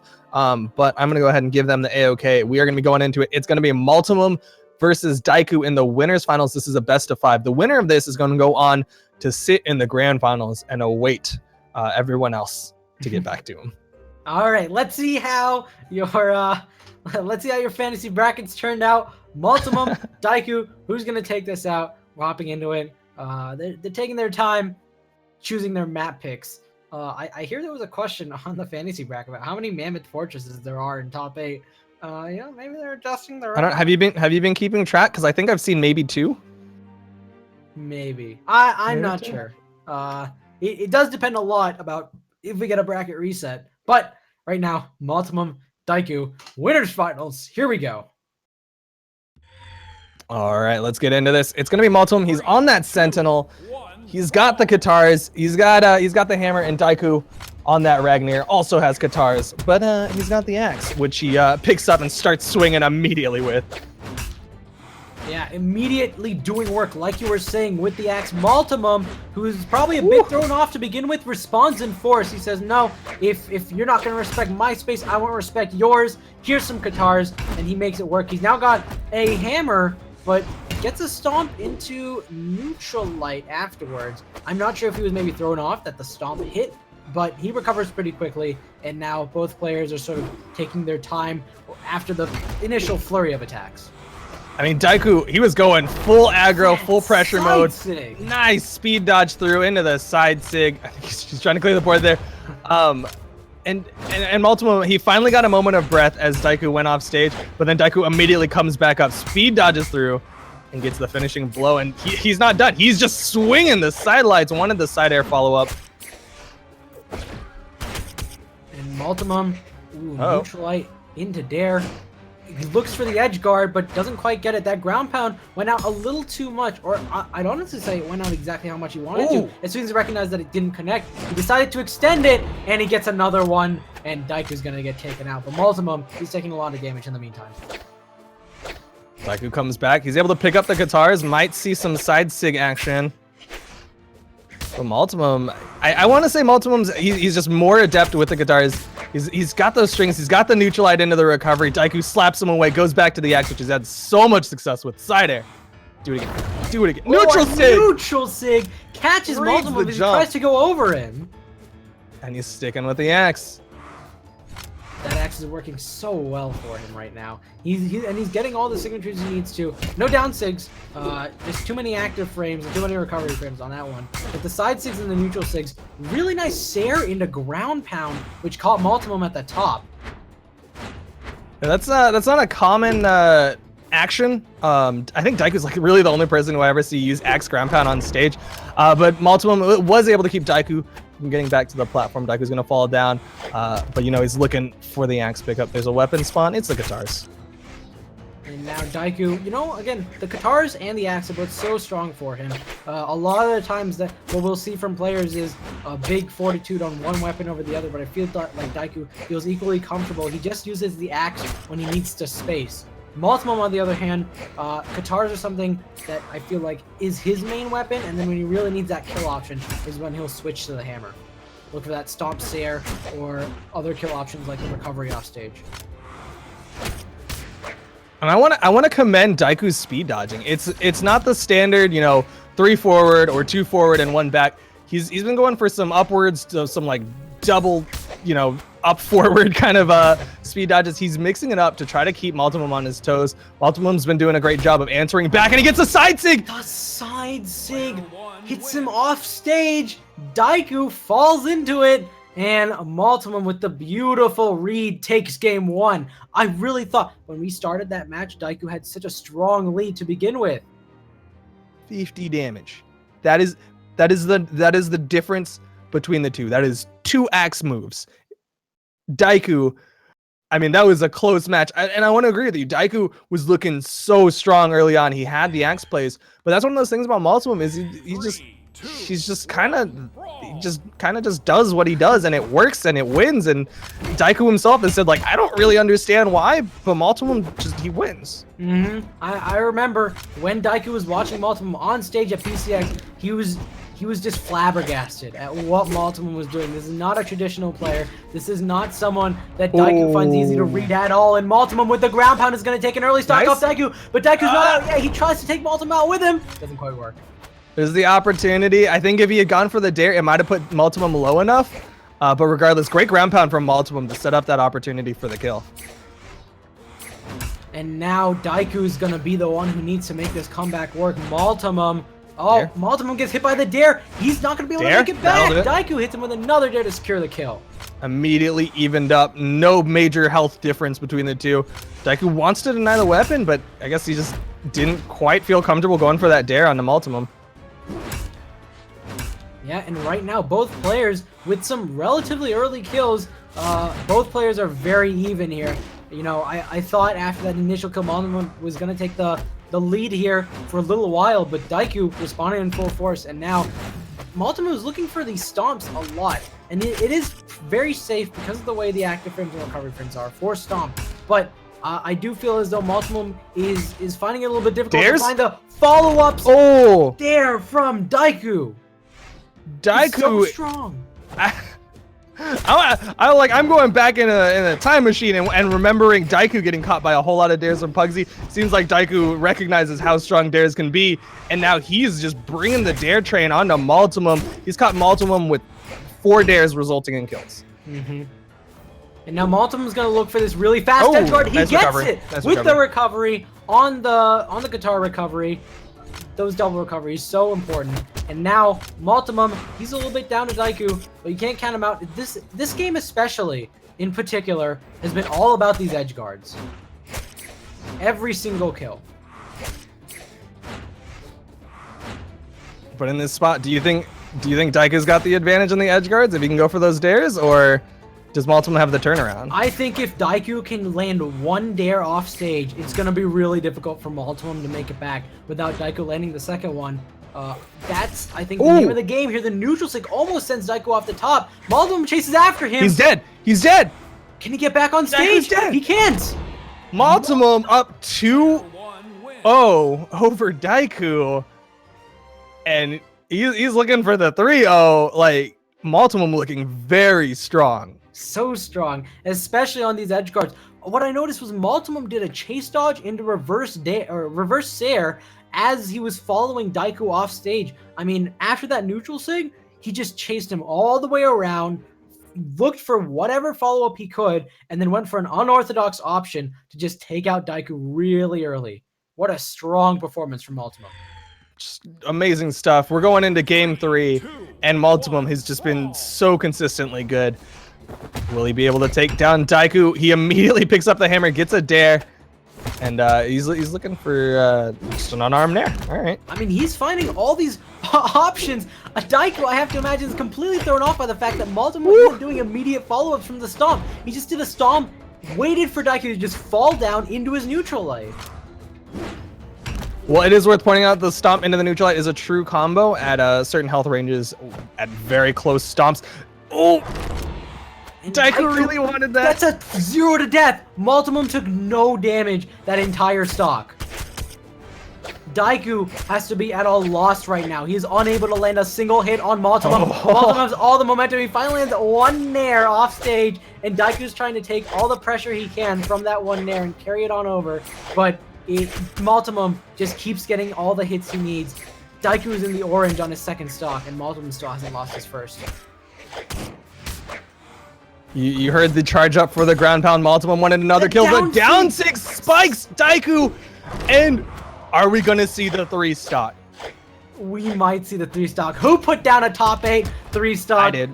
Get ready. Multimum may just be able to do this as Daiku is struggling to get a single kill. He finally gets his hands on Axe. And I think that that's sort of what he's been missing this entire match, is that he got a number of guitars, couldn't find the axe. Now he can space Multimum out a little bit better. He's looking for that side air kill, is unable to find it, tries to go for the dare, and is unable to find that. And now Multimum is going to lose a little bit of momentum.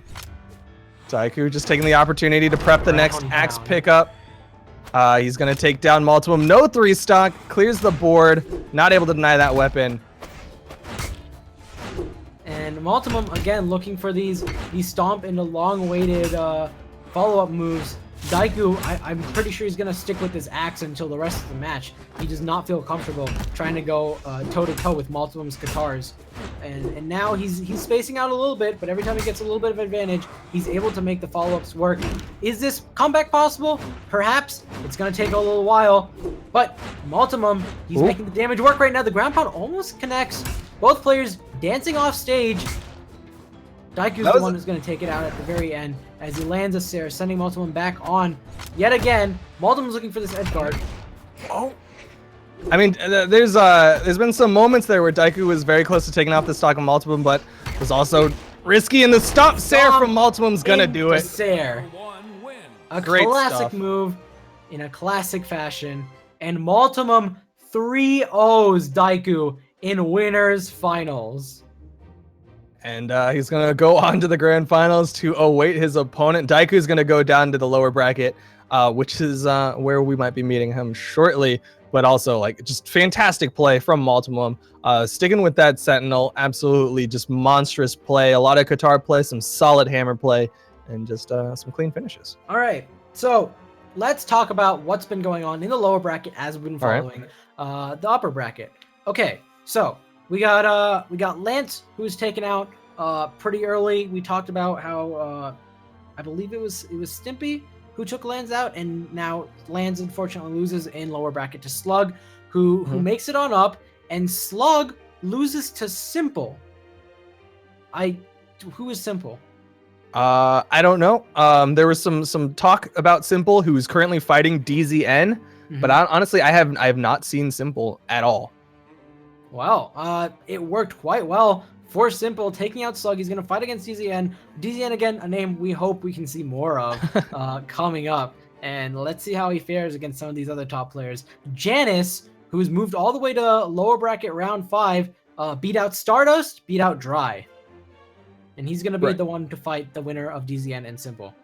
And then on the other side of the bracket, we've got Cal, who was able to take out Ice Ping, who take down Q4R, but unfortunately gets stomped by TB, who is currently fighting ERAM, or is he about to? I think he's about to fight ERAM. Yes, I believe the plan is to watch TB versus ERAM. ERAM, on the other hand, knocked out Zaloxery, our Combo Breaker 2016 champion. Well done by ERAM. And knocked out Stimpy, who we've seen a lot of. Apparently, Stimpy was playing Lord Vrax. I'm not sure what his thought process there was, but we're going to see more of ERAM coming up in the next match. Very interesting bracket so far. All right, so who do we have left? We've got DZN, we've got Simple, Janice, ERAM, TB, Dobrain, Effie, Daiku, and Multimum. That is, I lost count of the number of people you said. I think top 6, top 8? It's a little more than top 8. Okay, but regardless, we're about to get into one of the matches. It's going to be TB versus ERAM.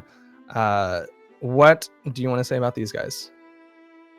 What can I say? I mean, ERAM, he's such a strong player. We've seen him time and time again. TB is someone we've also seen before, but as far as who has the advantage here, it's hard to say. You know, we saw ERAM got knocked out by DZN. I don't know how ERAM is feeling right now. I don't know if that's just a punch in the gut, if he's been really strong in lower bracket, making it back on up. But he's gonna need to step it up and say, hey, I'm not out of this yet, and take on TB. TB, we've seen a little bit before. I believe TB was the one who beat Addy Mestic, but we saw him lose to Effie, unfortunately for him. We'll see if he can make this back right now against ERAM. Yeah, just waiting for them to lock in. I think TB's been basically playing Lucian. I know we saw his Ragnar for a hot minute, but for the most part, I think he's just been more or less on that Lucian grind. ERAM on the other side, I can't. Who's he been playing? ERAM, he played Ember. He played Asuri. Azoth. He played Asuri. I feel like ERAM's all over the board. He just picks a character. It seems like Asuri is the one that he lands on. TB is going to be on that Ragnar. So we've got a lot of Qatars again coming in this. It's going to be Ragnar versus Asuri. TB versus ERAM. No stat switches on ERAM's side. No stances on ERAM's Asuri. It is a level 70 Asuri, so I guess he just feels really comfortable with Asuri's base stats. I mean, they're very good stats, to say the least. You know, he's got some solid Qatar stuff. He's got the sword, which is just it's a good all-around weapon. On the other side, TB, he's going for a little bit more defense, wants a little bit more of that tankiness as he goes up into that 7 defense. Borderline the unkillable beef castle stats. But he's also got that axe, which we've been seeing. I mean, we saw Daiku with that axe just absolutely dominate at certain parts of his games. So it's going to be interesting to see if TB can do the same thing with his axe here in game 1 of the lower bracket. TB versus ERAM. ERAM picks up the Qatars, and TB can't get past. ERAM, it starts off with some nice Qatars, isn't able to get a full follow-up though, but he is making it work now. Nice neutralite, nice dare. TB's in a bad spot. He's been put into an edge guard position, but he makes it back, runs in on the neutralite, and ERAM, he's not going for the super aggressive edge guards. He's only going for what he needs to. Ground pound, interrupts the recovery. TB doesn't have any more options. clean first stock from ERAM, not quite a 100-0, but he put the gas on to TB and just kept the pressure on. TB was not able to get past the edge guard. TB unable to get past the edge guard, but now he's got an axe. He's not opting for the guitars this time. Let's see if he can make the longer range of the axe work a little bit better on ERAM here. Goes for a long ground pound. ERAM's able to punish, however, and puts TB into the edge guard situation. And TB, he's going for that max range. You're seeing him try to go for that fadeaway Sair. He does not want to let ERAM get on top of him, but now ERAM switching to the slightly longer range of that sword. Gonna try to mix up his pressure. ERAM and TB both sort of dancing around each other. TB does find the side sig, finally gets the kill. And now he's even up the stocks, but he has taken a little bit more damage. But ERAM's back to the guitars, but TB, he's just staying down on the ground, going for those neutralites. Every time ERAM was trying to get on top of him, he's going for just kind of these like very soft falling down nairs, like not even quite speed dodge nairs. And TB was punishing with those neutralites. Some nice chase dodge and chain dodging coming out into the neutralites. I think that's something we've seen from both of these players. I feel like I've said neutralite a lot in this set. Both recognizing the power of the overhead that allows the neutralite to catch people from up above. TB sort of burns some of his options, throws his weapon to make sure he can get back on stage. ERAM throws out some ground pounds. That down sig, a little unorthodox, allows TB to get back on stage. But ERAM with the side air, nice edge guard. Can he get the final kill here? No, he cannot. I think he got the touch. TB Yep. goes to the other side of the map. So TB should have some safety here as he gets back up. He's got the axe in hand, which is what he's looking for against ERAM's guitars. Oh, TB doesn't quite find the option there. Goes for a side air, but it's in the opposite direction. TB, I feel like, has spent a lot of this game just trying to get back on stage. ERAM's very patient when it comes to that. TB looking for an edge guard. Oh! Reverse neutralite that ERAM falls into. Ground pound sends him up. Both these players are so even now. They're both very damaged as well, as they're both looking for those finishers. TB's got the heavy swinging axe though. The neutralite almost takes down ERAM. Weapon toss not going to connect. He's got to be careful. ERAM can turn it around in this offstage if he gets a dare or a ground pound. Both are strong downward kill options for ERAM, or just a simple side air. Also good. Simple side air from ERAM. His guitars have been the dominating force throughout this match, but he does get some decent kills with the sword Sair. He puts TB in the edge guard position yet again, but he's very careful not to overextend. TB bumps his head. I'm not sure if that was one of those, Beatty bumps his heads, try to see if ERAM will come down, and then catch him with a guitar dare or something like that. But TB, he gets the side air to finish off the stock, clears the board, gets the guitars. ERAM's got guitars. I went back to the guitar versus guitar matchup. And now both players dancing around each other, looking for the dares, looking for the downlights. I haven't seen downlight dare chains since Spirit Wolf, but we might get one of these from one of these players. ERAM goes for the long read of the dodge back with the side sig. It doesn't quite work out. It would have killed if it had, but TB's smarter than that. He dodges in toward ERAM and gets a punish off instead. Yet again, both of these players looking for the small hits. A lot of side lights coming out. ERAM goes for neutral sig. It's been relatively back and forth. One of them will get a sidelight, the other one punishes with an immediate nair, and then back and forth. They've been trading, and TB is just a little bit behind, but he's got the edge guard opportunity here. Goes for a falling nair. ERAM comes up, and TB immediately knocks him back off stage. Nice weapon toss to interrupt. Throw to interrupt. ERAM's been throwing out a lot of these signatures. Every single one of them, if they connect, will kill. But TB has done a really good job with movement, avoiding all of those. The side air puts him in a bad position, but ERAM also knows how to throw his weapon to interrupt. He makes sure he stays alive. Both of these players are in the red. It's so close. But TB, once again, he's got the heavy swinging axe. Can't quite get the ground pound. ERAM goes really low, and TB wants to guarantee his safety by going back up on stage. He's got to be careful about these dares. Oh, recovery! The recovery doesn't quite kill ERAM. Both these players in the edge guard, looking for the dares, looking for the nairs. ERAM is so careful with TB. The nair almost kills TB. The nair's gonna finish it off. That was one hit either way. ERAM ends up getting the final blow with the side air. Takes game one, but we're going immediately to game two, and that was really close. It was really close. Cannot understate. He's going to pull out the Lucian we saw before, and maybe that's going to have a little bit more success. Maybe it won't. I mean, he'll have the guns, which will give him a little bit more range opportunities against ERAM's Katars, as well as the fact that guns just, they build up damage very quickly. The downside being that he's not going to have those heavy swings of the axe to build up damage or to take down stocks really quickly. So if TB makes a mistake, you might see ERAM extend stocks for incredibly long times. And we'll see if that works out. TB and ERAM, yet again, ERAM has not made any sort of change with his no stance Asuri.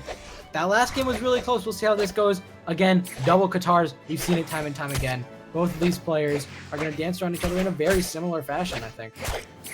We're seeing TB go for a little bit more for those downlight dare loops. I think they're suddenly remembering him. ERAM instead going for those downlights and the nairs. I mean, with the buff on the downlight stun time, players are having to remember the power of downlight. ERAM with a really nice dare in a down sig read. We've seen him use that before. We've seen him use it again just now. Oh. He's put TB in a bad position. Can he get the follow-up? No! TB gets a bit of a reversal with the dare, but ERAM goes to the other side of the stage, recognizing the bad position he's in. Both of these players with the Katar edge guard, but no one is able to get the full secure. They have been so incredibly risky off stage for a half second. TB bumped his head. It burned so much just moving around underneath the map that I thought ERAM had the kill opportunity. But TB, he turned it around with that solid dare, like you were saying, and ERAM had to completely disengage. And back to neutral as TB switches it up, goes for the guns. Recovery picks up. Nice pickup on the down sig. He goes for yet another one, but this time ERAM's nowhere to be seen. TB's gonna look, goes for a dare, but a recovery there would have killed. Doesn't recognize the read there against ERAM.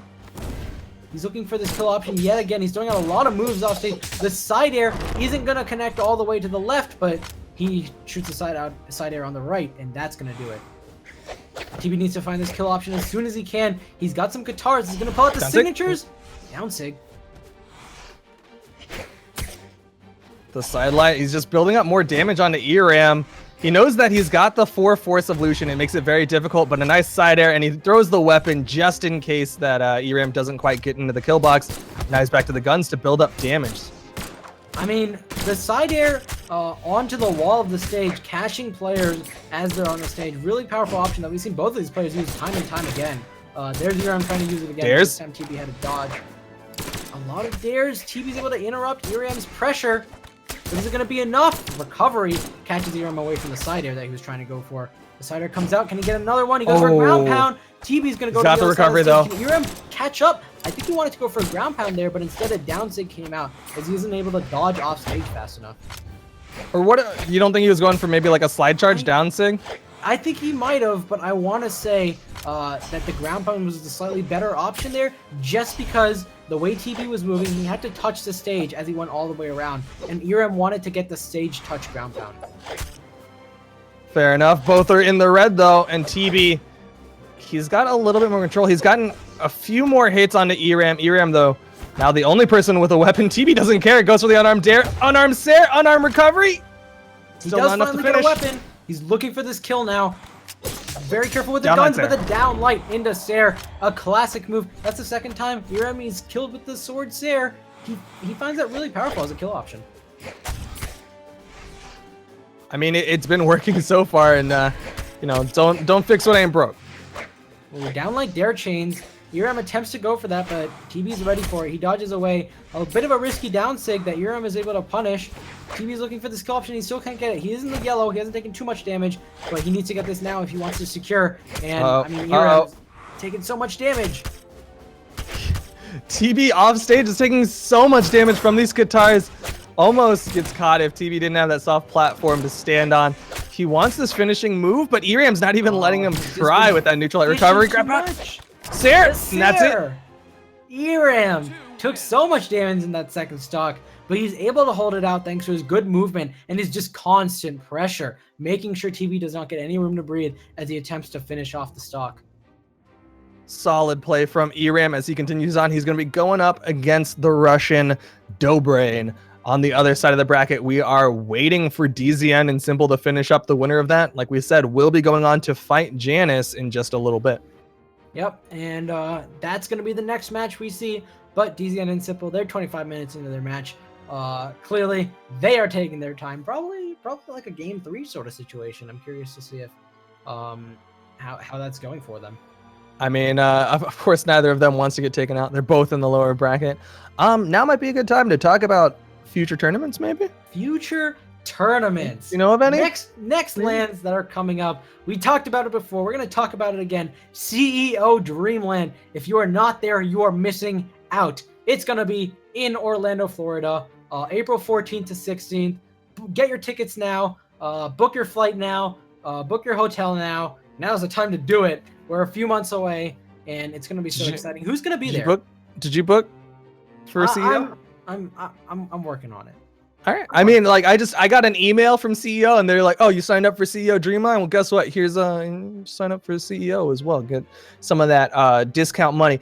But it's gonna be big. It's gonna be a huge land. You can see the big names on the screen already. You've got Egg Soup, Starlight, Daiku, Boomy, Dobrain, Zalaxary. We've got NA. We've got EU. We've got the crossovers. Rumor on the mill is LDZ's working on his way to get there. No registration just yet, but there is potential for LDZ to be there as well. And it's gonna be big. It's gonna be hype. It's gonna be huge, and there's gonna be a lot on the line. Not only cash money, but circuit points, which lead into the grandest of the Brawlhalla tournaments, the world's the BC Extra 2 or BCX 2. I don't think they've announced it or named it just yet. BCX 2017, what have you. It's gonna be massive. Bring is bring your own, what is BYO keyboard, BYOKB, BYOC keyboard, mouse, controller. I hear you can use a guitar or a dance pad to play Brawlhalla. I mean, look, good luck to you if you're using a dance pad to play Brawlhalla. I'm very curious to see. I believe in you. I believe in you. All right. But that's not the only LAN that's on the docket. Brawlhalla is going to be at Combo Breaker as well. Give me the deets, Creed.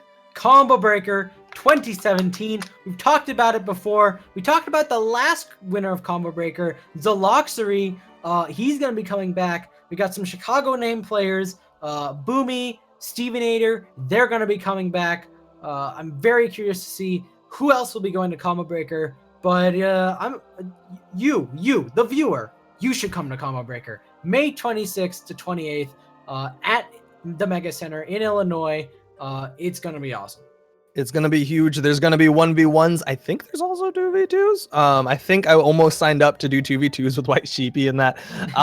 But it's gonna be big. It's like you said, the Mega Center in Illinois, I believe, is what that IL stands for.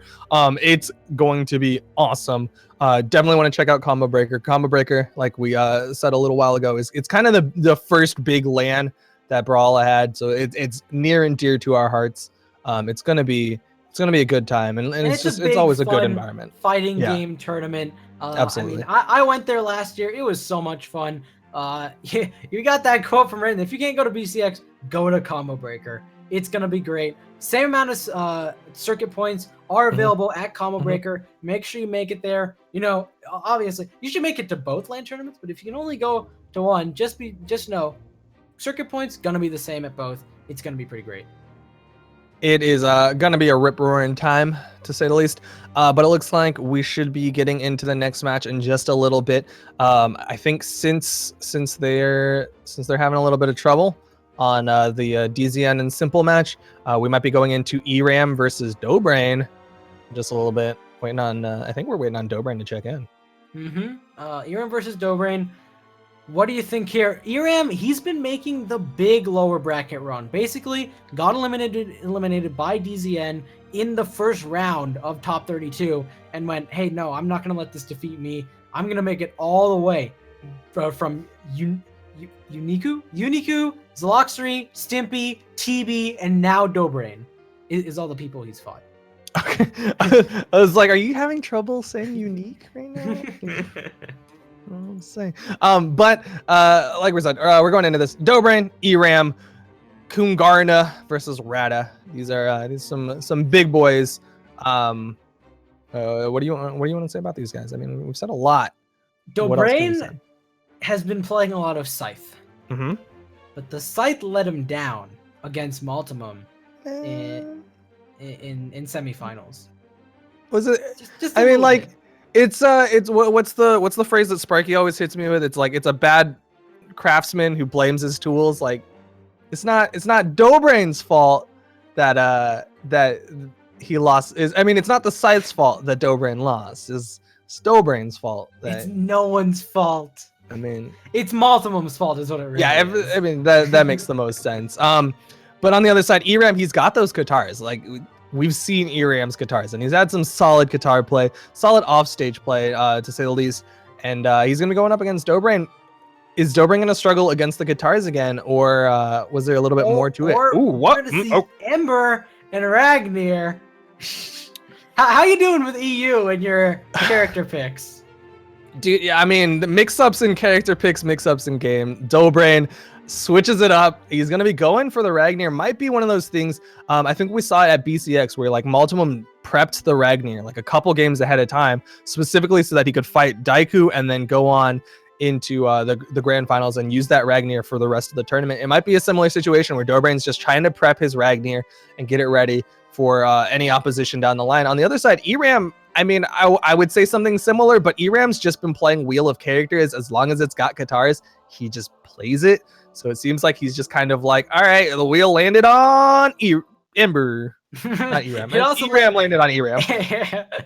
Landed on Ember for ERAM. Right. We're going to see how this Ember works. He got the lowest defense of all the Qatar legends he's been playing so far. But he's doing the defense build, so he's got a little bit more defense with that 4 defense this time. What I find interesting that Dobrain is going for the defense build too. I guess he's opting to get rid of the dexterity, and it's the biggest defense change I think between these two characters. Whatever the case right now, both are sort of trading out. Some nairs coming out, some downlights. No one is able to get a fully solid string so far. Dobrain starts something, and he's got more damage on ERAM than the other way around, but it's all about Qatars right now. Qatars seem like the big EU meta, and we'll see whose Qatars reign supreme. I mean, right now it's just been slap boxing. Really, they've just been smacking each other back and forth. Dobrain decides to switch it up. Maybe doesn't quite like the mirror match as he wants the axe range. Gets the neutral sig read. Neutral sig kills. He just if you've been paying attention to the patches, you may know that they did use the shipwreck ceiling a little while ago. I dare say that wouldn't have killed with the old shipwreck.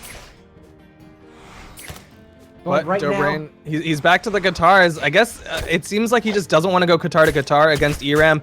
Maybe ERAM's a little bit more familiar with the guitar kit, so he's going to hold off on the guitars until ERAM's on bow, and he's having success right now against ERAM's bow with these guitars. Indeed, as ERAM decides, hey, maybe these guitars aren't working out quite as well. Holds that down sig a little too long, gives Dobrain time to prep up his own side signature, gets a punish, and ERAM just cannot finish Dobrain right now. I think that's part of what that down sig was. Fishing maybe just a little bit. He really wants to kill Dobrain right now. Oh, but the more he gets eager, the more he gets greedy. You're seeing him start to throw out the side sig, throws out the down sig. You saw him dodge back down to ground because he wants to get back in position. Throws out a neutral sig on stage. He's getting eager to get this finishing blow, and Dobrain's taking full advantage of it. Side sig does it. Sig kills out. Is Dobrain gonna get a 3-stock? This is top 8. It's chance number 2. Who wants that 3-stock to happen? Give me my fantasy points. Dobrain throws the axe up, wanting to kind of mix it up and go for that neutral light on ground. He's going for the weapon toss to set up the unarm. Goes back to the guitars. He's just caught ERAM with 2 neutral lights. Double neutral light. I think he was going for a 3rd neutral light. ERAM didn't bite there though. Dobrain, nice downline into Nair. He's basically getting every follow-up he really needs to. ERAM is struggling to find this kill. He's still fishing with some of these signatures, and I think that's a bit of a mistake. Dobrain makes it back on stage just fine. ERAM wants this kill, cannot find it. Dobrain burns his dodge and recovery. And here's just gonna start reading. Just retime. No 3-stock for you. Get baited, Dobrain. ERAM. All right, now's the time where you get the hot reverse 3-stock and you drop the book again. But he is gonna get underneath the neutral sig.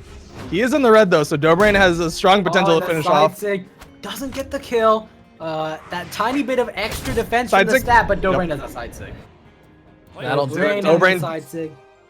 No fantasy points. That ERAM in chat literally just dropped fantasy points saved. So that's really what it comes down. It's all about the fantasy points. There's some solid prizes on the line. I believe a Berserk pack is on the line. But Dobrain, he's gonna check out game 1. Like that's what I want. Okay. You want a Smash GG hoodie? Yeah. Oh, that's gonna be great. I like my hoodies. Yeah, I mean hoodies are not. It depends. Is it a pullover? Or is it a zip up? Like real talk. Well, I don't know. I don't know what it's gonna be. I'm a zip up kind of guy. I know some people are hardcore. Sparky about to come in here and just like tell you no. I think I'm a it's a situational kind of guy. But regardless, we are gonna continue on. It's game 2, Dobrain versus ERAM, Ragnar versus Sentinel. Coming out. Is it because Dobrain struggled against Sentinel? Is it just he wants to play like the wheel spun after game 1? What? Why the Sentinel? ERAM just kept getting killed, and I want to say that 4 defense is something that killed him. There was that neutral sig that Dobrain pulled off with the axe off the top of the stage. If he'd had higher defense, ERAM would not have died to that. So now he's got Sentinel, higher defense. We'll see how it goes for him. The main thing he's missing is that speed, the movement speed, but I don't think that's something ERAM necessarily needs. Here comes your wheel of characters. Let's see how it goes for ERAM, and he makes a crucial mistake that he makes back. He made it. I thought he Z'd for a second, like quintessential Z, like burn all your movement and then go through Thunderguard Stadium's platform. He's gonna go back outside, and so far they've been trading relatively evenly. This is the same thing that happened in game 1, where they started off relatively slow. They were just kind of smacking each other back and forth, and then Dobrain just turned on the gas and took down ERAM. Oh, Dobrain goes for a really risky ground pound. Is he gonna pay the price? No, ERAM does not ground pound off the stage. Dobrain, ground pound. Drop the read. You got a chance. No read this time. He was just happy not to get 3 stock. This time, he's the one with the advantage. First advantage we've seen from ERAM so far, and he's going to try to capitalize on this. ERAM jumping up. Dares. Getting hit by these dares. He's trying to make it back around. Thunderguard was the stage that ERAM picked. And I think he's going to make full advantage of the fact that he can go under the stage and liberally avoid Dobrain's edge guards. Dobrain with another neutral sig. He's been using that to great effect so far, but ERAM's been avoiding it quite nicely. A down sig from Dobrain. We've seen so many Ragnar in this tournament. That is the first time we've seen an axe down sig on Ragnar. I mean, it's like you said earlier, it's got a lot of active frames, and it's a little bit of a risky play. It's one of those things where you can hold it, and it can be useful because you can extend the active frames, but at the same time, it extends your position in that fire-breathing animation. But like you're saying, ERAM, utilizing this map to his full advantage. He's been going left, right, center, all over the map, just trying to get away from Dobrain and extend these stocks. And he's finding it so hard to get back on stage with Dobrain pulling out these axe dares over and over again, connecting constantly. ERAM finally makes it back, and now Dobrain is covering his own option, making it back using the nairs. I mean, nair and dare is what Dobrain's doing. You get a map like Thunderguard, where going under the stage is such a quintessential part of the map. Dobrain knows it, and he's been using these nairs and dares to basically take ERAM down, and whenever he needs to come back up, he just uses the nairs to cover his own option. I just like 80% of this map has been played underneath the stage. And ERAM going for these ground pounds of his own, a Sair onto the stage wall. I'm surprised he didn't go for another Sair that might have connected. Instead he went for the push-off column ground pound, hoping Dobrain would disconnect. He didn't, however. The down sig is going to take Dobrain out, and ERAM has the advantage again. He's got the hammer in hand. He had a lot of success on that first stock with that hammer, but Dobrain respecting. He's just going to stay in the shenanigans and wait for what Dobrain is really the one that's pushing this under the ground stage play. He's been pushing, using his nair and dare to his advantage, and he wants ERAM to follow him down. And if ERAM won't follow him down, he'll try to force him down. Looks for the ground pound, expecting ERAM to move toward him, try to avoid a dare. A dare coming out from Dobrain as ERAM burns his recovery, isn't able to connect. ERAM's being a lot more careful with Dobrain, not following onto the stage when he doesn't need to. The stomp into side sig does not have the range he's looking for. The stomp into nair is not going to work out either. ERAM's looking for some of these more unique stomp follow-ups, but it's not quite working out. Dobrain is fishing for the kill. Oh, he gets caught by the ground pound. Goes for a low ground pound. Risky, but it pays out. And he's going to take game 2 on Dobrain. Very interesting. So Dobrain, he tried to take that game down in the bottom of the stage as much as he could, and I think at the end of the day, it bit him. Bit him in the butt. That was it was an interesting play. I mean, it's on Dobrain now to pick a different map, really. Like, he can go to whatever map he wants as long as it's not Thunderguard. ERAM is most definitely going to be sticking with this Sentinel. He had so much success with that hammer play. It's going to be interesting to see how Dobrain can kind of counteract it, but we should be getting into it in just a little bit. The maps are going to start getting banned. They're taking their time with these map picks. I feel like this is one of the few matchups we've seen so far throughout the tournament where map picks are so essential. We saw what a huge effect Thunderguard Stadium had to the entire pace of the match. And I want to say Thunderguard Stadium is the reason ERAM won against Dobrain. I'm interested to see what Dobrain does to counter and maybe give himself a leg up. He did ban Thunderguard Stadium right off the bat, and we're going to go to Twilight Grove. Are we going to see Dobrain push ERAM into the little shenanigans area on the right below the triangle? Normally I'd say yes, but I don't think it's necessarily that advantageous. I think both of them are relatively even in that kind of that needle hole area on the right side. That, you know, it's going to be a little bit risky either way. Well, ERAM gets two really nice neutralites. Avoids taking damage from Dobrain. I feel like ERAM has basically changed the pace of this entire match. At the very beginning, Dobrain was the one getting huge leads on ERAM, and ERAM just could not find the kill. Part of that had to do with that Ember, and now he feels a lot more safe with that Sentinel. And let's see what he can do here. He's getting some nice hammer stomps, hammer moves, down airs when he can get above Dobrain, neutralites when Dobrain tries to be too aggressive, and Dobrain's already in the orange. Dobrain is, I mean, he's whiffing these approaches. ERAM's just doing a great job spot dodging these approaches, punishing the fact that Dobrain's been going for these dare approaches. Oh, he wanted the recovery. Neutralite and just followed ERAM all the way down to get that dare. That I expect ERAM was not expecting, basically, because of that recovery option. You know, you'll get players against hammers who say, "Oh, I'm not gonna go too aggressive with the edge guard because that recovery exists." Dobrain's like, "No, I don't care. I'll just do a dare." We're back to the guitar versus guitar matchup, something we've seen quite a few times, but never quite the same as the downlights just come out. He doesn't need downlight to recover. He doesn't need downlight dare chaining. Just keep doing a bunch of downlights. ERAM will fall into it. That's his plan.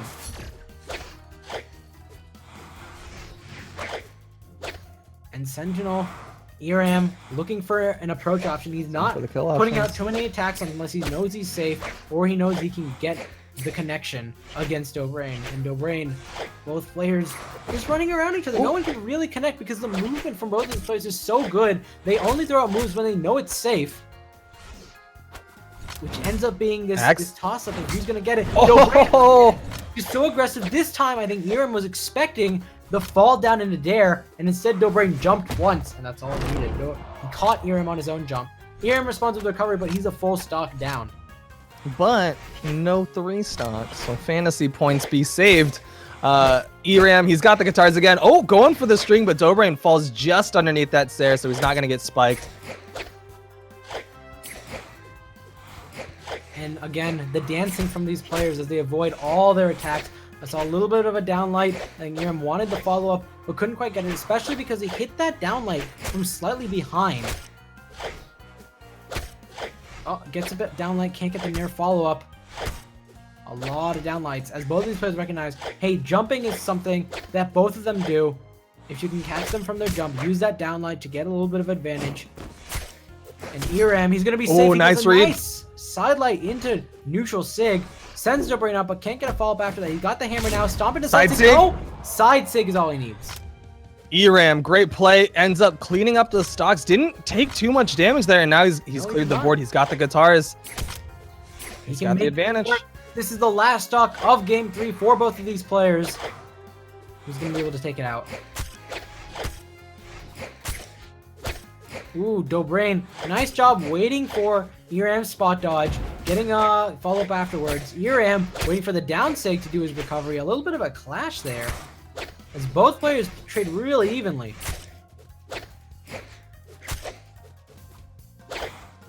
Iram is very serious about winning this. You can see it in his play. He's not making any approaches he doesn't need to. As soon as he gets an advantage, he tries to get all the hits he can without overextending. The nice dare into sidelight. Neutral seg might have been a little bit of an overextension. That's something he used before, and I think Dobrain has recognized it. He needs to be careful that he doesn't overuse it.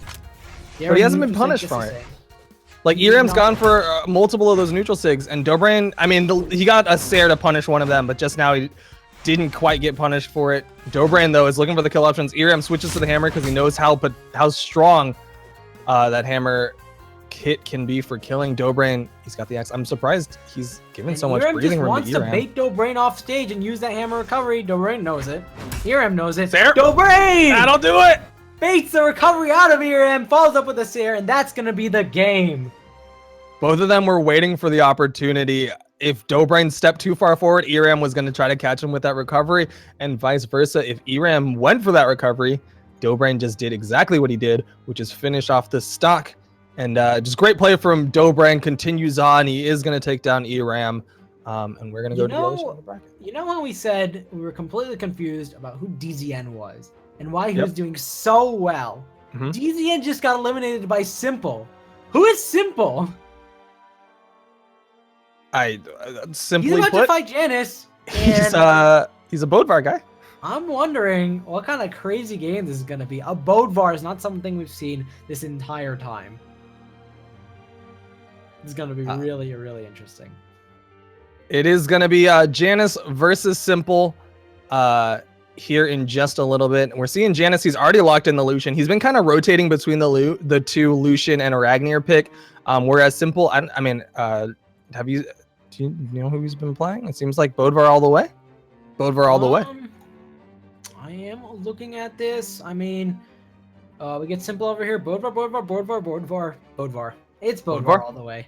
I think it's a Bodvar all the way. He's got the Bodvar skin. That's the skin that all of the big name Bodvar players were using back in the day. So, I mean, he's definitely no slouch when it comes to the Bodvar, especially because he's level 52 with it. Should be getting into this in just a little bit. Go ahead and give them the A-OK. There we go. Bracket picks are going to come out here right now. I have nothing to say because this is a matchup we haven't seen at all in the past. So, we're going to go right into this. Janice versus Simple, Lucian, and Bodvar. And should be getting into this just a little bit. What do you think of this matchup of Janice, sorry, not Janice, of Lucian versus Bodvar? Do you think it swings any particular way? Bodvar is such a classic pick that he's almost fallen out of favor completely. A lot of the top players have played so much Bodvar, they're just burnt out. You know, I asked them how strong is Sword, how strong is Hammer. They'll all say strong. Hammer and Sword are both strong. Bodvar has some strong signatures, but we've just played so much Bodvar. We're getting tired of it.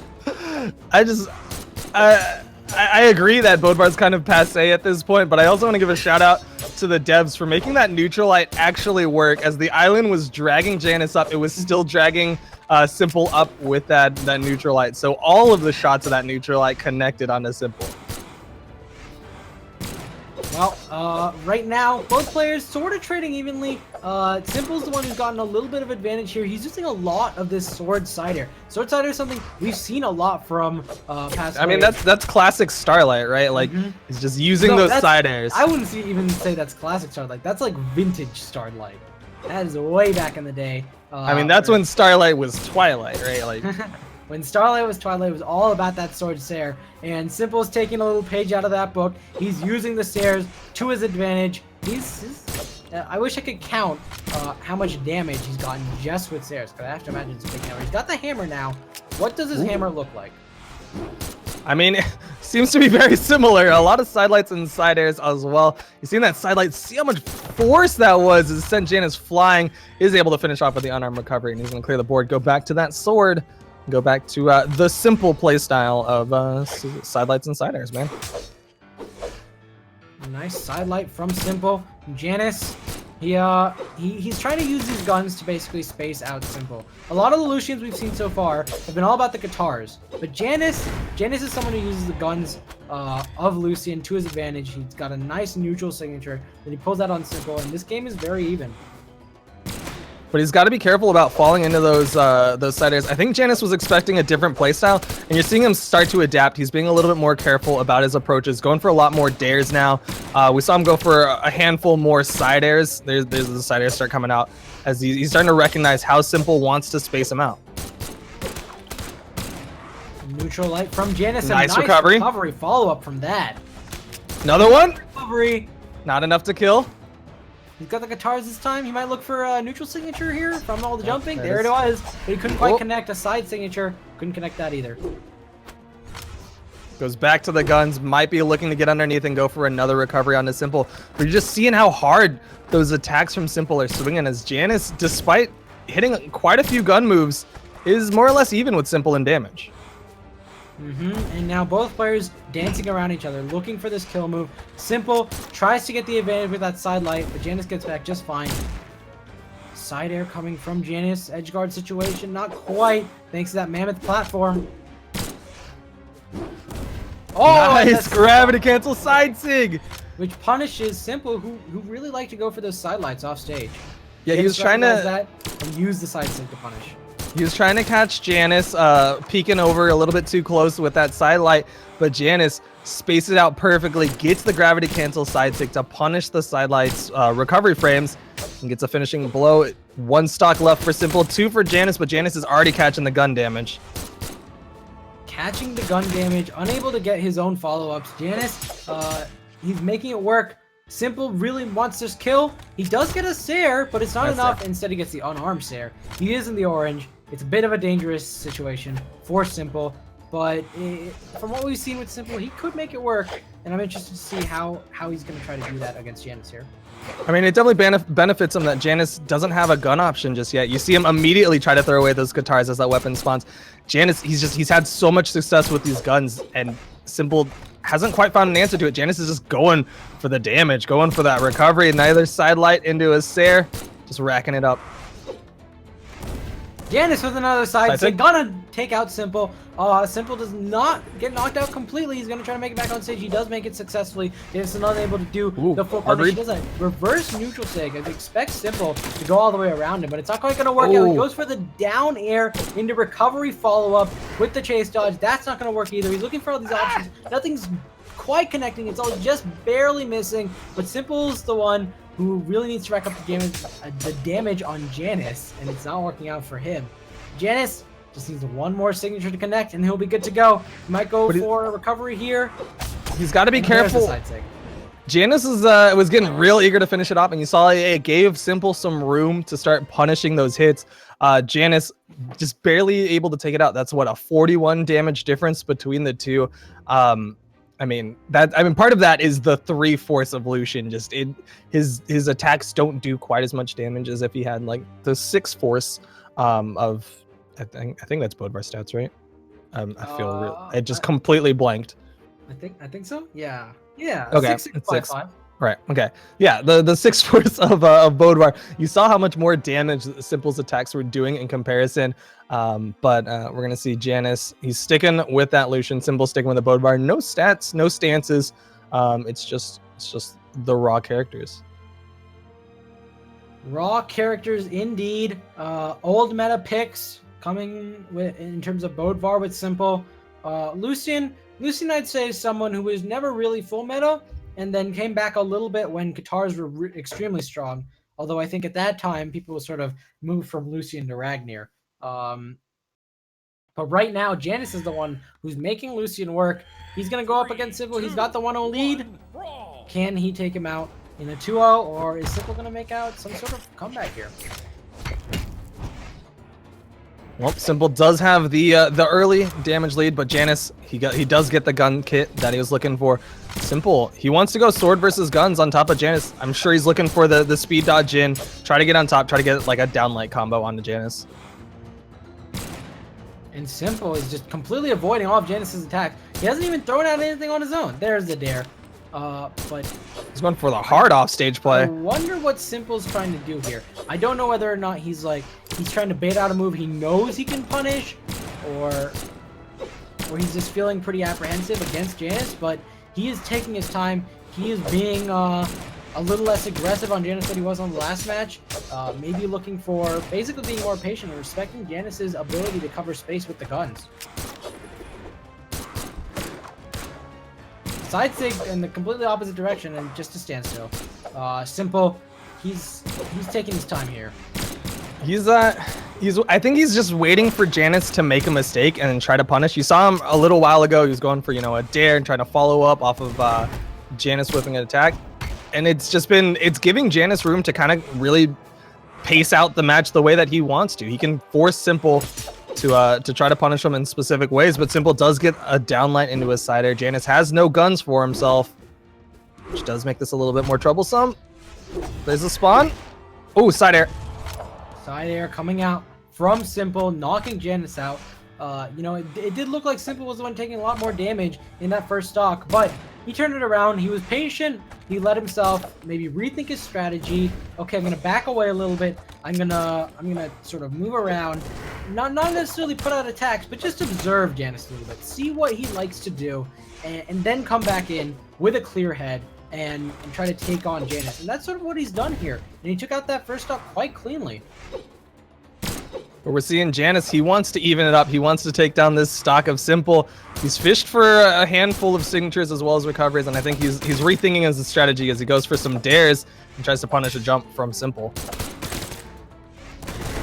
Nice neutral sig from Janice, catches him in front of his character. I know a lot of people get surprised by how far forward on the ground that signature will hit.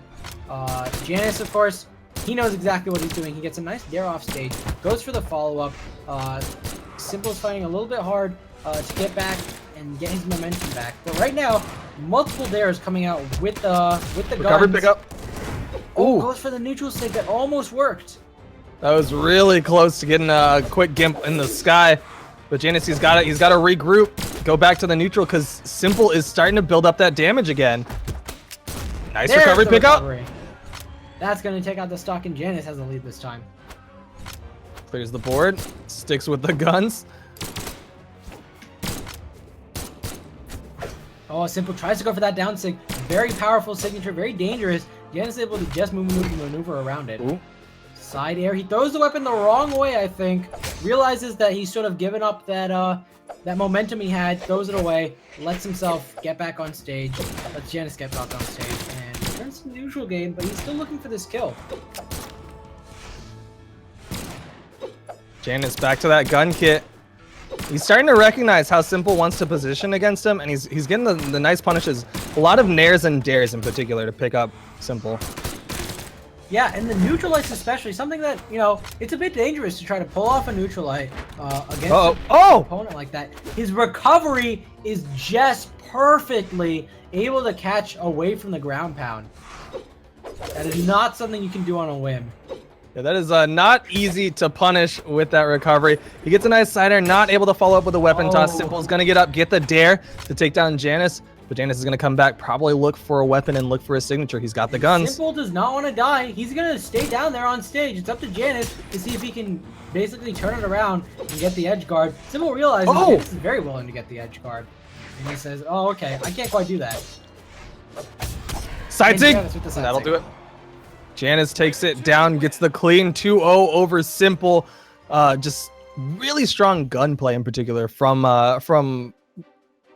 I'm just blanked and said his name is Lucian now. But basically it was solid gunplay from the Lucian.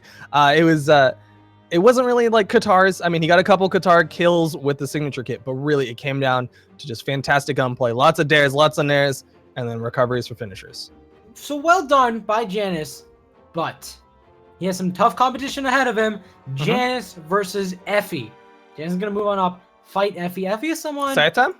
It's totally side time. Effie is someone we haven't seen in a while, ever since he got knocked out by Daiku. And he landed here. He's been sitting here. He's been waiting for his opponent. And Janice has stepped up. I saw Effie in chat. He was watching Janice. And Effie's that kind of very analytical player that will watch Janice and be like, all right, these are the strats that Janice is going to use. Effie, you know, maybe he's downloaded Janice before this game has even started. But didn't they only already time fight? will tell. Didn't they already fight? What? No, they're fighting right now. Who did Effie? Oh, Effie sent T. I'm sorry, Effie sent TB. I thought Effie sent Janice into the lower bracket. Yeah. But we saw Effie. He had a lot of success against Lucian already. He's kind of familiar with this matchup. Sure, TB was a little bit more Qatar heavy in comparison to Janice, who was a very gun centric Lucian. But I have to believe Effie's already just got a base minimum understanding of this matchup. Well, let's see how it goes. Effie, of course, Mirage, Scythe. We've seen it time and time again. Janice is going to stick with his guns. And we'll see how this goes. Pun intended. Pun intended. Creed. But we're in it's Mammoth, and it's gonna be Effie on the Mirage going up against Janice on the Lucian. And the critical thing is Janice has got to be careful about his dodges. If he gets caught, suddenly Effie is gonna take off, 40, 50 more damage off of his sight string. And here we go. Effie gets his hand on the scythe as soon as he can. Let's see how it goes up against this more spacing. The Sares and Nairs! There is the Sares Couldn't keep it going. chain. Couldn't finish it off, but that's just solid damage on top of Janice with the Sares and Nair chain. Very nicely done. Janice, he gets his hands on his guns, but is he going to be able to space Effie out using guns? It's going to be very difficult between the chain dodging and the fact that Scythe has its fair share It's got some range. of long-range attacks, definitely. The downlight in particular has got some solid range on it. Sure, it's got that first step, which Janice might be able to use to interrupt, but definitely gives Effie a little bit more reaching room. Now Effie dancing around, waiting for Janice. He came in with the chase dodge into signature. Nice Effie, ground pound. Immediate punish. He gets the first couple frames of that ground pound, and that's what's able to send Janice down instead of to the side. Now Effie's looking yet again for another one. Here we go. There's the Nairs and Sares again. Janice is just unable to dodge out of that. It seems like that's not quite a kill string, as Effie just doesn't have the jumps to drag an opponent off that far off stage the way that like you could with Lance. But Effie still racks up so much damage off the alternate side light into the I think there's a neutral light into the Nairs and Sares. Yeah, side light, neutral light. Nair is what starts it off, and after that is just Nair Sair as long as he can, and as long as his opponent doesn't get his dodge back. If he is getting caught by these down airs, he has to be a little bit more careful. I think he recognizes that. He steps back off a little bit, comes in with a bit of a Sair, and now he's going to look for another option. Dare can't get a follow because it sends him off stage. Another Dare. Nice recovery pickup. That's going to be good enough to send Janice off stage. All he has to do is edge guard him now, and he's going to do it.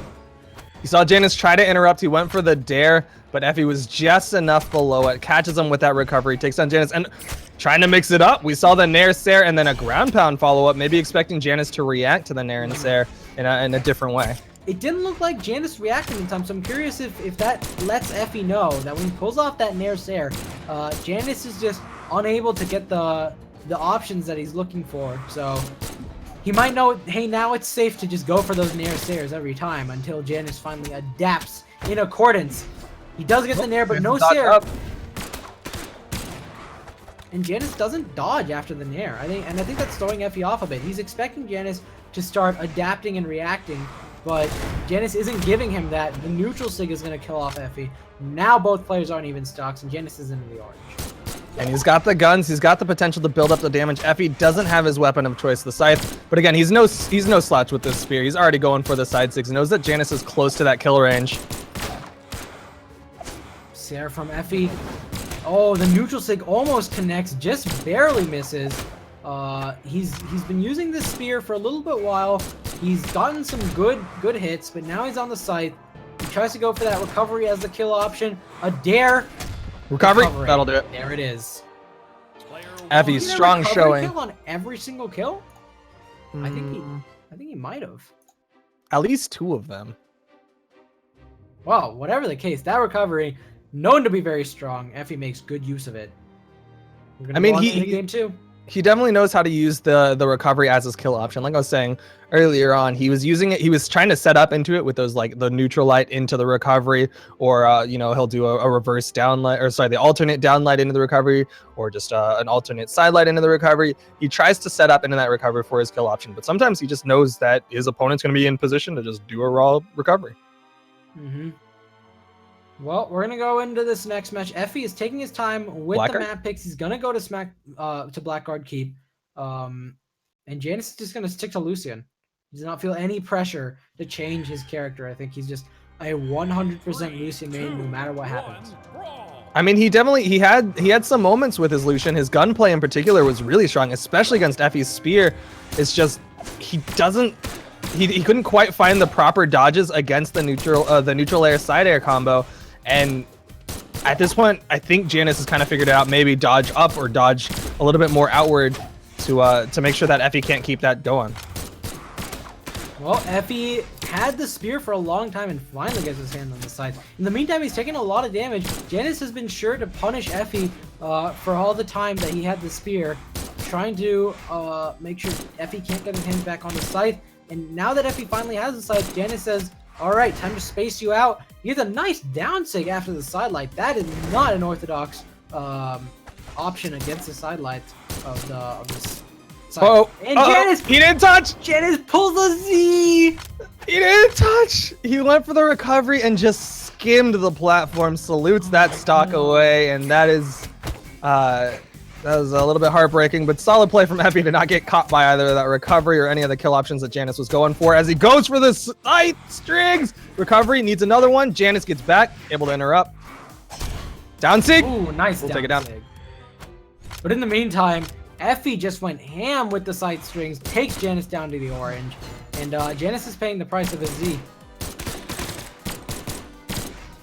But right now, Janus hoping to make back that deficit with some gun strings. Effie's just really good at watching these gun strings, saying, "Okay, I'm being a little bit too aggressive. I need to back off and rethink my approach strategy." And he does that every time. And every time he does that, he comes back in stronger than before and makes the proper approach. I mean, he's definitely recognizing the way that Janus is trying to punish his approaches. So he's waiting for those approaches and then punishing the counter punish, which is seeing Janus go for those downlights, and now Effie's starting to throw out those side sigs. You haven't seen him throw it out at all until just now. Finishes off his stock, and Janus is on his final tournament stock. And that sidelight alt is all he needed. He lands a neutral light there. Doesn't get a follow-up quite reverse yet, nair. but he does get a reverse nair after that neutral light.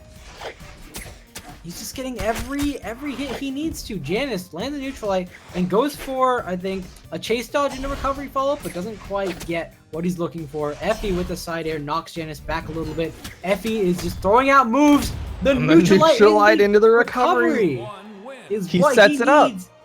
And man, just a dominating performance by Effie. Takes out Janus. He's gonna move on up to fight Dobrain.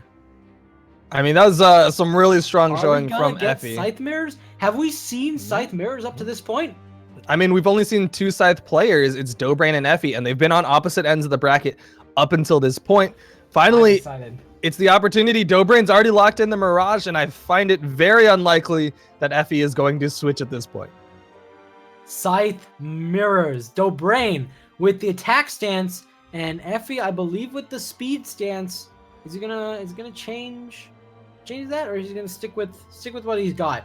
I think he's gonna stick with it. He hasn't locked in his legend just yet. I think he's still talking to Janus, is what I'm seeing in chat. He's like saying like, "Good job, Janus. You know, you did a really good job." And Janus is like, you know, I mean, I know I just lost and all. And he's like, "No, for real. Like you did good. Like I was just being a good guy." Such a great guy. You I met him at man. BCX. He was awesome. Well, with that, I mean, we were just talking about him. Let's talk more about Effie. Let's talk more about. Let's talk let's about his maybe beautiful hair. Bring up a graphic. I think we're gonna get a graphic. But Effie, you know, I said I saw him at BCX. He did so well at BCX. He did lose to Egg Soup in BCX and ended up with 7th place in 1v1. He did get 5th place with his buddy Lands in 2v2, and you know, he's just so good. at analyzing the game at the very micro level and looking at frames, looking at data. We talk about how Dobrain is very good at getting into the minutia of the game. Effie is one of those guys who's just very, very cerebral. I mean, this is one of those things we always talk about with Effie is that he's just smart. He knows the game. He is so intelligent when it comes to playing against people, and it's been paying off in spades. For a while, that he's intelligent, but he hasn't really applied it. But then he's been applying that intelligence, and he is an amazing player to watch now. And I cannot understate how excited I am to see him get this far in this tournament. But he's got to go up against the Russian wall, the Russian terror, the Russian menace that is Dobrain on Mirage. Two side players, two very intelligent players. Can't help but notice though, Effie's the one with the level 42 Mirage. He's clearly been playing this more than Dobrain. But talk about Dobrain a little bit. Let's talk about Dobrain. He didn't get to go to BCX, unfortunately. There was some visa issues. So like we were saying, we haven't really seen him for a couple months, but he has been consistently a monster, consistently dominant. I think on the CEO bracket, it says that he hasn't gotten lower than 3rd place in a BCS. That was last season. He is an amazing player, makes these fantastic guides, and he is also incredibly intelligent. Incredibly so. I'm so excited that he's going to CEO Dreamland because he wasn't able to make it to BCX. But we're gonna see him now. We're gonna see him then. And he's been holding the fort basically at EU. He's been holding the fort in terms of skill level. A lot of people for a very long time said Dobrain #1 in the world. Very unfortunate we couldn't see him at BCX. And instead, LDZ was the one to take that champion title. But we're seeing him today, and it is worth noting he did get knocked into the lower bracket by Multimum. I have to imagine he's saying, "All right, we're gonna get back up there. We're gonna do good work." I mean, you saw the Twitter messages. Apparently, I'm getting $625. Maybe not quite just yet, as he's got to make the lower bracket run, and waiting for him in the grand finals is the person who sent him down the lower bracket. It's Multimum, but before that, Dobrain has to get through his counterpart, the mirror match, the Mirage mirror match. Is it a real mirror or is it just a Mirage? It's gonna be Dobrain versus Effie in game 1 of this lower bracket match. I think this is lower semis. This is lower semis. Right. The winner of this is gonna face off against Daiku, which I'm very excited about too. I mean, all of these are gonna be exciting. We've got our top 4, right? Mm-hmm. Multimum, Daiku, Effie, Dobrain, and it's gonna start winding down here as map bans come into play. Maps are gonna get cleared. It's gonna be Great Hall. And this is an interesting pick. Why do you think they went for Great Hall specifically with this Mirage mirror? Is there some more tech that can be done with those platforms? The downlight is a very interesting move in that it can totally hit with a good range off the platform and really catch people in the air and send them in the direction that the player wants. I'm gonna watch out for that downlight from the platforms. Dobrain put out a little bit of one. We'll see how it goes with these players. Effie, he's gotten. I think this is the most spear. This is the most spear we've seen out of Effie. I mean, if you get one spear in a mirror match, the other person's gonna get the spear too. That's what they both wound up with. But both players have now traded their spears for sights. Let's see how this mirror match goes. Dobrain trying to position to keep Effie off stage, but he does make it back to the soft platform. Oh, went for the neutral sig, but Effie gets through. Trying to get that combo. Looking for a ground pound. Reverse co-op, and Effie gets a tip of the hitbox ground pound. That's going to be enough. That sends Dobrain out. Effie takes the first stock. And just like that, Effie ends up getting just enough above Dobrain. The quick ground pound takes down Dobrain and takes the first stock, but Dobrain comes back. And it's so classic from Dobrain to be using that down sig. And now we're so even. I mean, we talked about a mirror match. This is a mirror match. Dobrain, side light and neutral light, looks for the nair, but he's not finding it. Side light and then neutral light, can't get the neutral light this time. Oh, he's going for it. You saw the nair and the side air. Can't get it on Dobrain though. I mean, look, you get the tech that both of these players have been innovating over the past month, and it all sort of boils down to this: is like who has found what tech from each person. I mean, Effie knows about all the side light, neutral light follow-ups, all the dodge reads that Dobrain's going to be using. He falls into that down light, but again, Dobrain just cannot get a follow-up after the down light. Goes for the ground pound, gets hit by the recovery. Effie goes for a very nice, very dangerous one more Sair and gets punished for his troubles. Dobrain with the double dare. The double dare. He was able to get just enough above the recovery from Effie that Effie couldn't quite catch him. Dobrain punishes with one dare, bounces off, gets another. But back to an even game. It's just so even. But Effie's got the weapon. Dobrain's looking for the spawn. There's the spawn at the top of the map, and Effie's gonna deny him it. As long as he can. It is a spear, but Dobrain gets time. Immediately throw it away and go for the scythe. We're back to scythe mirrors. Dobrain just cannot get the follow-ups after the neutral light. Every single time he lands a sideline in neutral light, he just cannot follow up with it because Effie knows, hey, I'm going to dodge this way. You've got no follow-up options if I dodge inward. Recovery picks up. Effie's off stage. He doesn't have a weapon, but Dobrain doesn't want to go off stage. Instead, he goes for the reverse nair, drags Effie inward, kind of giving him that weapon pickup, but he just wants to build up more damage before he goes for the kill option. Oh, Effie going for that side light nair into neutral light, or side light neutral light into nair, I should say. Dobrain goes for a reversal nair. I think he was going for another reversal nair, but couldn't quite connect. Effie is going to punish that weapon throw. Oh, recovery is going to send Dobrain off stage, and Effie takes game one. Effie takes game one, but that was incredibly close. That's 54? Is that 54 damage between the two? I think so. That was a very, very tense match for game one of this winner's semi, or lower semi.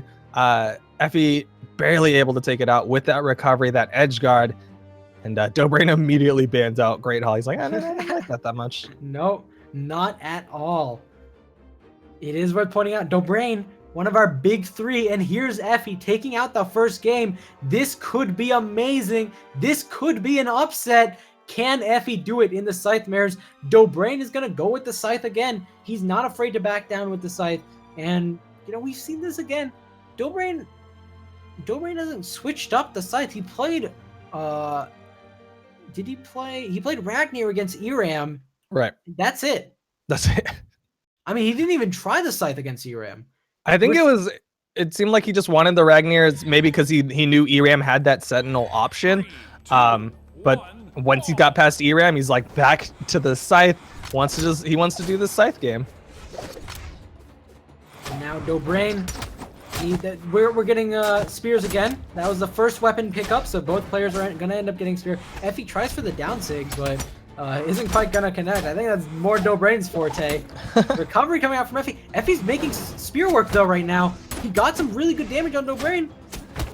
I mean, he's getting Dobrain close to kill range right now. Ooh, just with the spear. This is not something we've seen out of Effie thus far. He gets a nice neutral light to stiff the approach punish option after the failed down sig. Effie looking for a way back. Dobrain has done a really good job of denying Effie the scythe weapon, but it seems like it doesn't quite matter. Effie's gotten damage. He does need to kill secure right now if he wants to make this count for something, as Dobrain is now finally punishing Effie. Being unable to get a scythe, he finally gets one, but in that meantime, Dobrain has put down a ton of damage. It really does hurt Effie that he was unable to get a scythe up to this point. Dobrain has been so consistent with those downlights, but Effie with the ground pound. Instant long-range ground pound from Effie. He's really perfected getting those ground pounds down at the bottom of the stage.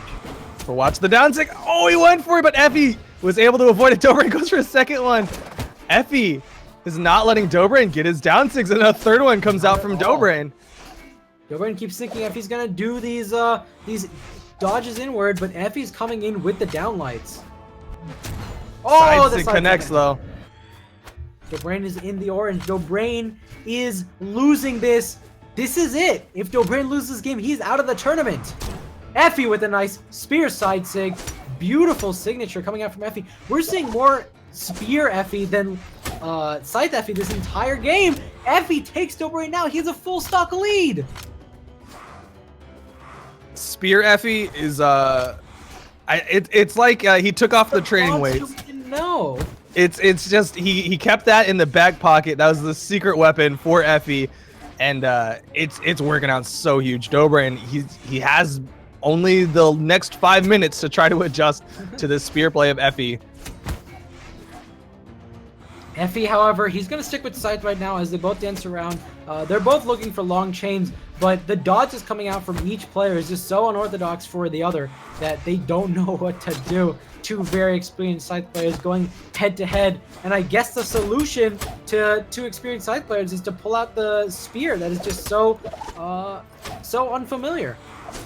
I mean, it's just neither of them have been really playing spear. It's been a lot of Dobrain going for those down sigs as he gets another kill with the down sig. I really wish there's a fantasy question for that, like how many kills is Dobrain gonna get with spear down sig, but it's been some very interesting play from both sides as they're back to the scythe mirrors, and Dobrain starting to rack up the damage, but Effie, it's a nice downlight, trying to chase with that recovery. Well, Effie looking at that ground pound again. He's got Dobrain with good damage. He tries to go for the recovery after the neutral light that time. Can't quite connect. That would have put Dobrain in a very bad position. Effie knows it. He's looking for that recovery after the neutral lights. Dobrain does pick up another scythe. No one gets the downlight, but instead Dobrain gets the side light. Effie goes for a down sig on side. We don't see that very often. At this point, I feel like Effie is sort of missing the dodge reads. He goes for the recovery, sends Dobrain flying. Can he get this edge guard? Seer's gonna do it! Effie has knocked out Dobrain! No $625 for Dobrain. Instead, he goes home with a 4th place finish. Effie is going to continue on to fight Daiku. Fantastic play from Effie. This that explosive spear that we were not expecting, and some solid scythe play nonetheless. He's going to be going on to fight Daiku. Effie, Daiku. I mean, look, Effie just took out Dobrain. I can't know what's going on through Effie's mind right now, but I feel like Dobrain and Daiku are two very different players, but equally skilled. It's like Effie just got to the very end parts of a dungeon. He just took out boss number 1. He's going up against boss number 2, and if he takes down boss number 2, he gets to fight the big bad boss number 3 and go home with the treasure chest at the end of the dungeon. Lower bracket run that Effie's making. Here's the thing, though. Effie already played Daiku. Daiku's the one who took Effie down in the lower bracket. I don't know what Effie's picked up since then, but it needs to be big. It needs to be big against Daiku. This is not a mirror match, and I think that hindsight's difficult because it's hard to say whether Dobrain might have done better if he'd switched to Ragnar in the second game. He didn't. He didn't do it. He kept with the sight mirror match. But now Effie's gonna have to fight Daiku, and I mean, let's talk about Daiku real quick. What a great guy Daiku is. Daiku. I mean, we talked a little bit about Effie with his great hair. It's time to talk about Daiku with his great eyebrows. We talked about the fact that he's on keyboard and he's gotten to basically top 3 guaranteed on keyboard play, which is a relatively new switch. I think it's only been the last month, maybe 2 months. Is that right? Roughly. Say it was a month ago. A month ago is what my gut says. After BCX, he started playing around with it. He went back and forth. He was like, maybe I won't switch, maybe I will switch. And then I want to say a month ago is when he went full try hard with keyboard. He was like, all right, I'm making the switch. I'm never going back to controller. And it's been working. Here he is, lower finals of Brawlhalla circuit of Winter Championship. That's what it's called. Winter Championship. Yeah, it's this is the 1v1s of EU, and Daiku is here in the top 3. I mean, you see on the graphic, he's close friends with Dobrain, so it might have hurt him a little bit to not get to play him in the losers finals. Excuse me. Maybe he wants to get a little bit of a vendetta against Effie. But at the same time, it's going to be interesting. It's going to be exciting.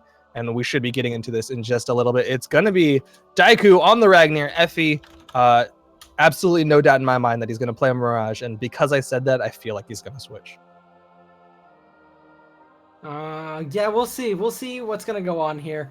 I'm curious to see, Effie's gonna pull out the scythe, right? And it could work really well for him. But if the scythe fails, because he's played against Daiku with the scythe before, if the scythe fails, does he make a switch? Does he move to a different legend, or does he have to stick with that scythe over and over and over again? I'm not sure. I mean, the real question is, if he plays Scythe against Daiku, whether or not he has success, will it work against Multimum, who we saw had a very effective hammer game against Dobrain's Scythe? I think if Effie wanted to switch, he should have done that, 3-4 games ago, or 3-4 opponents ago, and started to kind of warm up whatever character he wants to switch to. At this point, I think Effie's more or less locked in to the Mirage. Going to one character for a game or two, I don't think it's going to be in his best interest. But who knows? Maybe he's still got that Vrax pick that we saw at BCX that was absolutely monstrous. But it is going to be game 1 of this best of 5. This is losers finals. It's Effie versus Daiku. Here we go. Effie, first weapon's gonna be a spear. Two matches ago, I would have told you, oh, that's gonna be hard for Effie. But we've seen his spear do amazing work. Let's see if it can do amazing work against Daiku. The answer is kind of no. Daiku's shutting that spear down. On, axe hit after axe hit. He is just, he's doing what Effie wants to do, which is keeping that pressure, getting a hit, and then chase dodging afterwards to keep that pressure going. You saw just there, Effie, he gets the alternate down light, that forward kick, and then chase dodges right behind it. Daiku's doing essentially the same thing. He's got Effie off stage, goes to guitars. Can Effie do a follow-up? Can Effie do a reverse edge guard? Isn't quite going to work out for him. Daiku, another side sig. That was dangerously close to Effie. And Effie knows it. He's being a little more careful now, especially compared to that last match against Dobrain. There's a very different pace of the match. Ground pound is going to work out at max rate. The recovery is going to work out to send him up. Weapon throw is going to work, but he cannot get the final ground pound. Instead, Daiku gets a nice recovery, and a side sig is going to take out Effie. But Effie was able to build up a decent amount of damage that Daiku is getting close to the kill range. We might start seeing Effie go for, the alternate side light into the recovery, or just go out for the raw recoveries. We've seen him start to throw them out. And here we go. Effie, he's looking for these final options. He did a neutral light into recovery. We know that recovery sends him down. He's going to throw some weapons. That's all he needs. Throws the weapon at Daiku, sends him off. Effie's in the yellowish orange. Bit of a dangerous spot, but not something he can't make back from. And Daiku, he prepped the next weapon. He's got the axe, but the Nair Stare. He can't get the final stare. And the turtle! Oh, Daiku! Gets right underneath it, says, oh, you're sending me into let me show you how it's done. Turns it around, hits the recovery, sends Effie into the sky, and now Effie's a full stock behind. Oh no, Effie, after so many successful Nair Stares, that's gotta hurt. Daiku making the smart moves. He's seen that over and over again. We've all seen that over and over again. And now Daiku's looking for this final kill, and he's got Effie in a bad spot here. He gets another axe. He's gonna throw both of them away. He can't quite get the unarmed edge guard. Instead, he sends Effie up, opts for getting more damage. And neutral light, chase dodge, reverse recoveries. Effie gets his own recovery. Both of these players in the red, but Effie's the one who gets stopped down. Another recovery will do it, and Daiku looking real strong takes down Effie. And we're gonna go back to your question. Switch? Nope. He's one in. This is the third game in a row he's played Daiku using the scythe. To be clear, this is lower bracket finals. This is a best of 5. So Effie has a little bit more room. Maybe Effie's gonna say, okay, I'm gonna go with this game again, and then after that, I might make a switch. But he's going to pick up a spear first. Spear first just keeps hitting Effie over and over again. But Daiku wasn't able to pick up the axe quite as quickly and regain the damage as Effie. He was able to rack up a little bit. Daiku, though, he's just swinging. God. The axe toss doesn't connect. They're all perfect.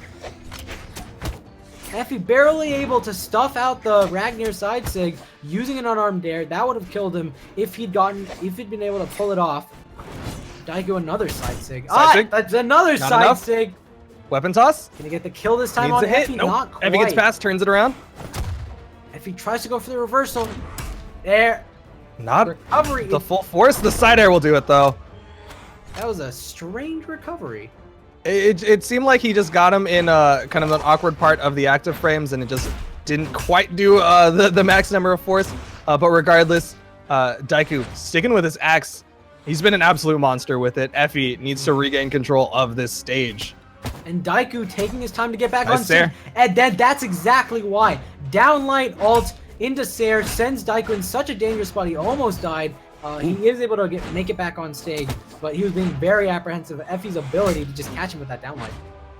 And we're seeing Effie, he's trying to mix up his kill options. You're seeing him start to throw out the down sig, went for the side sig. He knows that Daiku's in that kill range, and he knows that he needs to finish off this stock ASAP. And Daiku is just whirling around with the 360-degree hitboxes of that recovery, keeping Sair. himself safe. He gets hit by the Sair, but he's still not dead. And I like the recovery from Daiku. He made sure he stayed right underneath Effie so that he could try to punish Effie, knock him away so that he got a little bit more breathing room, but Effie gets a nice neutral light into the recovery. Evens up the stocks, he's in the orange, but he's going to keep Daiku away from the axe that he's been so monstrous with. Man, I wish I could see the damage numbers right now because that was some huge stock extension from Daiku. We talked about it before, about Daiku's ability to avoid dying, and that was it. Effie burns his dodge. Ground pound? And as a result, Daiku is able to get a ground pound, get the kill. He's got a full stock lead. It is game 2. Daiku, again, just enormous axe hit after hit. These big strings that just take huge amounts of damage off of Effie. He's just keeping Effie's so much gonna pick up a pressure. Reversal, gonna get the full. No, he Dare. cannot. And Daiku punishes. Oh! Effie gets taken out for being too aggressive. We're going to game 3. And you're going right back into game 3. Effie's banning out he's maps if sticking he with leaves. it. He is sticking with the site. But This is it. are we going back to Mammoth? We're going back to Mammoth. How many mammoths did you put in your fantasy bracket? I put 7. I just went for like a middle number. I think we've had like 5 so 15. far. We'll see how it goes. Effie took his time Mammoth? with that last ban. Mammoth. And, yep, Mammoth. I'm surprised he's leaving it on the board. Daiku's been so monstrous on Mammoth, and it's not really like, oh, it's a Mammoth and Daiku's like abusing the map or anything. He's just had so much control of just the aerial space of Mammoth. I'm surprised Effie even like left that option open and maybe opted for like a Blackguard or something. Yeah, honestly, if I was Effie, I'd probably opt for going for either Great Hall or Shipwreck. Those are the 2 maps. Great Hall is something we saw Effie do really well against Dobrain, and something that could really stiff the axe options that Daiku keeps doing. And then Shipwreck is something Daiku said multiple times he's not familiar with, and he doesn't like playing on Shipwreck. But of course, Daiku gets the option between 3 maps, not 2, and so Effie can't really force that to happen. Daiku, he had Effie off stage. Nice Sair, bounces him off the wall, throws the axe up just to try to cover some more space. Couldn't quite get the hit, and he's staying unarmed. He just wants to finish the stock off of Effie. He's got the axe again. The Sair sends him flying. He's looking for the final kill option. Ground pound, Ground not pound, gonna do a recovery. recovery.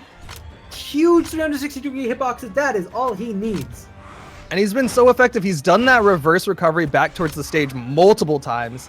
And you see it once again. It works out for him. Connects onto Effie, sends him off stage. And he's looking at a full stock lead almost. Nice Effie. ground pound. Oh, he's looking Oh, for the the clash. edge guard. There Ground it is. the pound. ground Daiku's dead. pound. Multiple ground pounds. Effie knows how to close stocks, but it's just so hard on Daiku when Daiku's the one that's racking up damage as Effie's trying to take his time closing the stocks. Daiku now, he has Katars. He's very proficient with using those Katar nairs. Effie, nice dodging. Avoiding that Ragnar down sig. He's looking for the options. Nice side light into drop down recovery. He's getting lost so many ground pounds. Nair reversal. Reverse nair.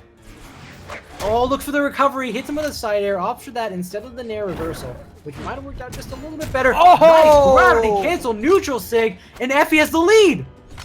And the patience, the recognition, Daiku, he likes to do those recoveries toward the stage. Effie waits it out and punishes with a gravity cancel neutral sig. And like you were saying, Effie's got the lead, and Daiku doesn't have his axe that he's been so monstrous with. He gets a side sig, throws away the Katars. He's got the axe in hand, throws that away. But Effie is going to get back. He's able to get back on stage just barely. Trying to get back. He needs to get his scythe back. Instead, he's unarmed. He's in the red. He's in edgeguard situation. He's able to make it back. He's got his scythe. How long can he extend this stock? What a chase dodge into Nair. Can't get a follow-up after that. Effie gets sent out. Oh my goodness. What a neutral. That's a neutral light from the right side of the stage, and it has a lot of force, but still, that is quite a bit of damage built up on Effie. That a neutral light from the right side of the stage is what Daiku needed to finish off that stock. And now, Effie's got his spear. I think he had an option there to switch back to the scythe, but he opted not to. He's going to stick with his spear, trying to get the kill option on Daiku. It's working so far. He's in the red. Now he's got his scythe back. He's probably going to be looking for those ground pounds that have been so powerful throughout this match. But Daiku, of course, being very patient. He's not going to let Effie take any sort of lead. Effie back on stage just fine. I wanted to see a Nair reversal, clip him off the edge of the stage. We know that's able to be done. The sidelight alt sends Daiku off. He's looking for this kill option, but he has to be really careful not to fish too hard, and he is being careful. Recovery! Oh, the recovery picks up! Sends him off stage. Is that enough? No, oh, the Sair should finish it off. Does Daiku have any options left? No, he does not. Effie takes game 3. Is this the beginning of a comeback? Is this the comeback? Is it gonna be the reversal? Is it gonna be 2-3? I don't know. We're not going right into it. I don't know what to say. Like suddenly we're like sitting here after 3 games in a row where Effie's just like, run it back. We're going again. Run it back. Suddenly the brakes have been pumped, and I think wait. Okay. Are you seeing map skip banned? I'm seeing map skip banned. I'm not. Okay. Thunderguard, Shipwreck, and King's Pass. They're all really interesting maps. If I was Effie, I would pick Shipwreck, if only because of Daiku. If only because I know that Daiku's not a Shipwreck fan. Thunderguard's interesting. I want to see King's Pass. Because you can maneuver under. I love King's Pass. I think King's Pass. I kind of wish that how many King's Passes are there going to be in top 8 was one of the questions. The answer is like 0. But I think King's Pass would have been a really strong option if he was going, those reverse nairs and whatnot. But it seems like we have picked a map. It is going to be Shipwreck. And we're going to go into it. It is going to be game 4 of Daiku versus Effie in this best of 5 set. Who's going to get the first weapon? It's going to be Daiku. Daiku is weapon guarding a lot. He knows Effie needs those weapons to survive. So he's done a pretty good job. There's a Ragnar side sig I was looking for to chase down Effie. Look at this weapon. Effie just stands there. He's like, oh, I can't do this. Finally gets his hands up. But he's taking so much damage. Ooh. Daiku's carrying a perfect stock right now. Can he keep it up? Recovery sends him going upward. He just needs one more good hit. Side sig misses. Neutral light. Follow-ups. The falling there. Side sig does it. 100-0. Oh Daiku. My god. Perfect stock for Daiku. Effie's gonna come back. He does pick up the scythe, but immediately Daiku's swinging on him. Daiku with the axe right now. Effie's unable to do anything. Daiku saw that Effie was trying to make a comeback, and he's just shutting him down. No, you do not get to make a comeback. This is my set.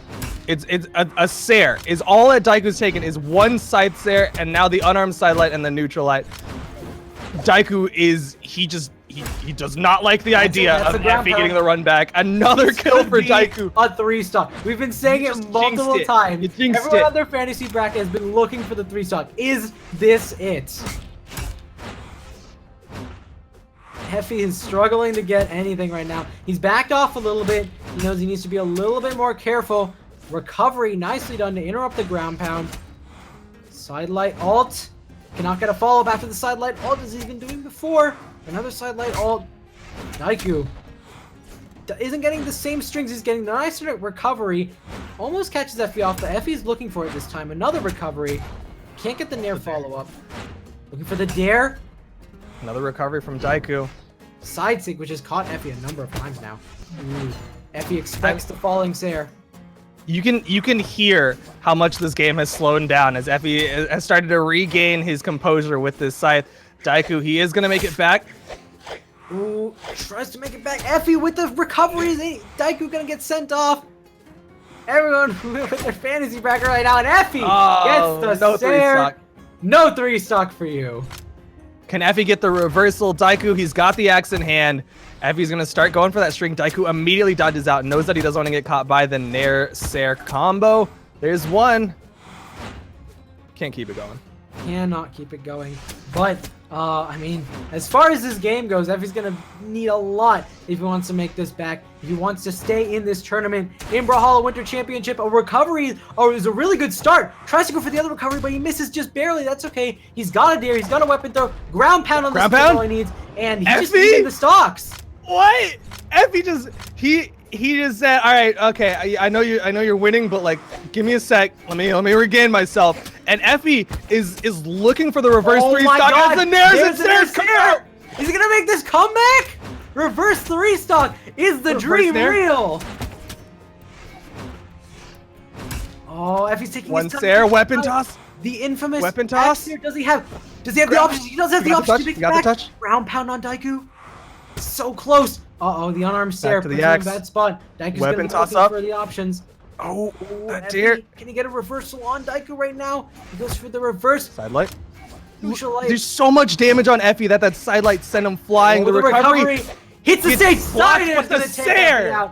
Daiku takes the set. It got so close at the end. Hats off to Effie. I really want to know what Daiku's reaction is right now, because you know he is breathing the biggest sigh of relief that he did not just get reverse three stock. That was massive play. I mean, Daiku came out of the gate swinging on that last game, and Effie he turned it around, and there was very much a chance for Effie to get the reverse three stock. Daiku closed it out. What a match! But that was huge. That was absolutely insane, and we are going to be continuing on to the grand finals of the Winter Championship, the EU side, Daiku versus Multimum. Who's going to be the 1v1 Winter Championship? Tell me what happened the last time Daiku fought Multimum. I mean, he lost. He lost in a 3-0. A 3-0. Multimum had such a dominating performance. Daiku, he's got to step it up. I like right now, if we hadn't seen the winners bracket match, I'd be like, Daiku, he ate his spinach this morning. Like he is coming in Popeye style, and he's gonna save Olive. Like that is Daiku is just looking so absolutely monstrous. But Multimum he seems to be the anti-Daiku. He's the anti-venom, the kryptonite to Daiku, and it's going to be something to see how this match goes. And I think there's a very real possibility that if a reset happens, if Daiku wins this best of 5, that we might actually see Multimum go to Ragnir and try to win in the mirror. Definitely a strong possibility, but right now, Multimum's going to stick with what has worked for him so far, and that's that Sentinel. Let's see how it goes for him. We're doing this. Daiku, Multimum, Grand Finals of Brawlhalla Winter Championship, EU 1v1. Let's do it.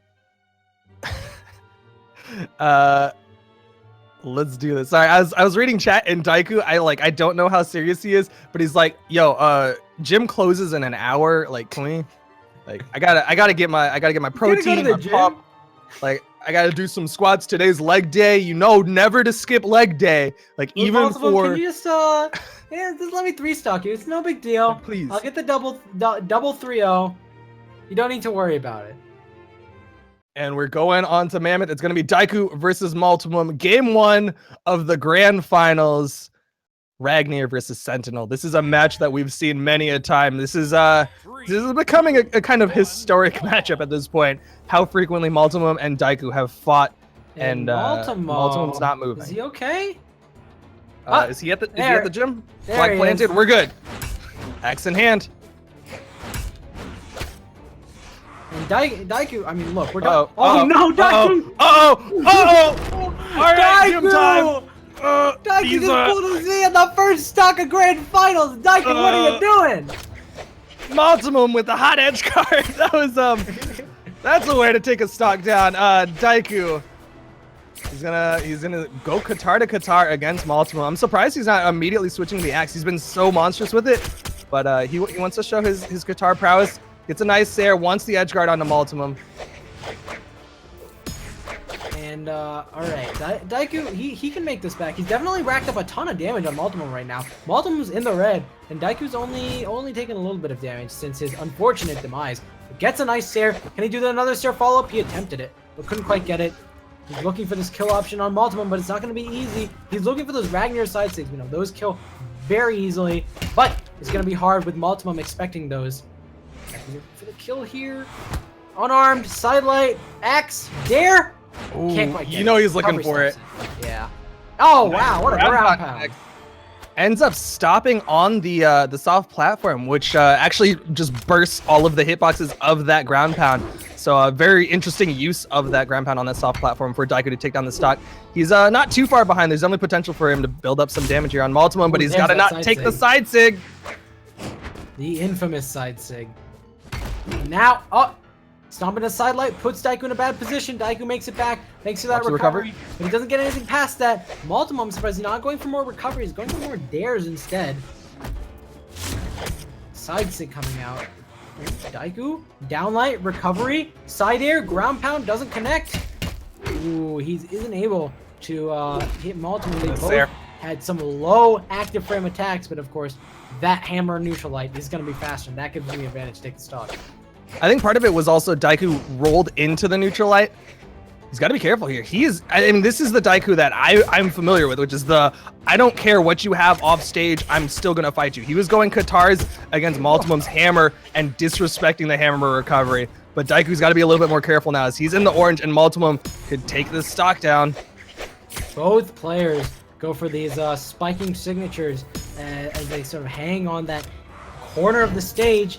Daiku with a triple chase dodge into reverse side sig isn't going to work out for him. Side air sends Multimum flying. Ground pound isn't going to work. Multimum, good patience, waits it out. The ground pound, the weapon toss.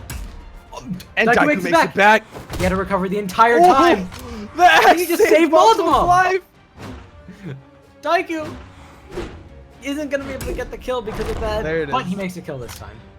But he is deep in the red. He's got to basically perfect this stock. He might be able to take a couple of low force moves, but he's definitely got to be careful. And Multimum is he's very familiar with the high force moves, the signature kit of Sentinel. Nice side air.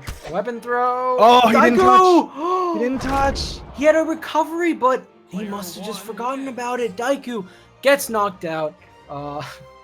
70 damage. Yeah. Daiku did 70 more damage. I want to point. There's a 72 damage difference.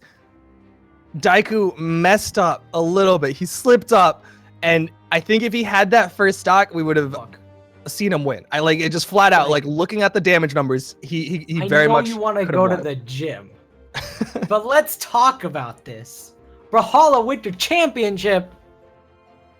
I mean, this is the start of the circuit. You want to start big. You want to start off on the right foot. You want to hit the ground running. All those other phrases and metaphors for going quickly and starting off strong. There's definitely potential here, but Daiku, you gotta do it. You gotta win. You gotta close it out. You gotta get the reset. On the other side, Multimum is just he's so strong. He's such a strong player. He's such a consistently strong player with his Sentinel. And it's gonna remain strong until Daiku figures out a way to maneuver himself around that. Okay. The first game, I'm gonna say it. It's a fluke. It's a fluke. This is the game we're gonna get real Daiku. Come on. The other one that was Mirage Daiku. Yeah. Don't worry about that one. It's real. That was a warm up. Like everyone else didn't know. Now we're actually playing. Like this is where the best of 5 starts, right? Yes. Oh yeah, definitely. The score is definitely not 1-0. Definitely 0-0 right Don't tell now. anyone about it. But here we go. It's going to be actually game 2. Multimum versus Daiku. More Mammoth. I didn't pick Mammoth enough, apparently, on my fantasy bracket. But Daiku, he's going to start off with the guitars. And he's trying to deny Multimum that weapon pickup, but Multimum's able to pick up the hammer. Daiku, he's got his guitars this time. He's doing a little bit better work this time. Going for the downlight dare chains, but Multimum is prepared. He does a nice dodge. He does a nice punish. Much more even game so far, as Daiku is able to get some good damage using his guitars, punishing Multimum's options. The sidelight clash. They're just going Qatar to Qatar. Daiku going for a hard ground pound, baiting Multimum down, but can't quite turn it around onto him as they both try to make their way back up onto the stage. Ground pound's out, Multimum's hit. From Daiku, Multimum's aren't able to make it back, and Daiku takes the first stock. See, it's the real Daiku. Second ground pound. He thought that weapon was there. You saw it. He motioned over and he was like, oops. But it's okay. He's got more guitar stuff in his belt. Multimum's got that hammer. He's going to be looking for those kill options in just a little bit. Already throwing out the SIGs. Ooh, Daiku Recovery. going for some dangerous edge guards against a hammer. And Another one? That's gonna be it. Can he make? Oh, he can make it back. Another Alright, one? Another one. Another recovery. Ground pound. There's the ground pound. Now he says 3 ups and then a down is a kill. Multimum gets 3 recoveries and a ground pound onto Daiku. Stocks and health evened up. Very classic edge guarding. Very good by Multimum. And the game is just so even now. Daiku, he's got an axe this time. It's not going to be the Qatar mirror we saw in the first stock. This is going to be all about axe versus Qatars. And what he can do, he gets a nice side sig, but can't get the full follow-up after that. Multimum! Oh. What was that ground pound? He went deep for it and it worked out great. Daiku gets taken down. And Daiku can't get to the weapon. Multimum's just keeping this pressure on. Sidelight, neutralite. Daiku goes deep, but now Multimum's there to punish. Is Multimum about to get this edge guard? No, Daiku is able to make it back just okay. But he's down a stock. Multimum just with the craziest guitars I've ever seen. Down sig and neutral sig. That's the 3rd time we've seen those 2 players use down sig and neutral sig at the same time in the exact same position. It's essentially both of them are expecting the other to do the thing, right? Daiku's expecting Multimum to go off stage, and he's going to try to reverse it with that neutral sig. Multimum tries to reverse it with the down sig, but Multimum just gets the weapon toss. Takes Daiku out in a 2-stock. We are about to go to game 3. Multimum is about to 3-0 Daiku. I mean, Multimum. He 2-0'd Dobre. Sentinel? He 3-0'd Daiku. Daiku's response is just a Sentinel mirror match him. Is this the salt pick? Is this the like, you know what? I'm losing to the Sentinel. I'm gonna play Sentinel. Like, is that what's happening right now? I know people do that in ranked. Like, I lose to a Bodvar, I'm gonna play Bodvar, and maybe it'll make me feel better. Is Daiku doing the same thing? We'll have to see. We'll have to see. We're going to Blackguard. How much hammer has Daiku? I have to imagine that this Sentinel pick is going to be almost entirely Qatars. He used to play Bodvar. He used to play Taros for a little while there. So I'm sure he's familiar with the hammer kit, but it's also been a while. I mean, he switched to Jala and then more recently Ragnir. So I got to agree, it's Qatars. Has full understanding. Right. And immediately, right off the bat, both players are going to start battling off stage. Multimum versus Daiku off the stage Qatars. Who's going to get the advantage? It's so difficult to tell. Both of them just have full aggression when it comes to off-stage Qatars. Oh, and both of them make it back. But Daiku's gotten a little bit better of the trade. He's gotten a tiny bit more damage than Multimum. Multimum, however, responds in full force. Sair, another Sair. The platform's moving away! Daiku dodged the wrong way! Darn you, Core! Moving that platform away. Daiku not able to get the touch. You saw him. He was just reaching with his fingers, but couldn't quite get it. He's got the hammer hit.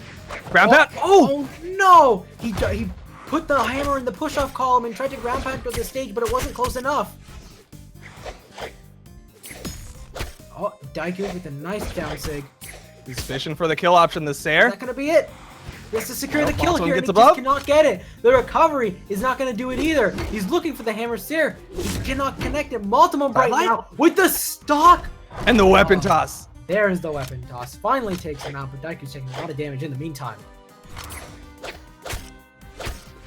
Double downlight into recovery. You know, downlight to downlight true combo. Oh, nice recovery. Downlight into recovery. Multimum has just put Daiku in the red. Daiku's unable to respond. Stomping to Sair. Multimum has almost a full stock lead. This is it. This is the last game of the tournament. If Multimum can take this, and it's looking very strong, Daiku's gonna have to make a big comeback with this newfound Sentinel that he's got. Is he gonna be able to do it? He's got a good guitar string going. Side air. Nice side sig. Multimum. Nice downlight. Another side sig.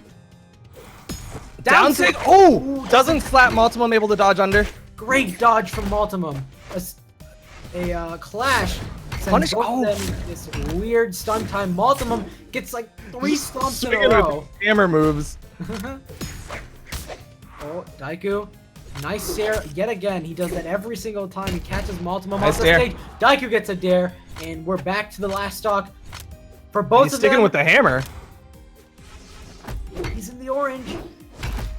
Stomp goes for the stomp neutral light, but Multimum's able to dodge. Both players now with the hammer, but Daiku's the one who might be at Oh! an advantage here. Runs right into the down sig. He was not expecting him to hold that. Oh, Multimum with the charge down sig takes down Daiku. What a crazy option, Multimum. What an incredible performance. A 3-0 here in Grand Finals. Takes it away on top of Daiku. Multimum proves once and for all that today he is the king of EU. Did he drop Not just today, game? though. Not just today. All right, we need to stop discounting how well Multimum has been playing consistently. But to your point, he didn't lose a single game in upper bracket. Single game in the entire tournament. Multimum is an absolute monster and definitely a name to be remembered as far as the EU scene goes. Actually, he dropped a game to Ishet. I just want to point out that you're wrong. But regardless, Multimum is definitely a force to be reckoned with. Taking down Doran, taking down Daiku, and taking out everyone else in his path. He cleans it up, finishes the Winter Championship in first place. Second place goes to Daiku. Great plays from both of those guys. Third place goes to Effie, and fourth place goes to Dobring. I hope your fantasy brackets match that up. But of course, this has been E1v1. Thank you guys so much for watching. Look out in the future. There's going to be more tournaments, not only today and not only tomorrow, but CEO Dreamland coming up in April 14th to 16th. You better be there. I don't know if Multimum's going to be there. I hope Multimum's going to be there because he can definitely take it at the pace he's going. Dobrain's definitely going to be there, and it's going to be really, really amazing. Got a lot of talent coming up in the next LAN, so definitely pre-register at CEO Dreamland. Definitely pre-register. There is it's slightly more expensive if you just walk up. Just letting y'all know. Make sure you pre-register as well as because you'll get your exclusive avatar. It's a CEO Dreamland avatar. I haven't seen it, but it's gonna look cool. It's gonna be awesome. Exclusive. I mean, there's a Winter Championship avatar. All right, like just start stockpiling them. Not to mention the fact that there's also Combo Breaker, which is another LAN tournament. If you can't make it out to CEO Dreamland, you know, maybe your sister's getting married April 14th through 16th, and you're like, man, I got family obligations. All right, well, guess what? Combo Breaker, you got to make that one because it's not those dates. It's May 26th through 28th. It's going to be at the Mega Center, Illinois, and it's going to be another awesome LAN. 1250 circuit points for the tournament. You're going to see Zalaxry, potentially Stevenator, potentially Boomy, potentially all sorts of names. We're not privy to the people who have registered, but I can tell you I'm registered, so you'll see me there. All right. You'll see him. Honestly, And I'm Sparky just gonna go to and see Sheepy. Duke. Yeah, I mean, I go to Duke's see gonna myself take as well. first place at Combo Breaker, right? Nope. You're gonna cast and play at the same time. Yeah, the on-stage casting. But that has been the EU Winter Championship once again. I am Duke, designated Asian. I'm part of the casting for you. Creed. Yeah, shout outs to part of the Creed. And we're gonna go on a break. Break. And we'll be back with US 1v1. Stick around.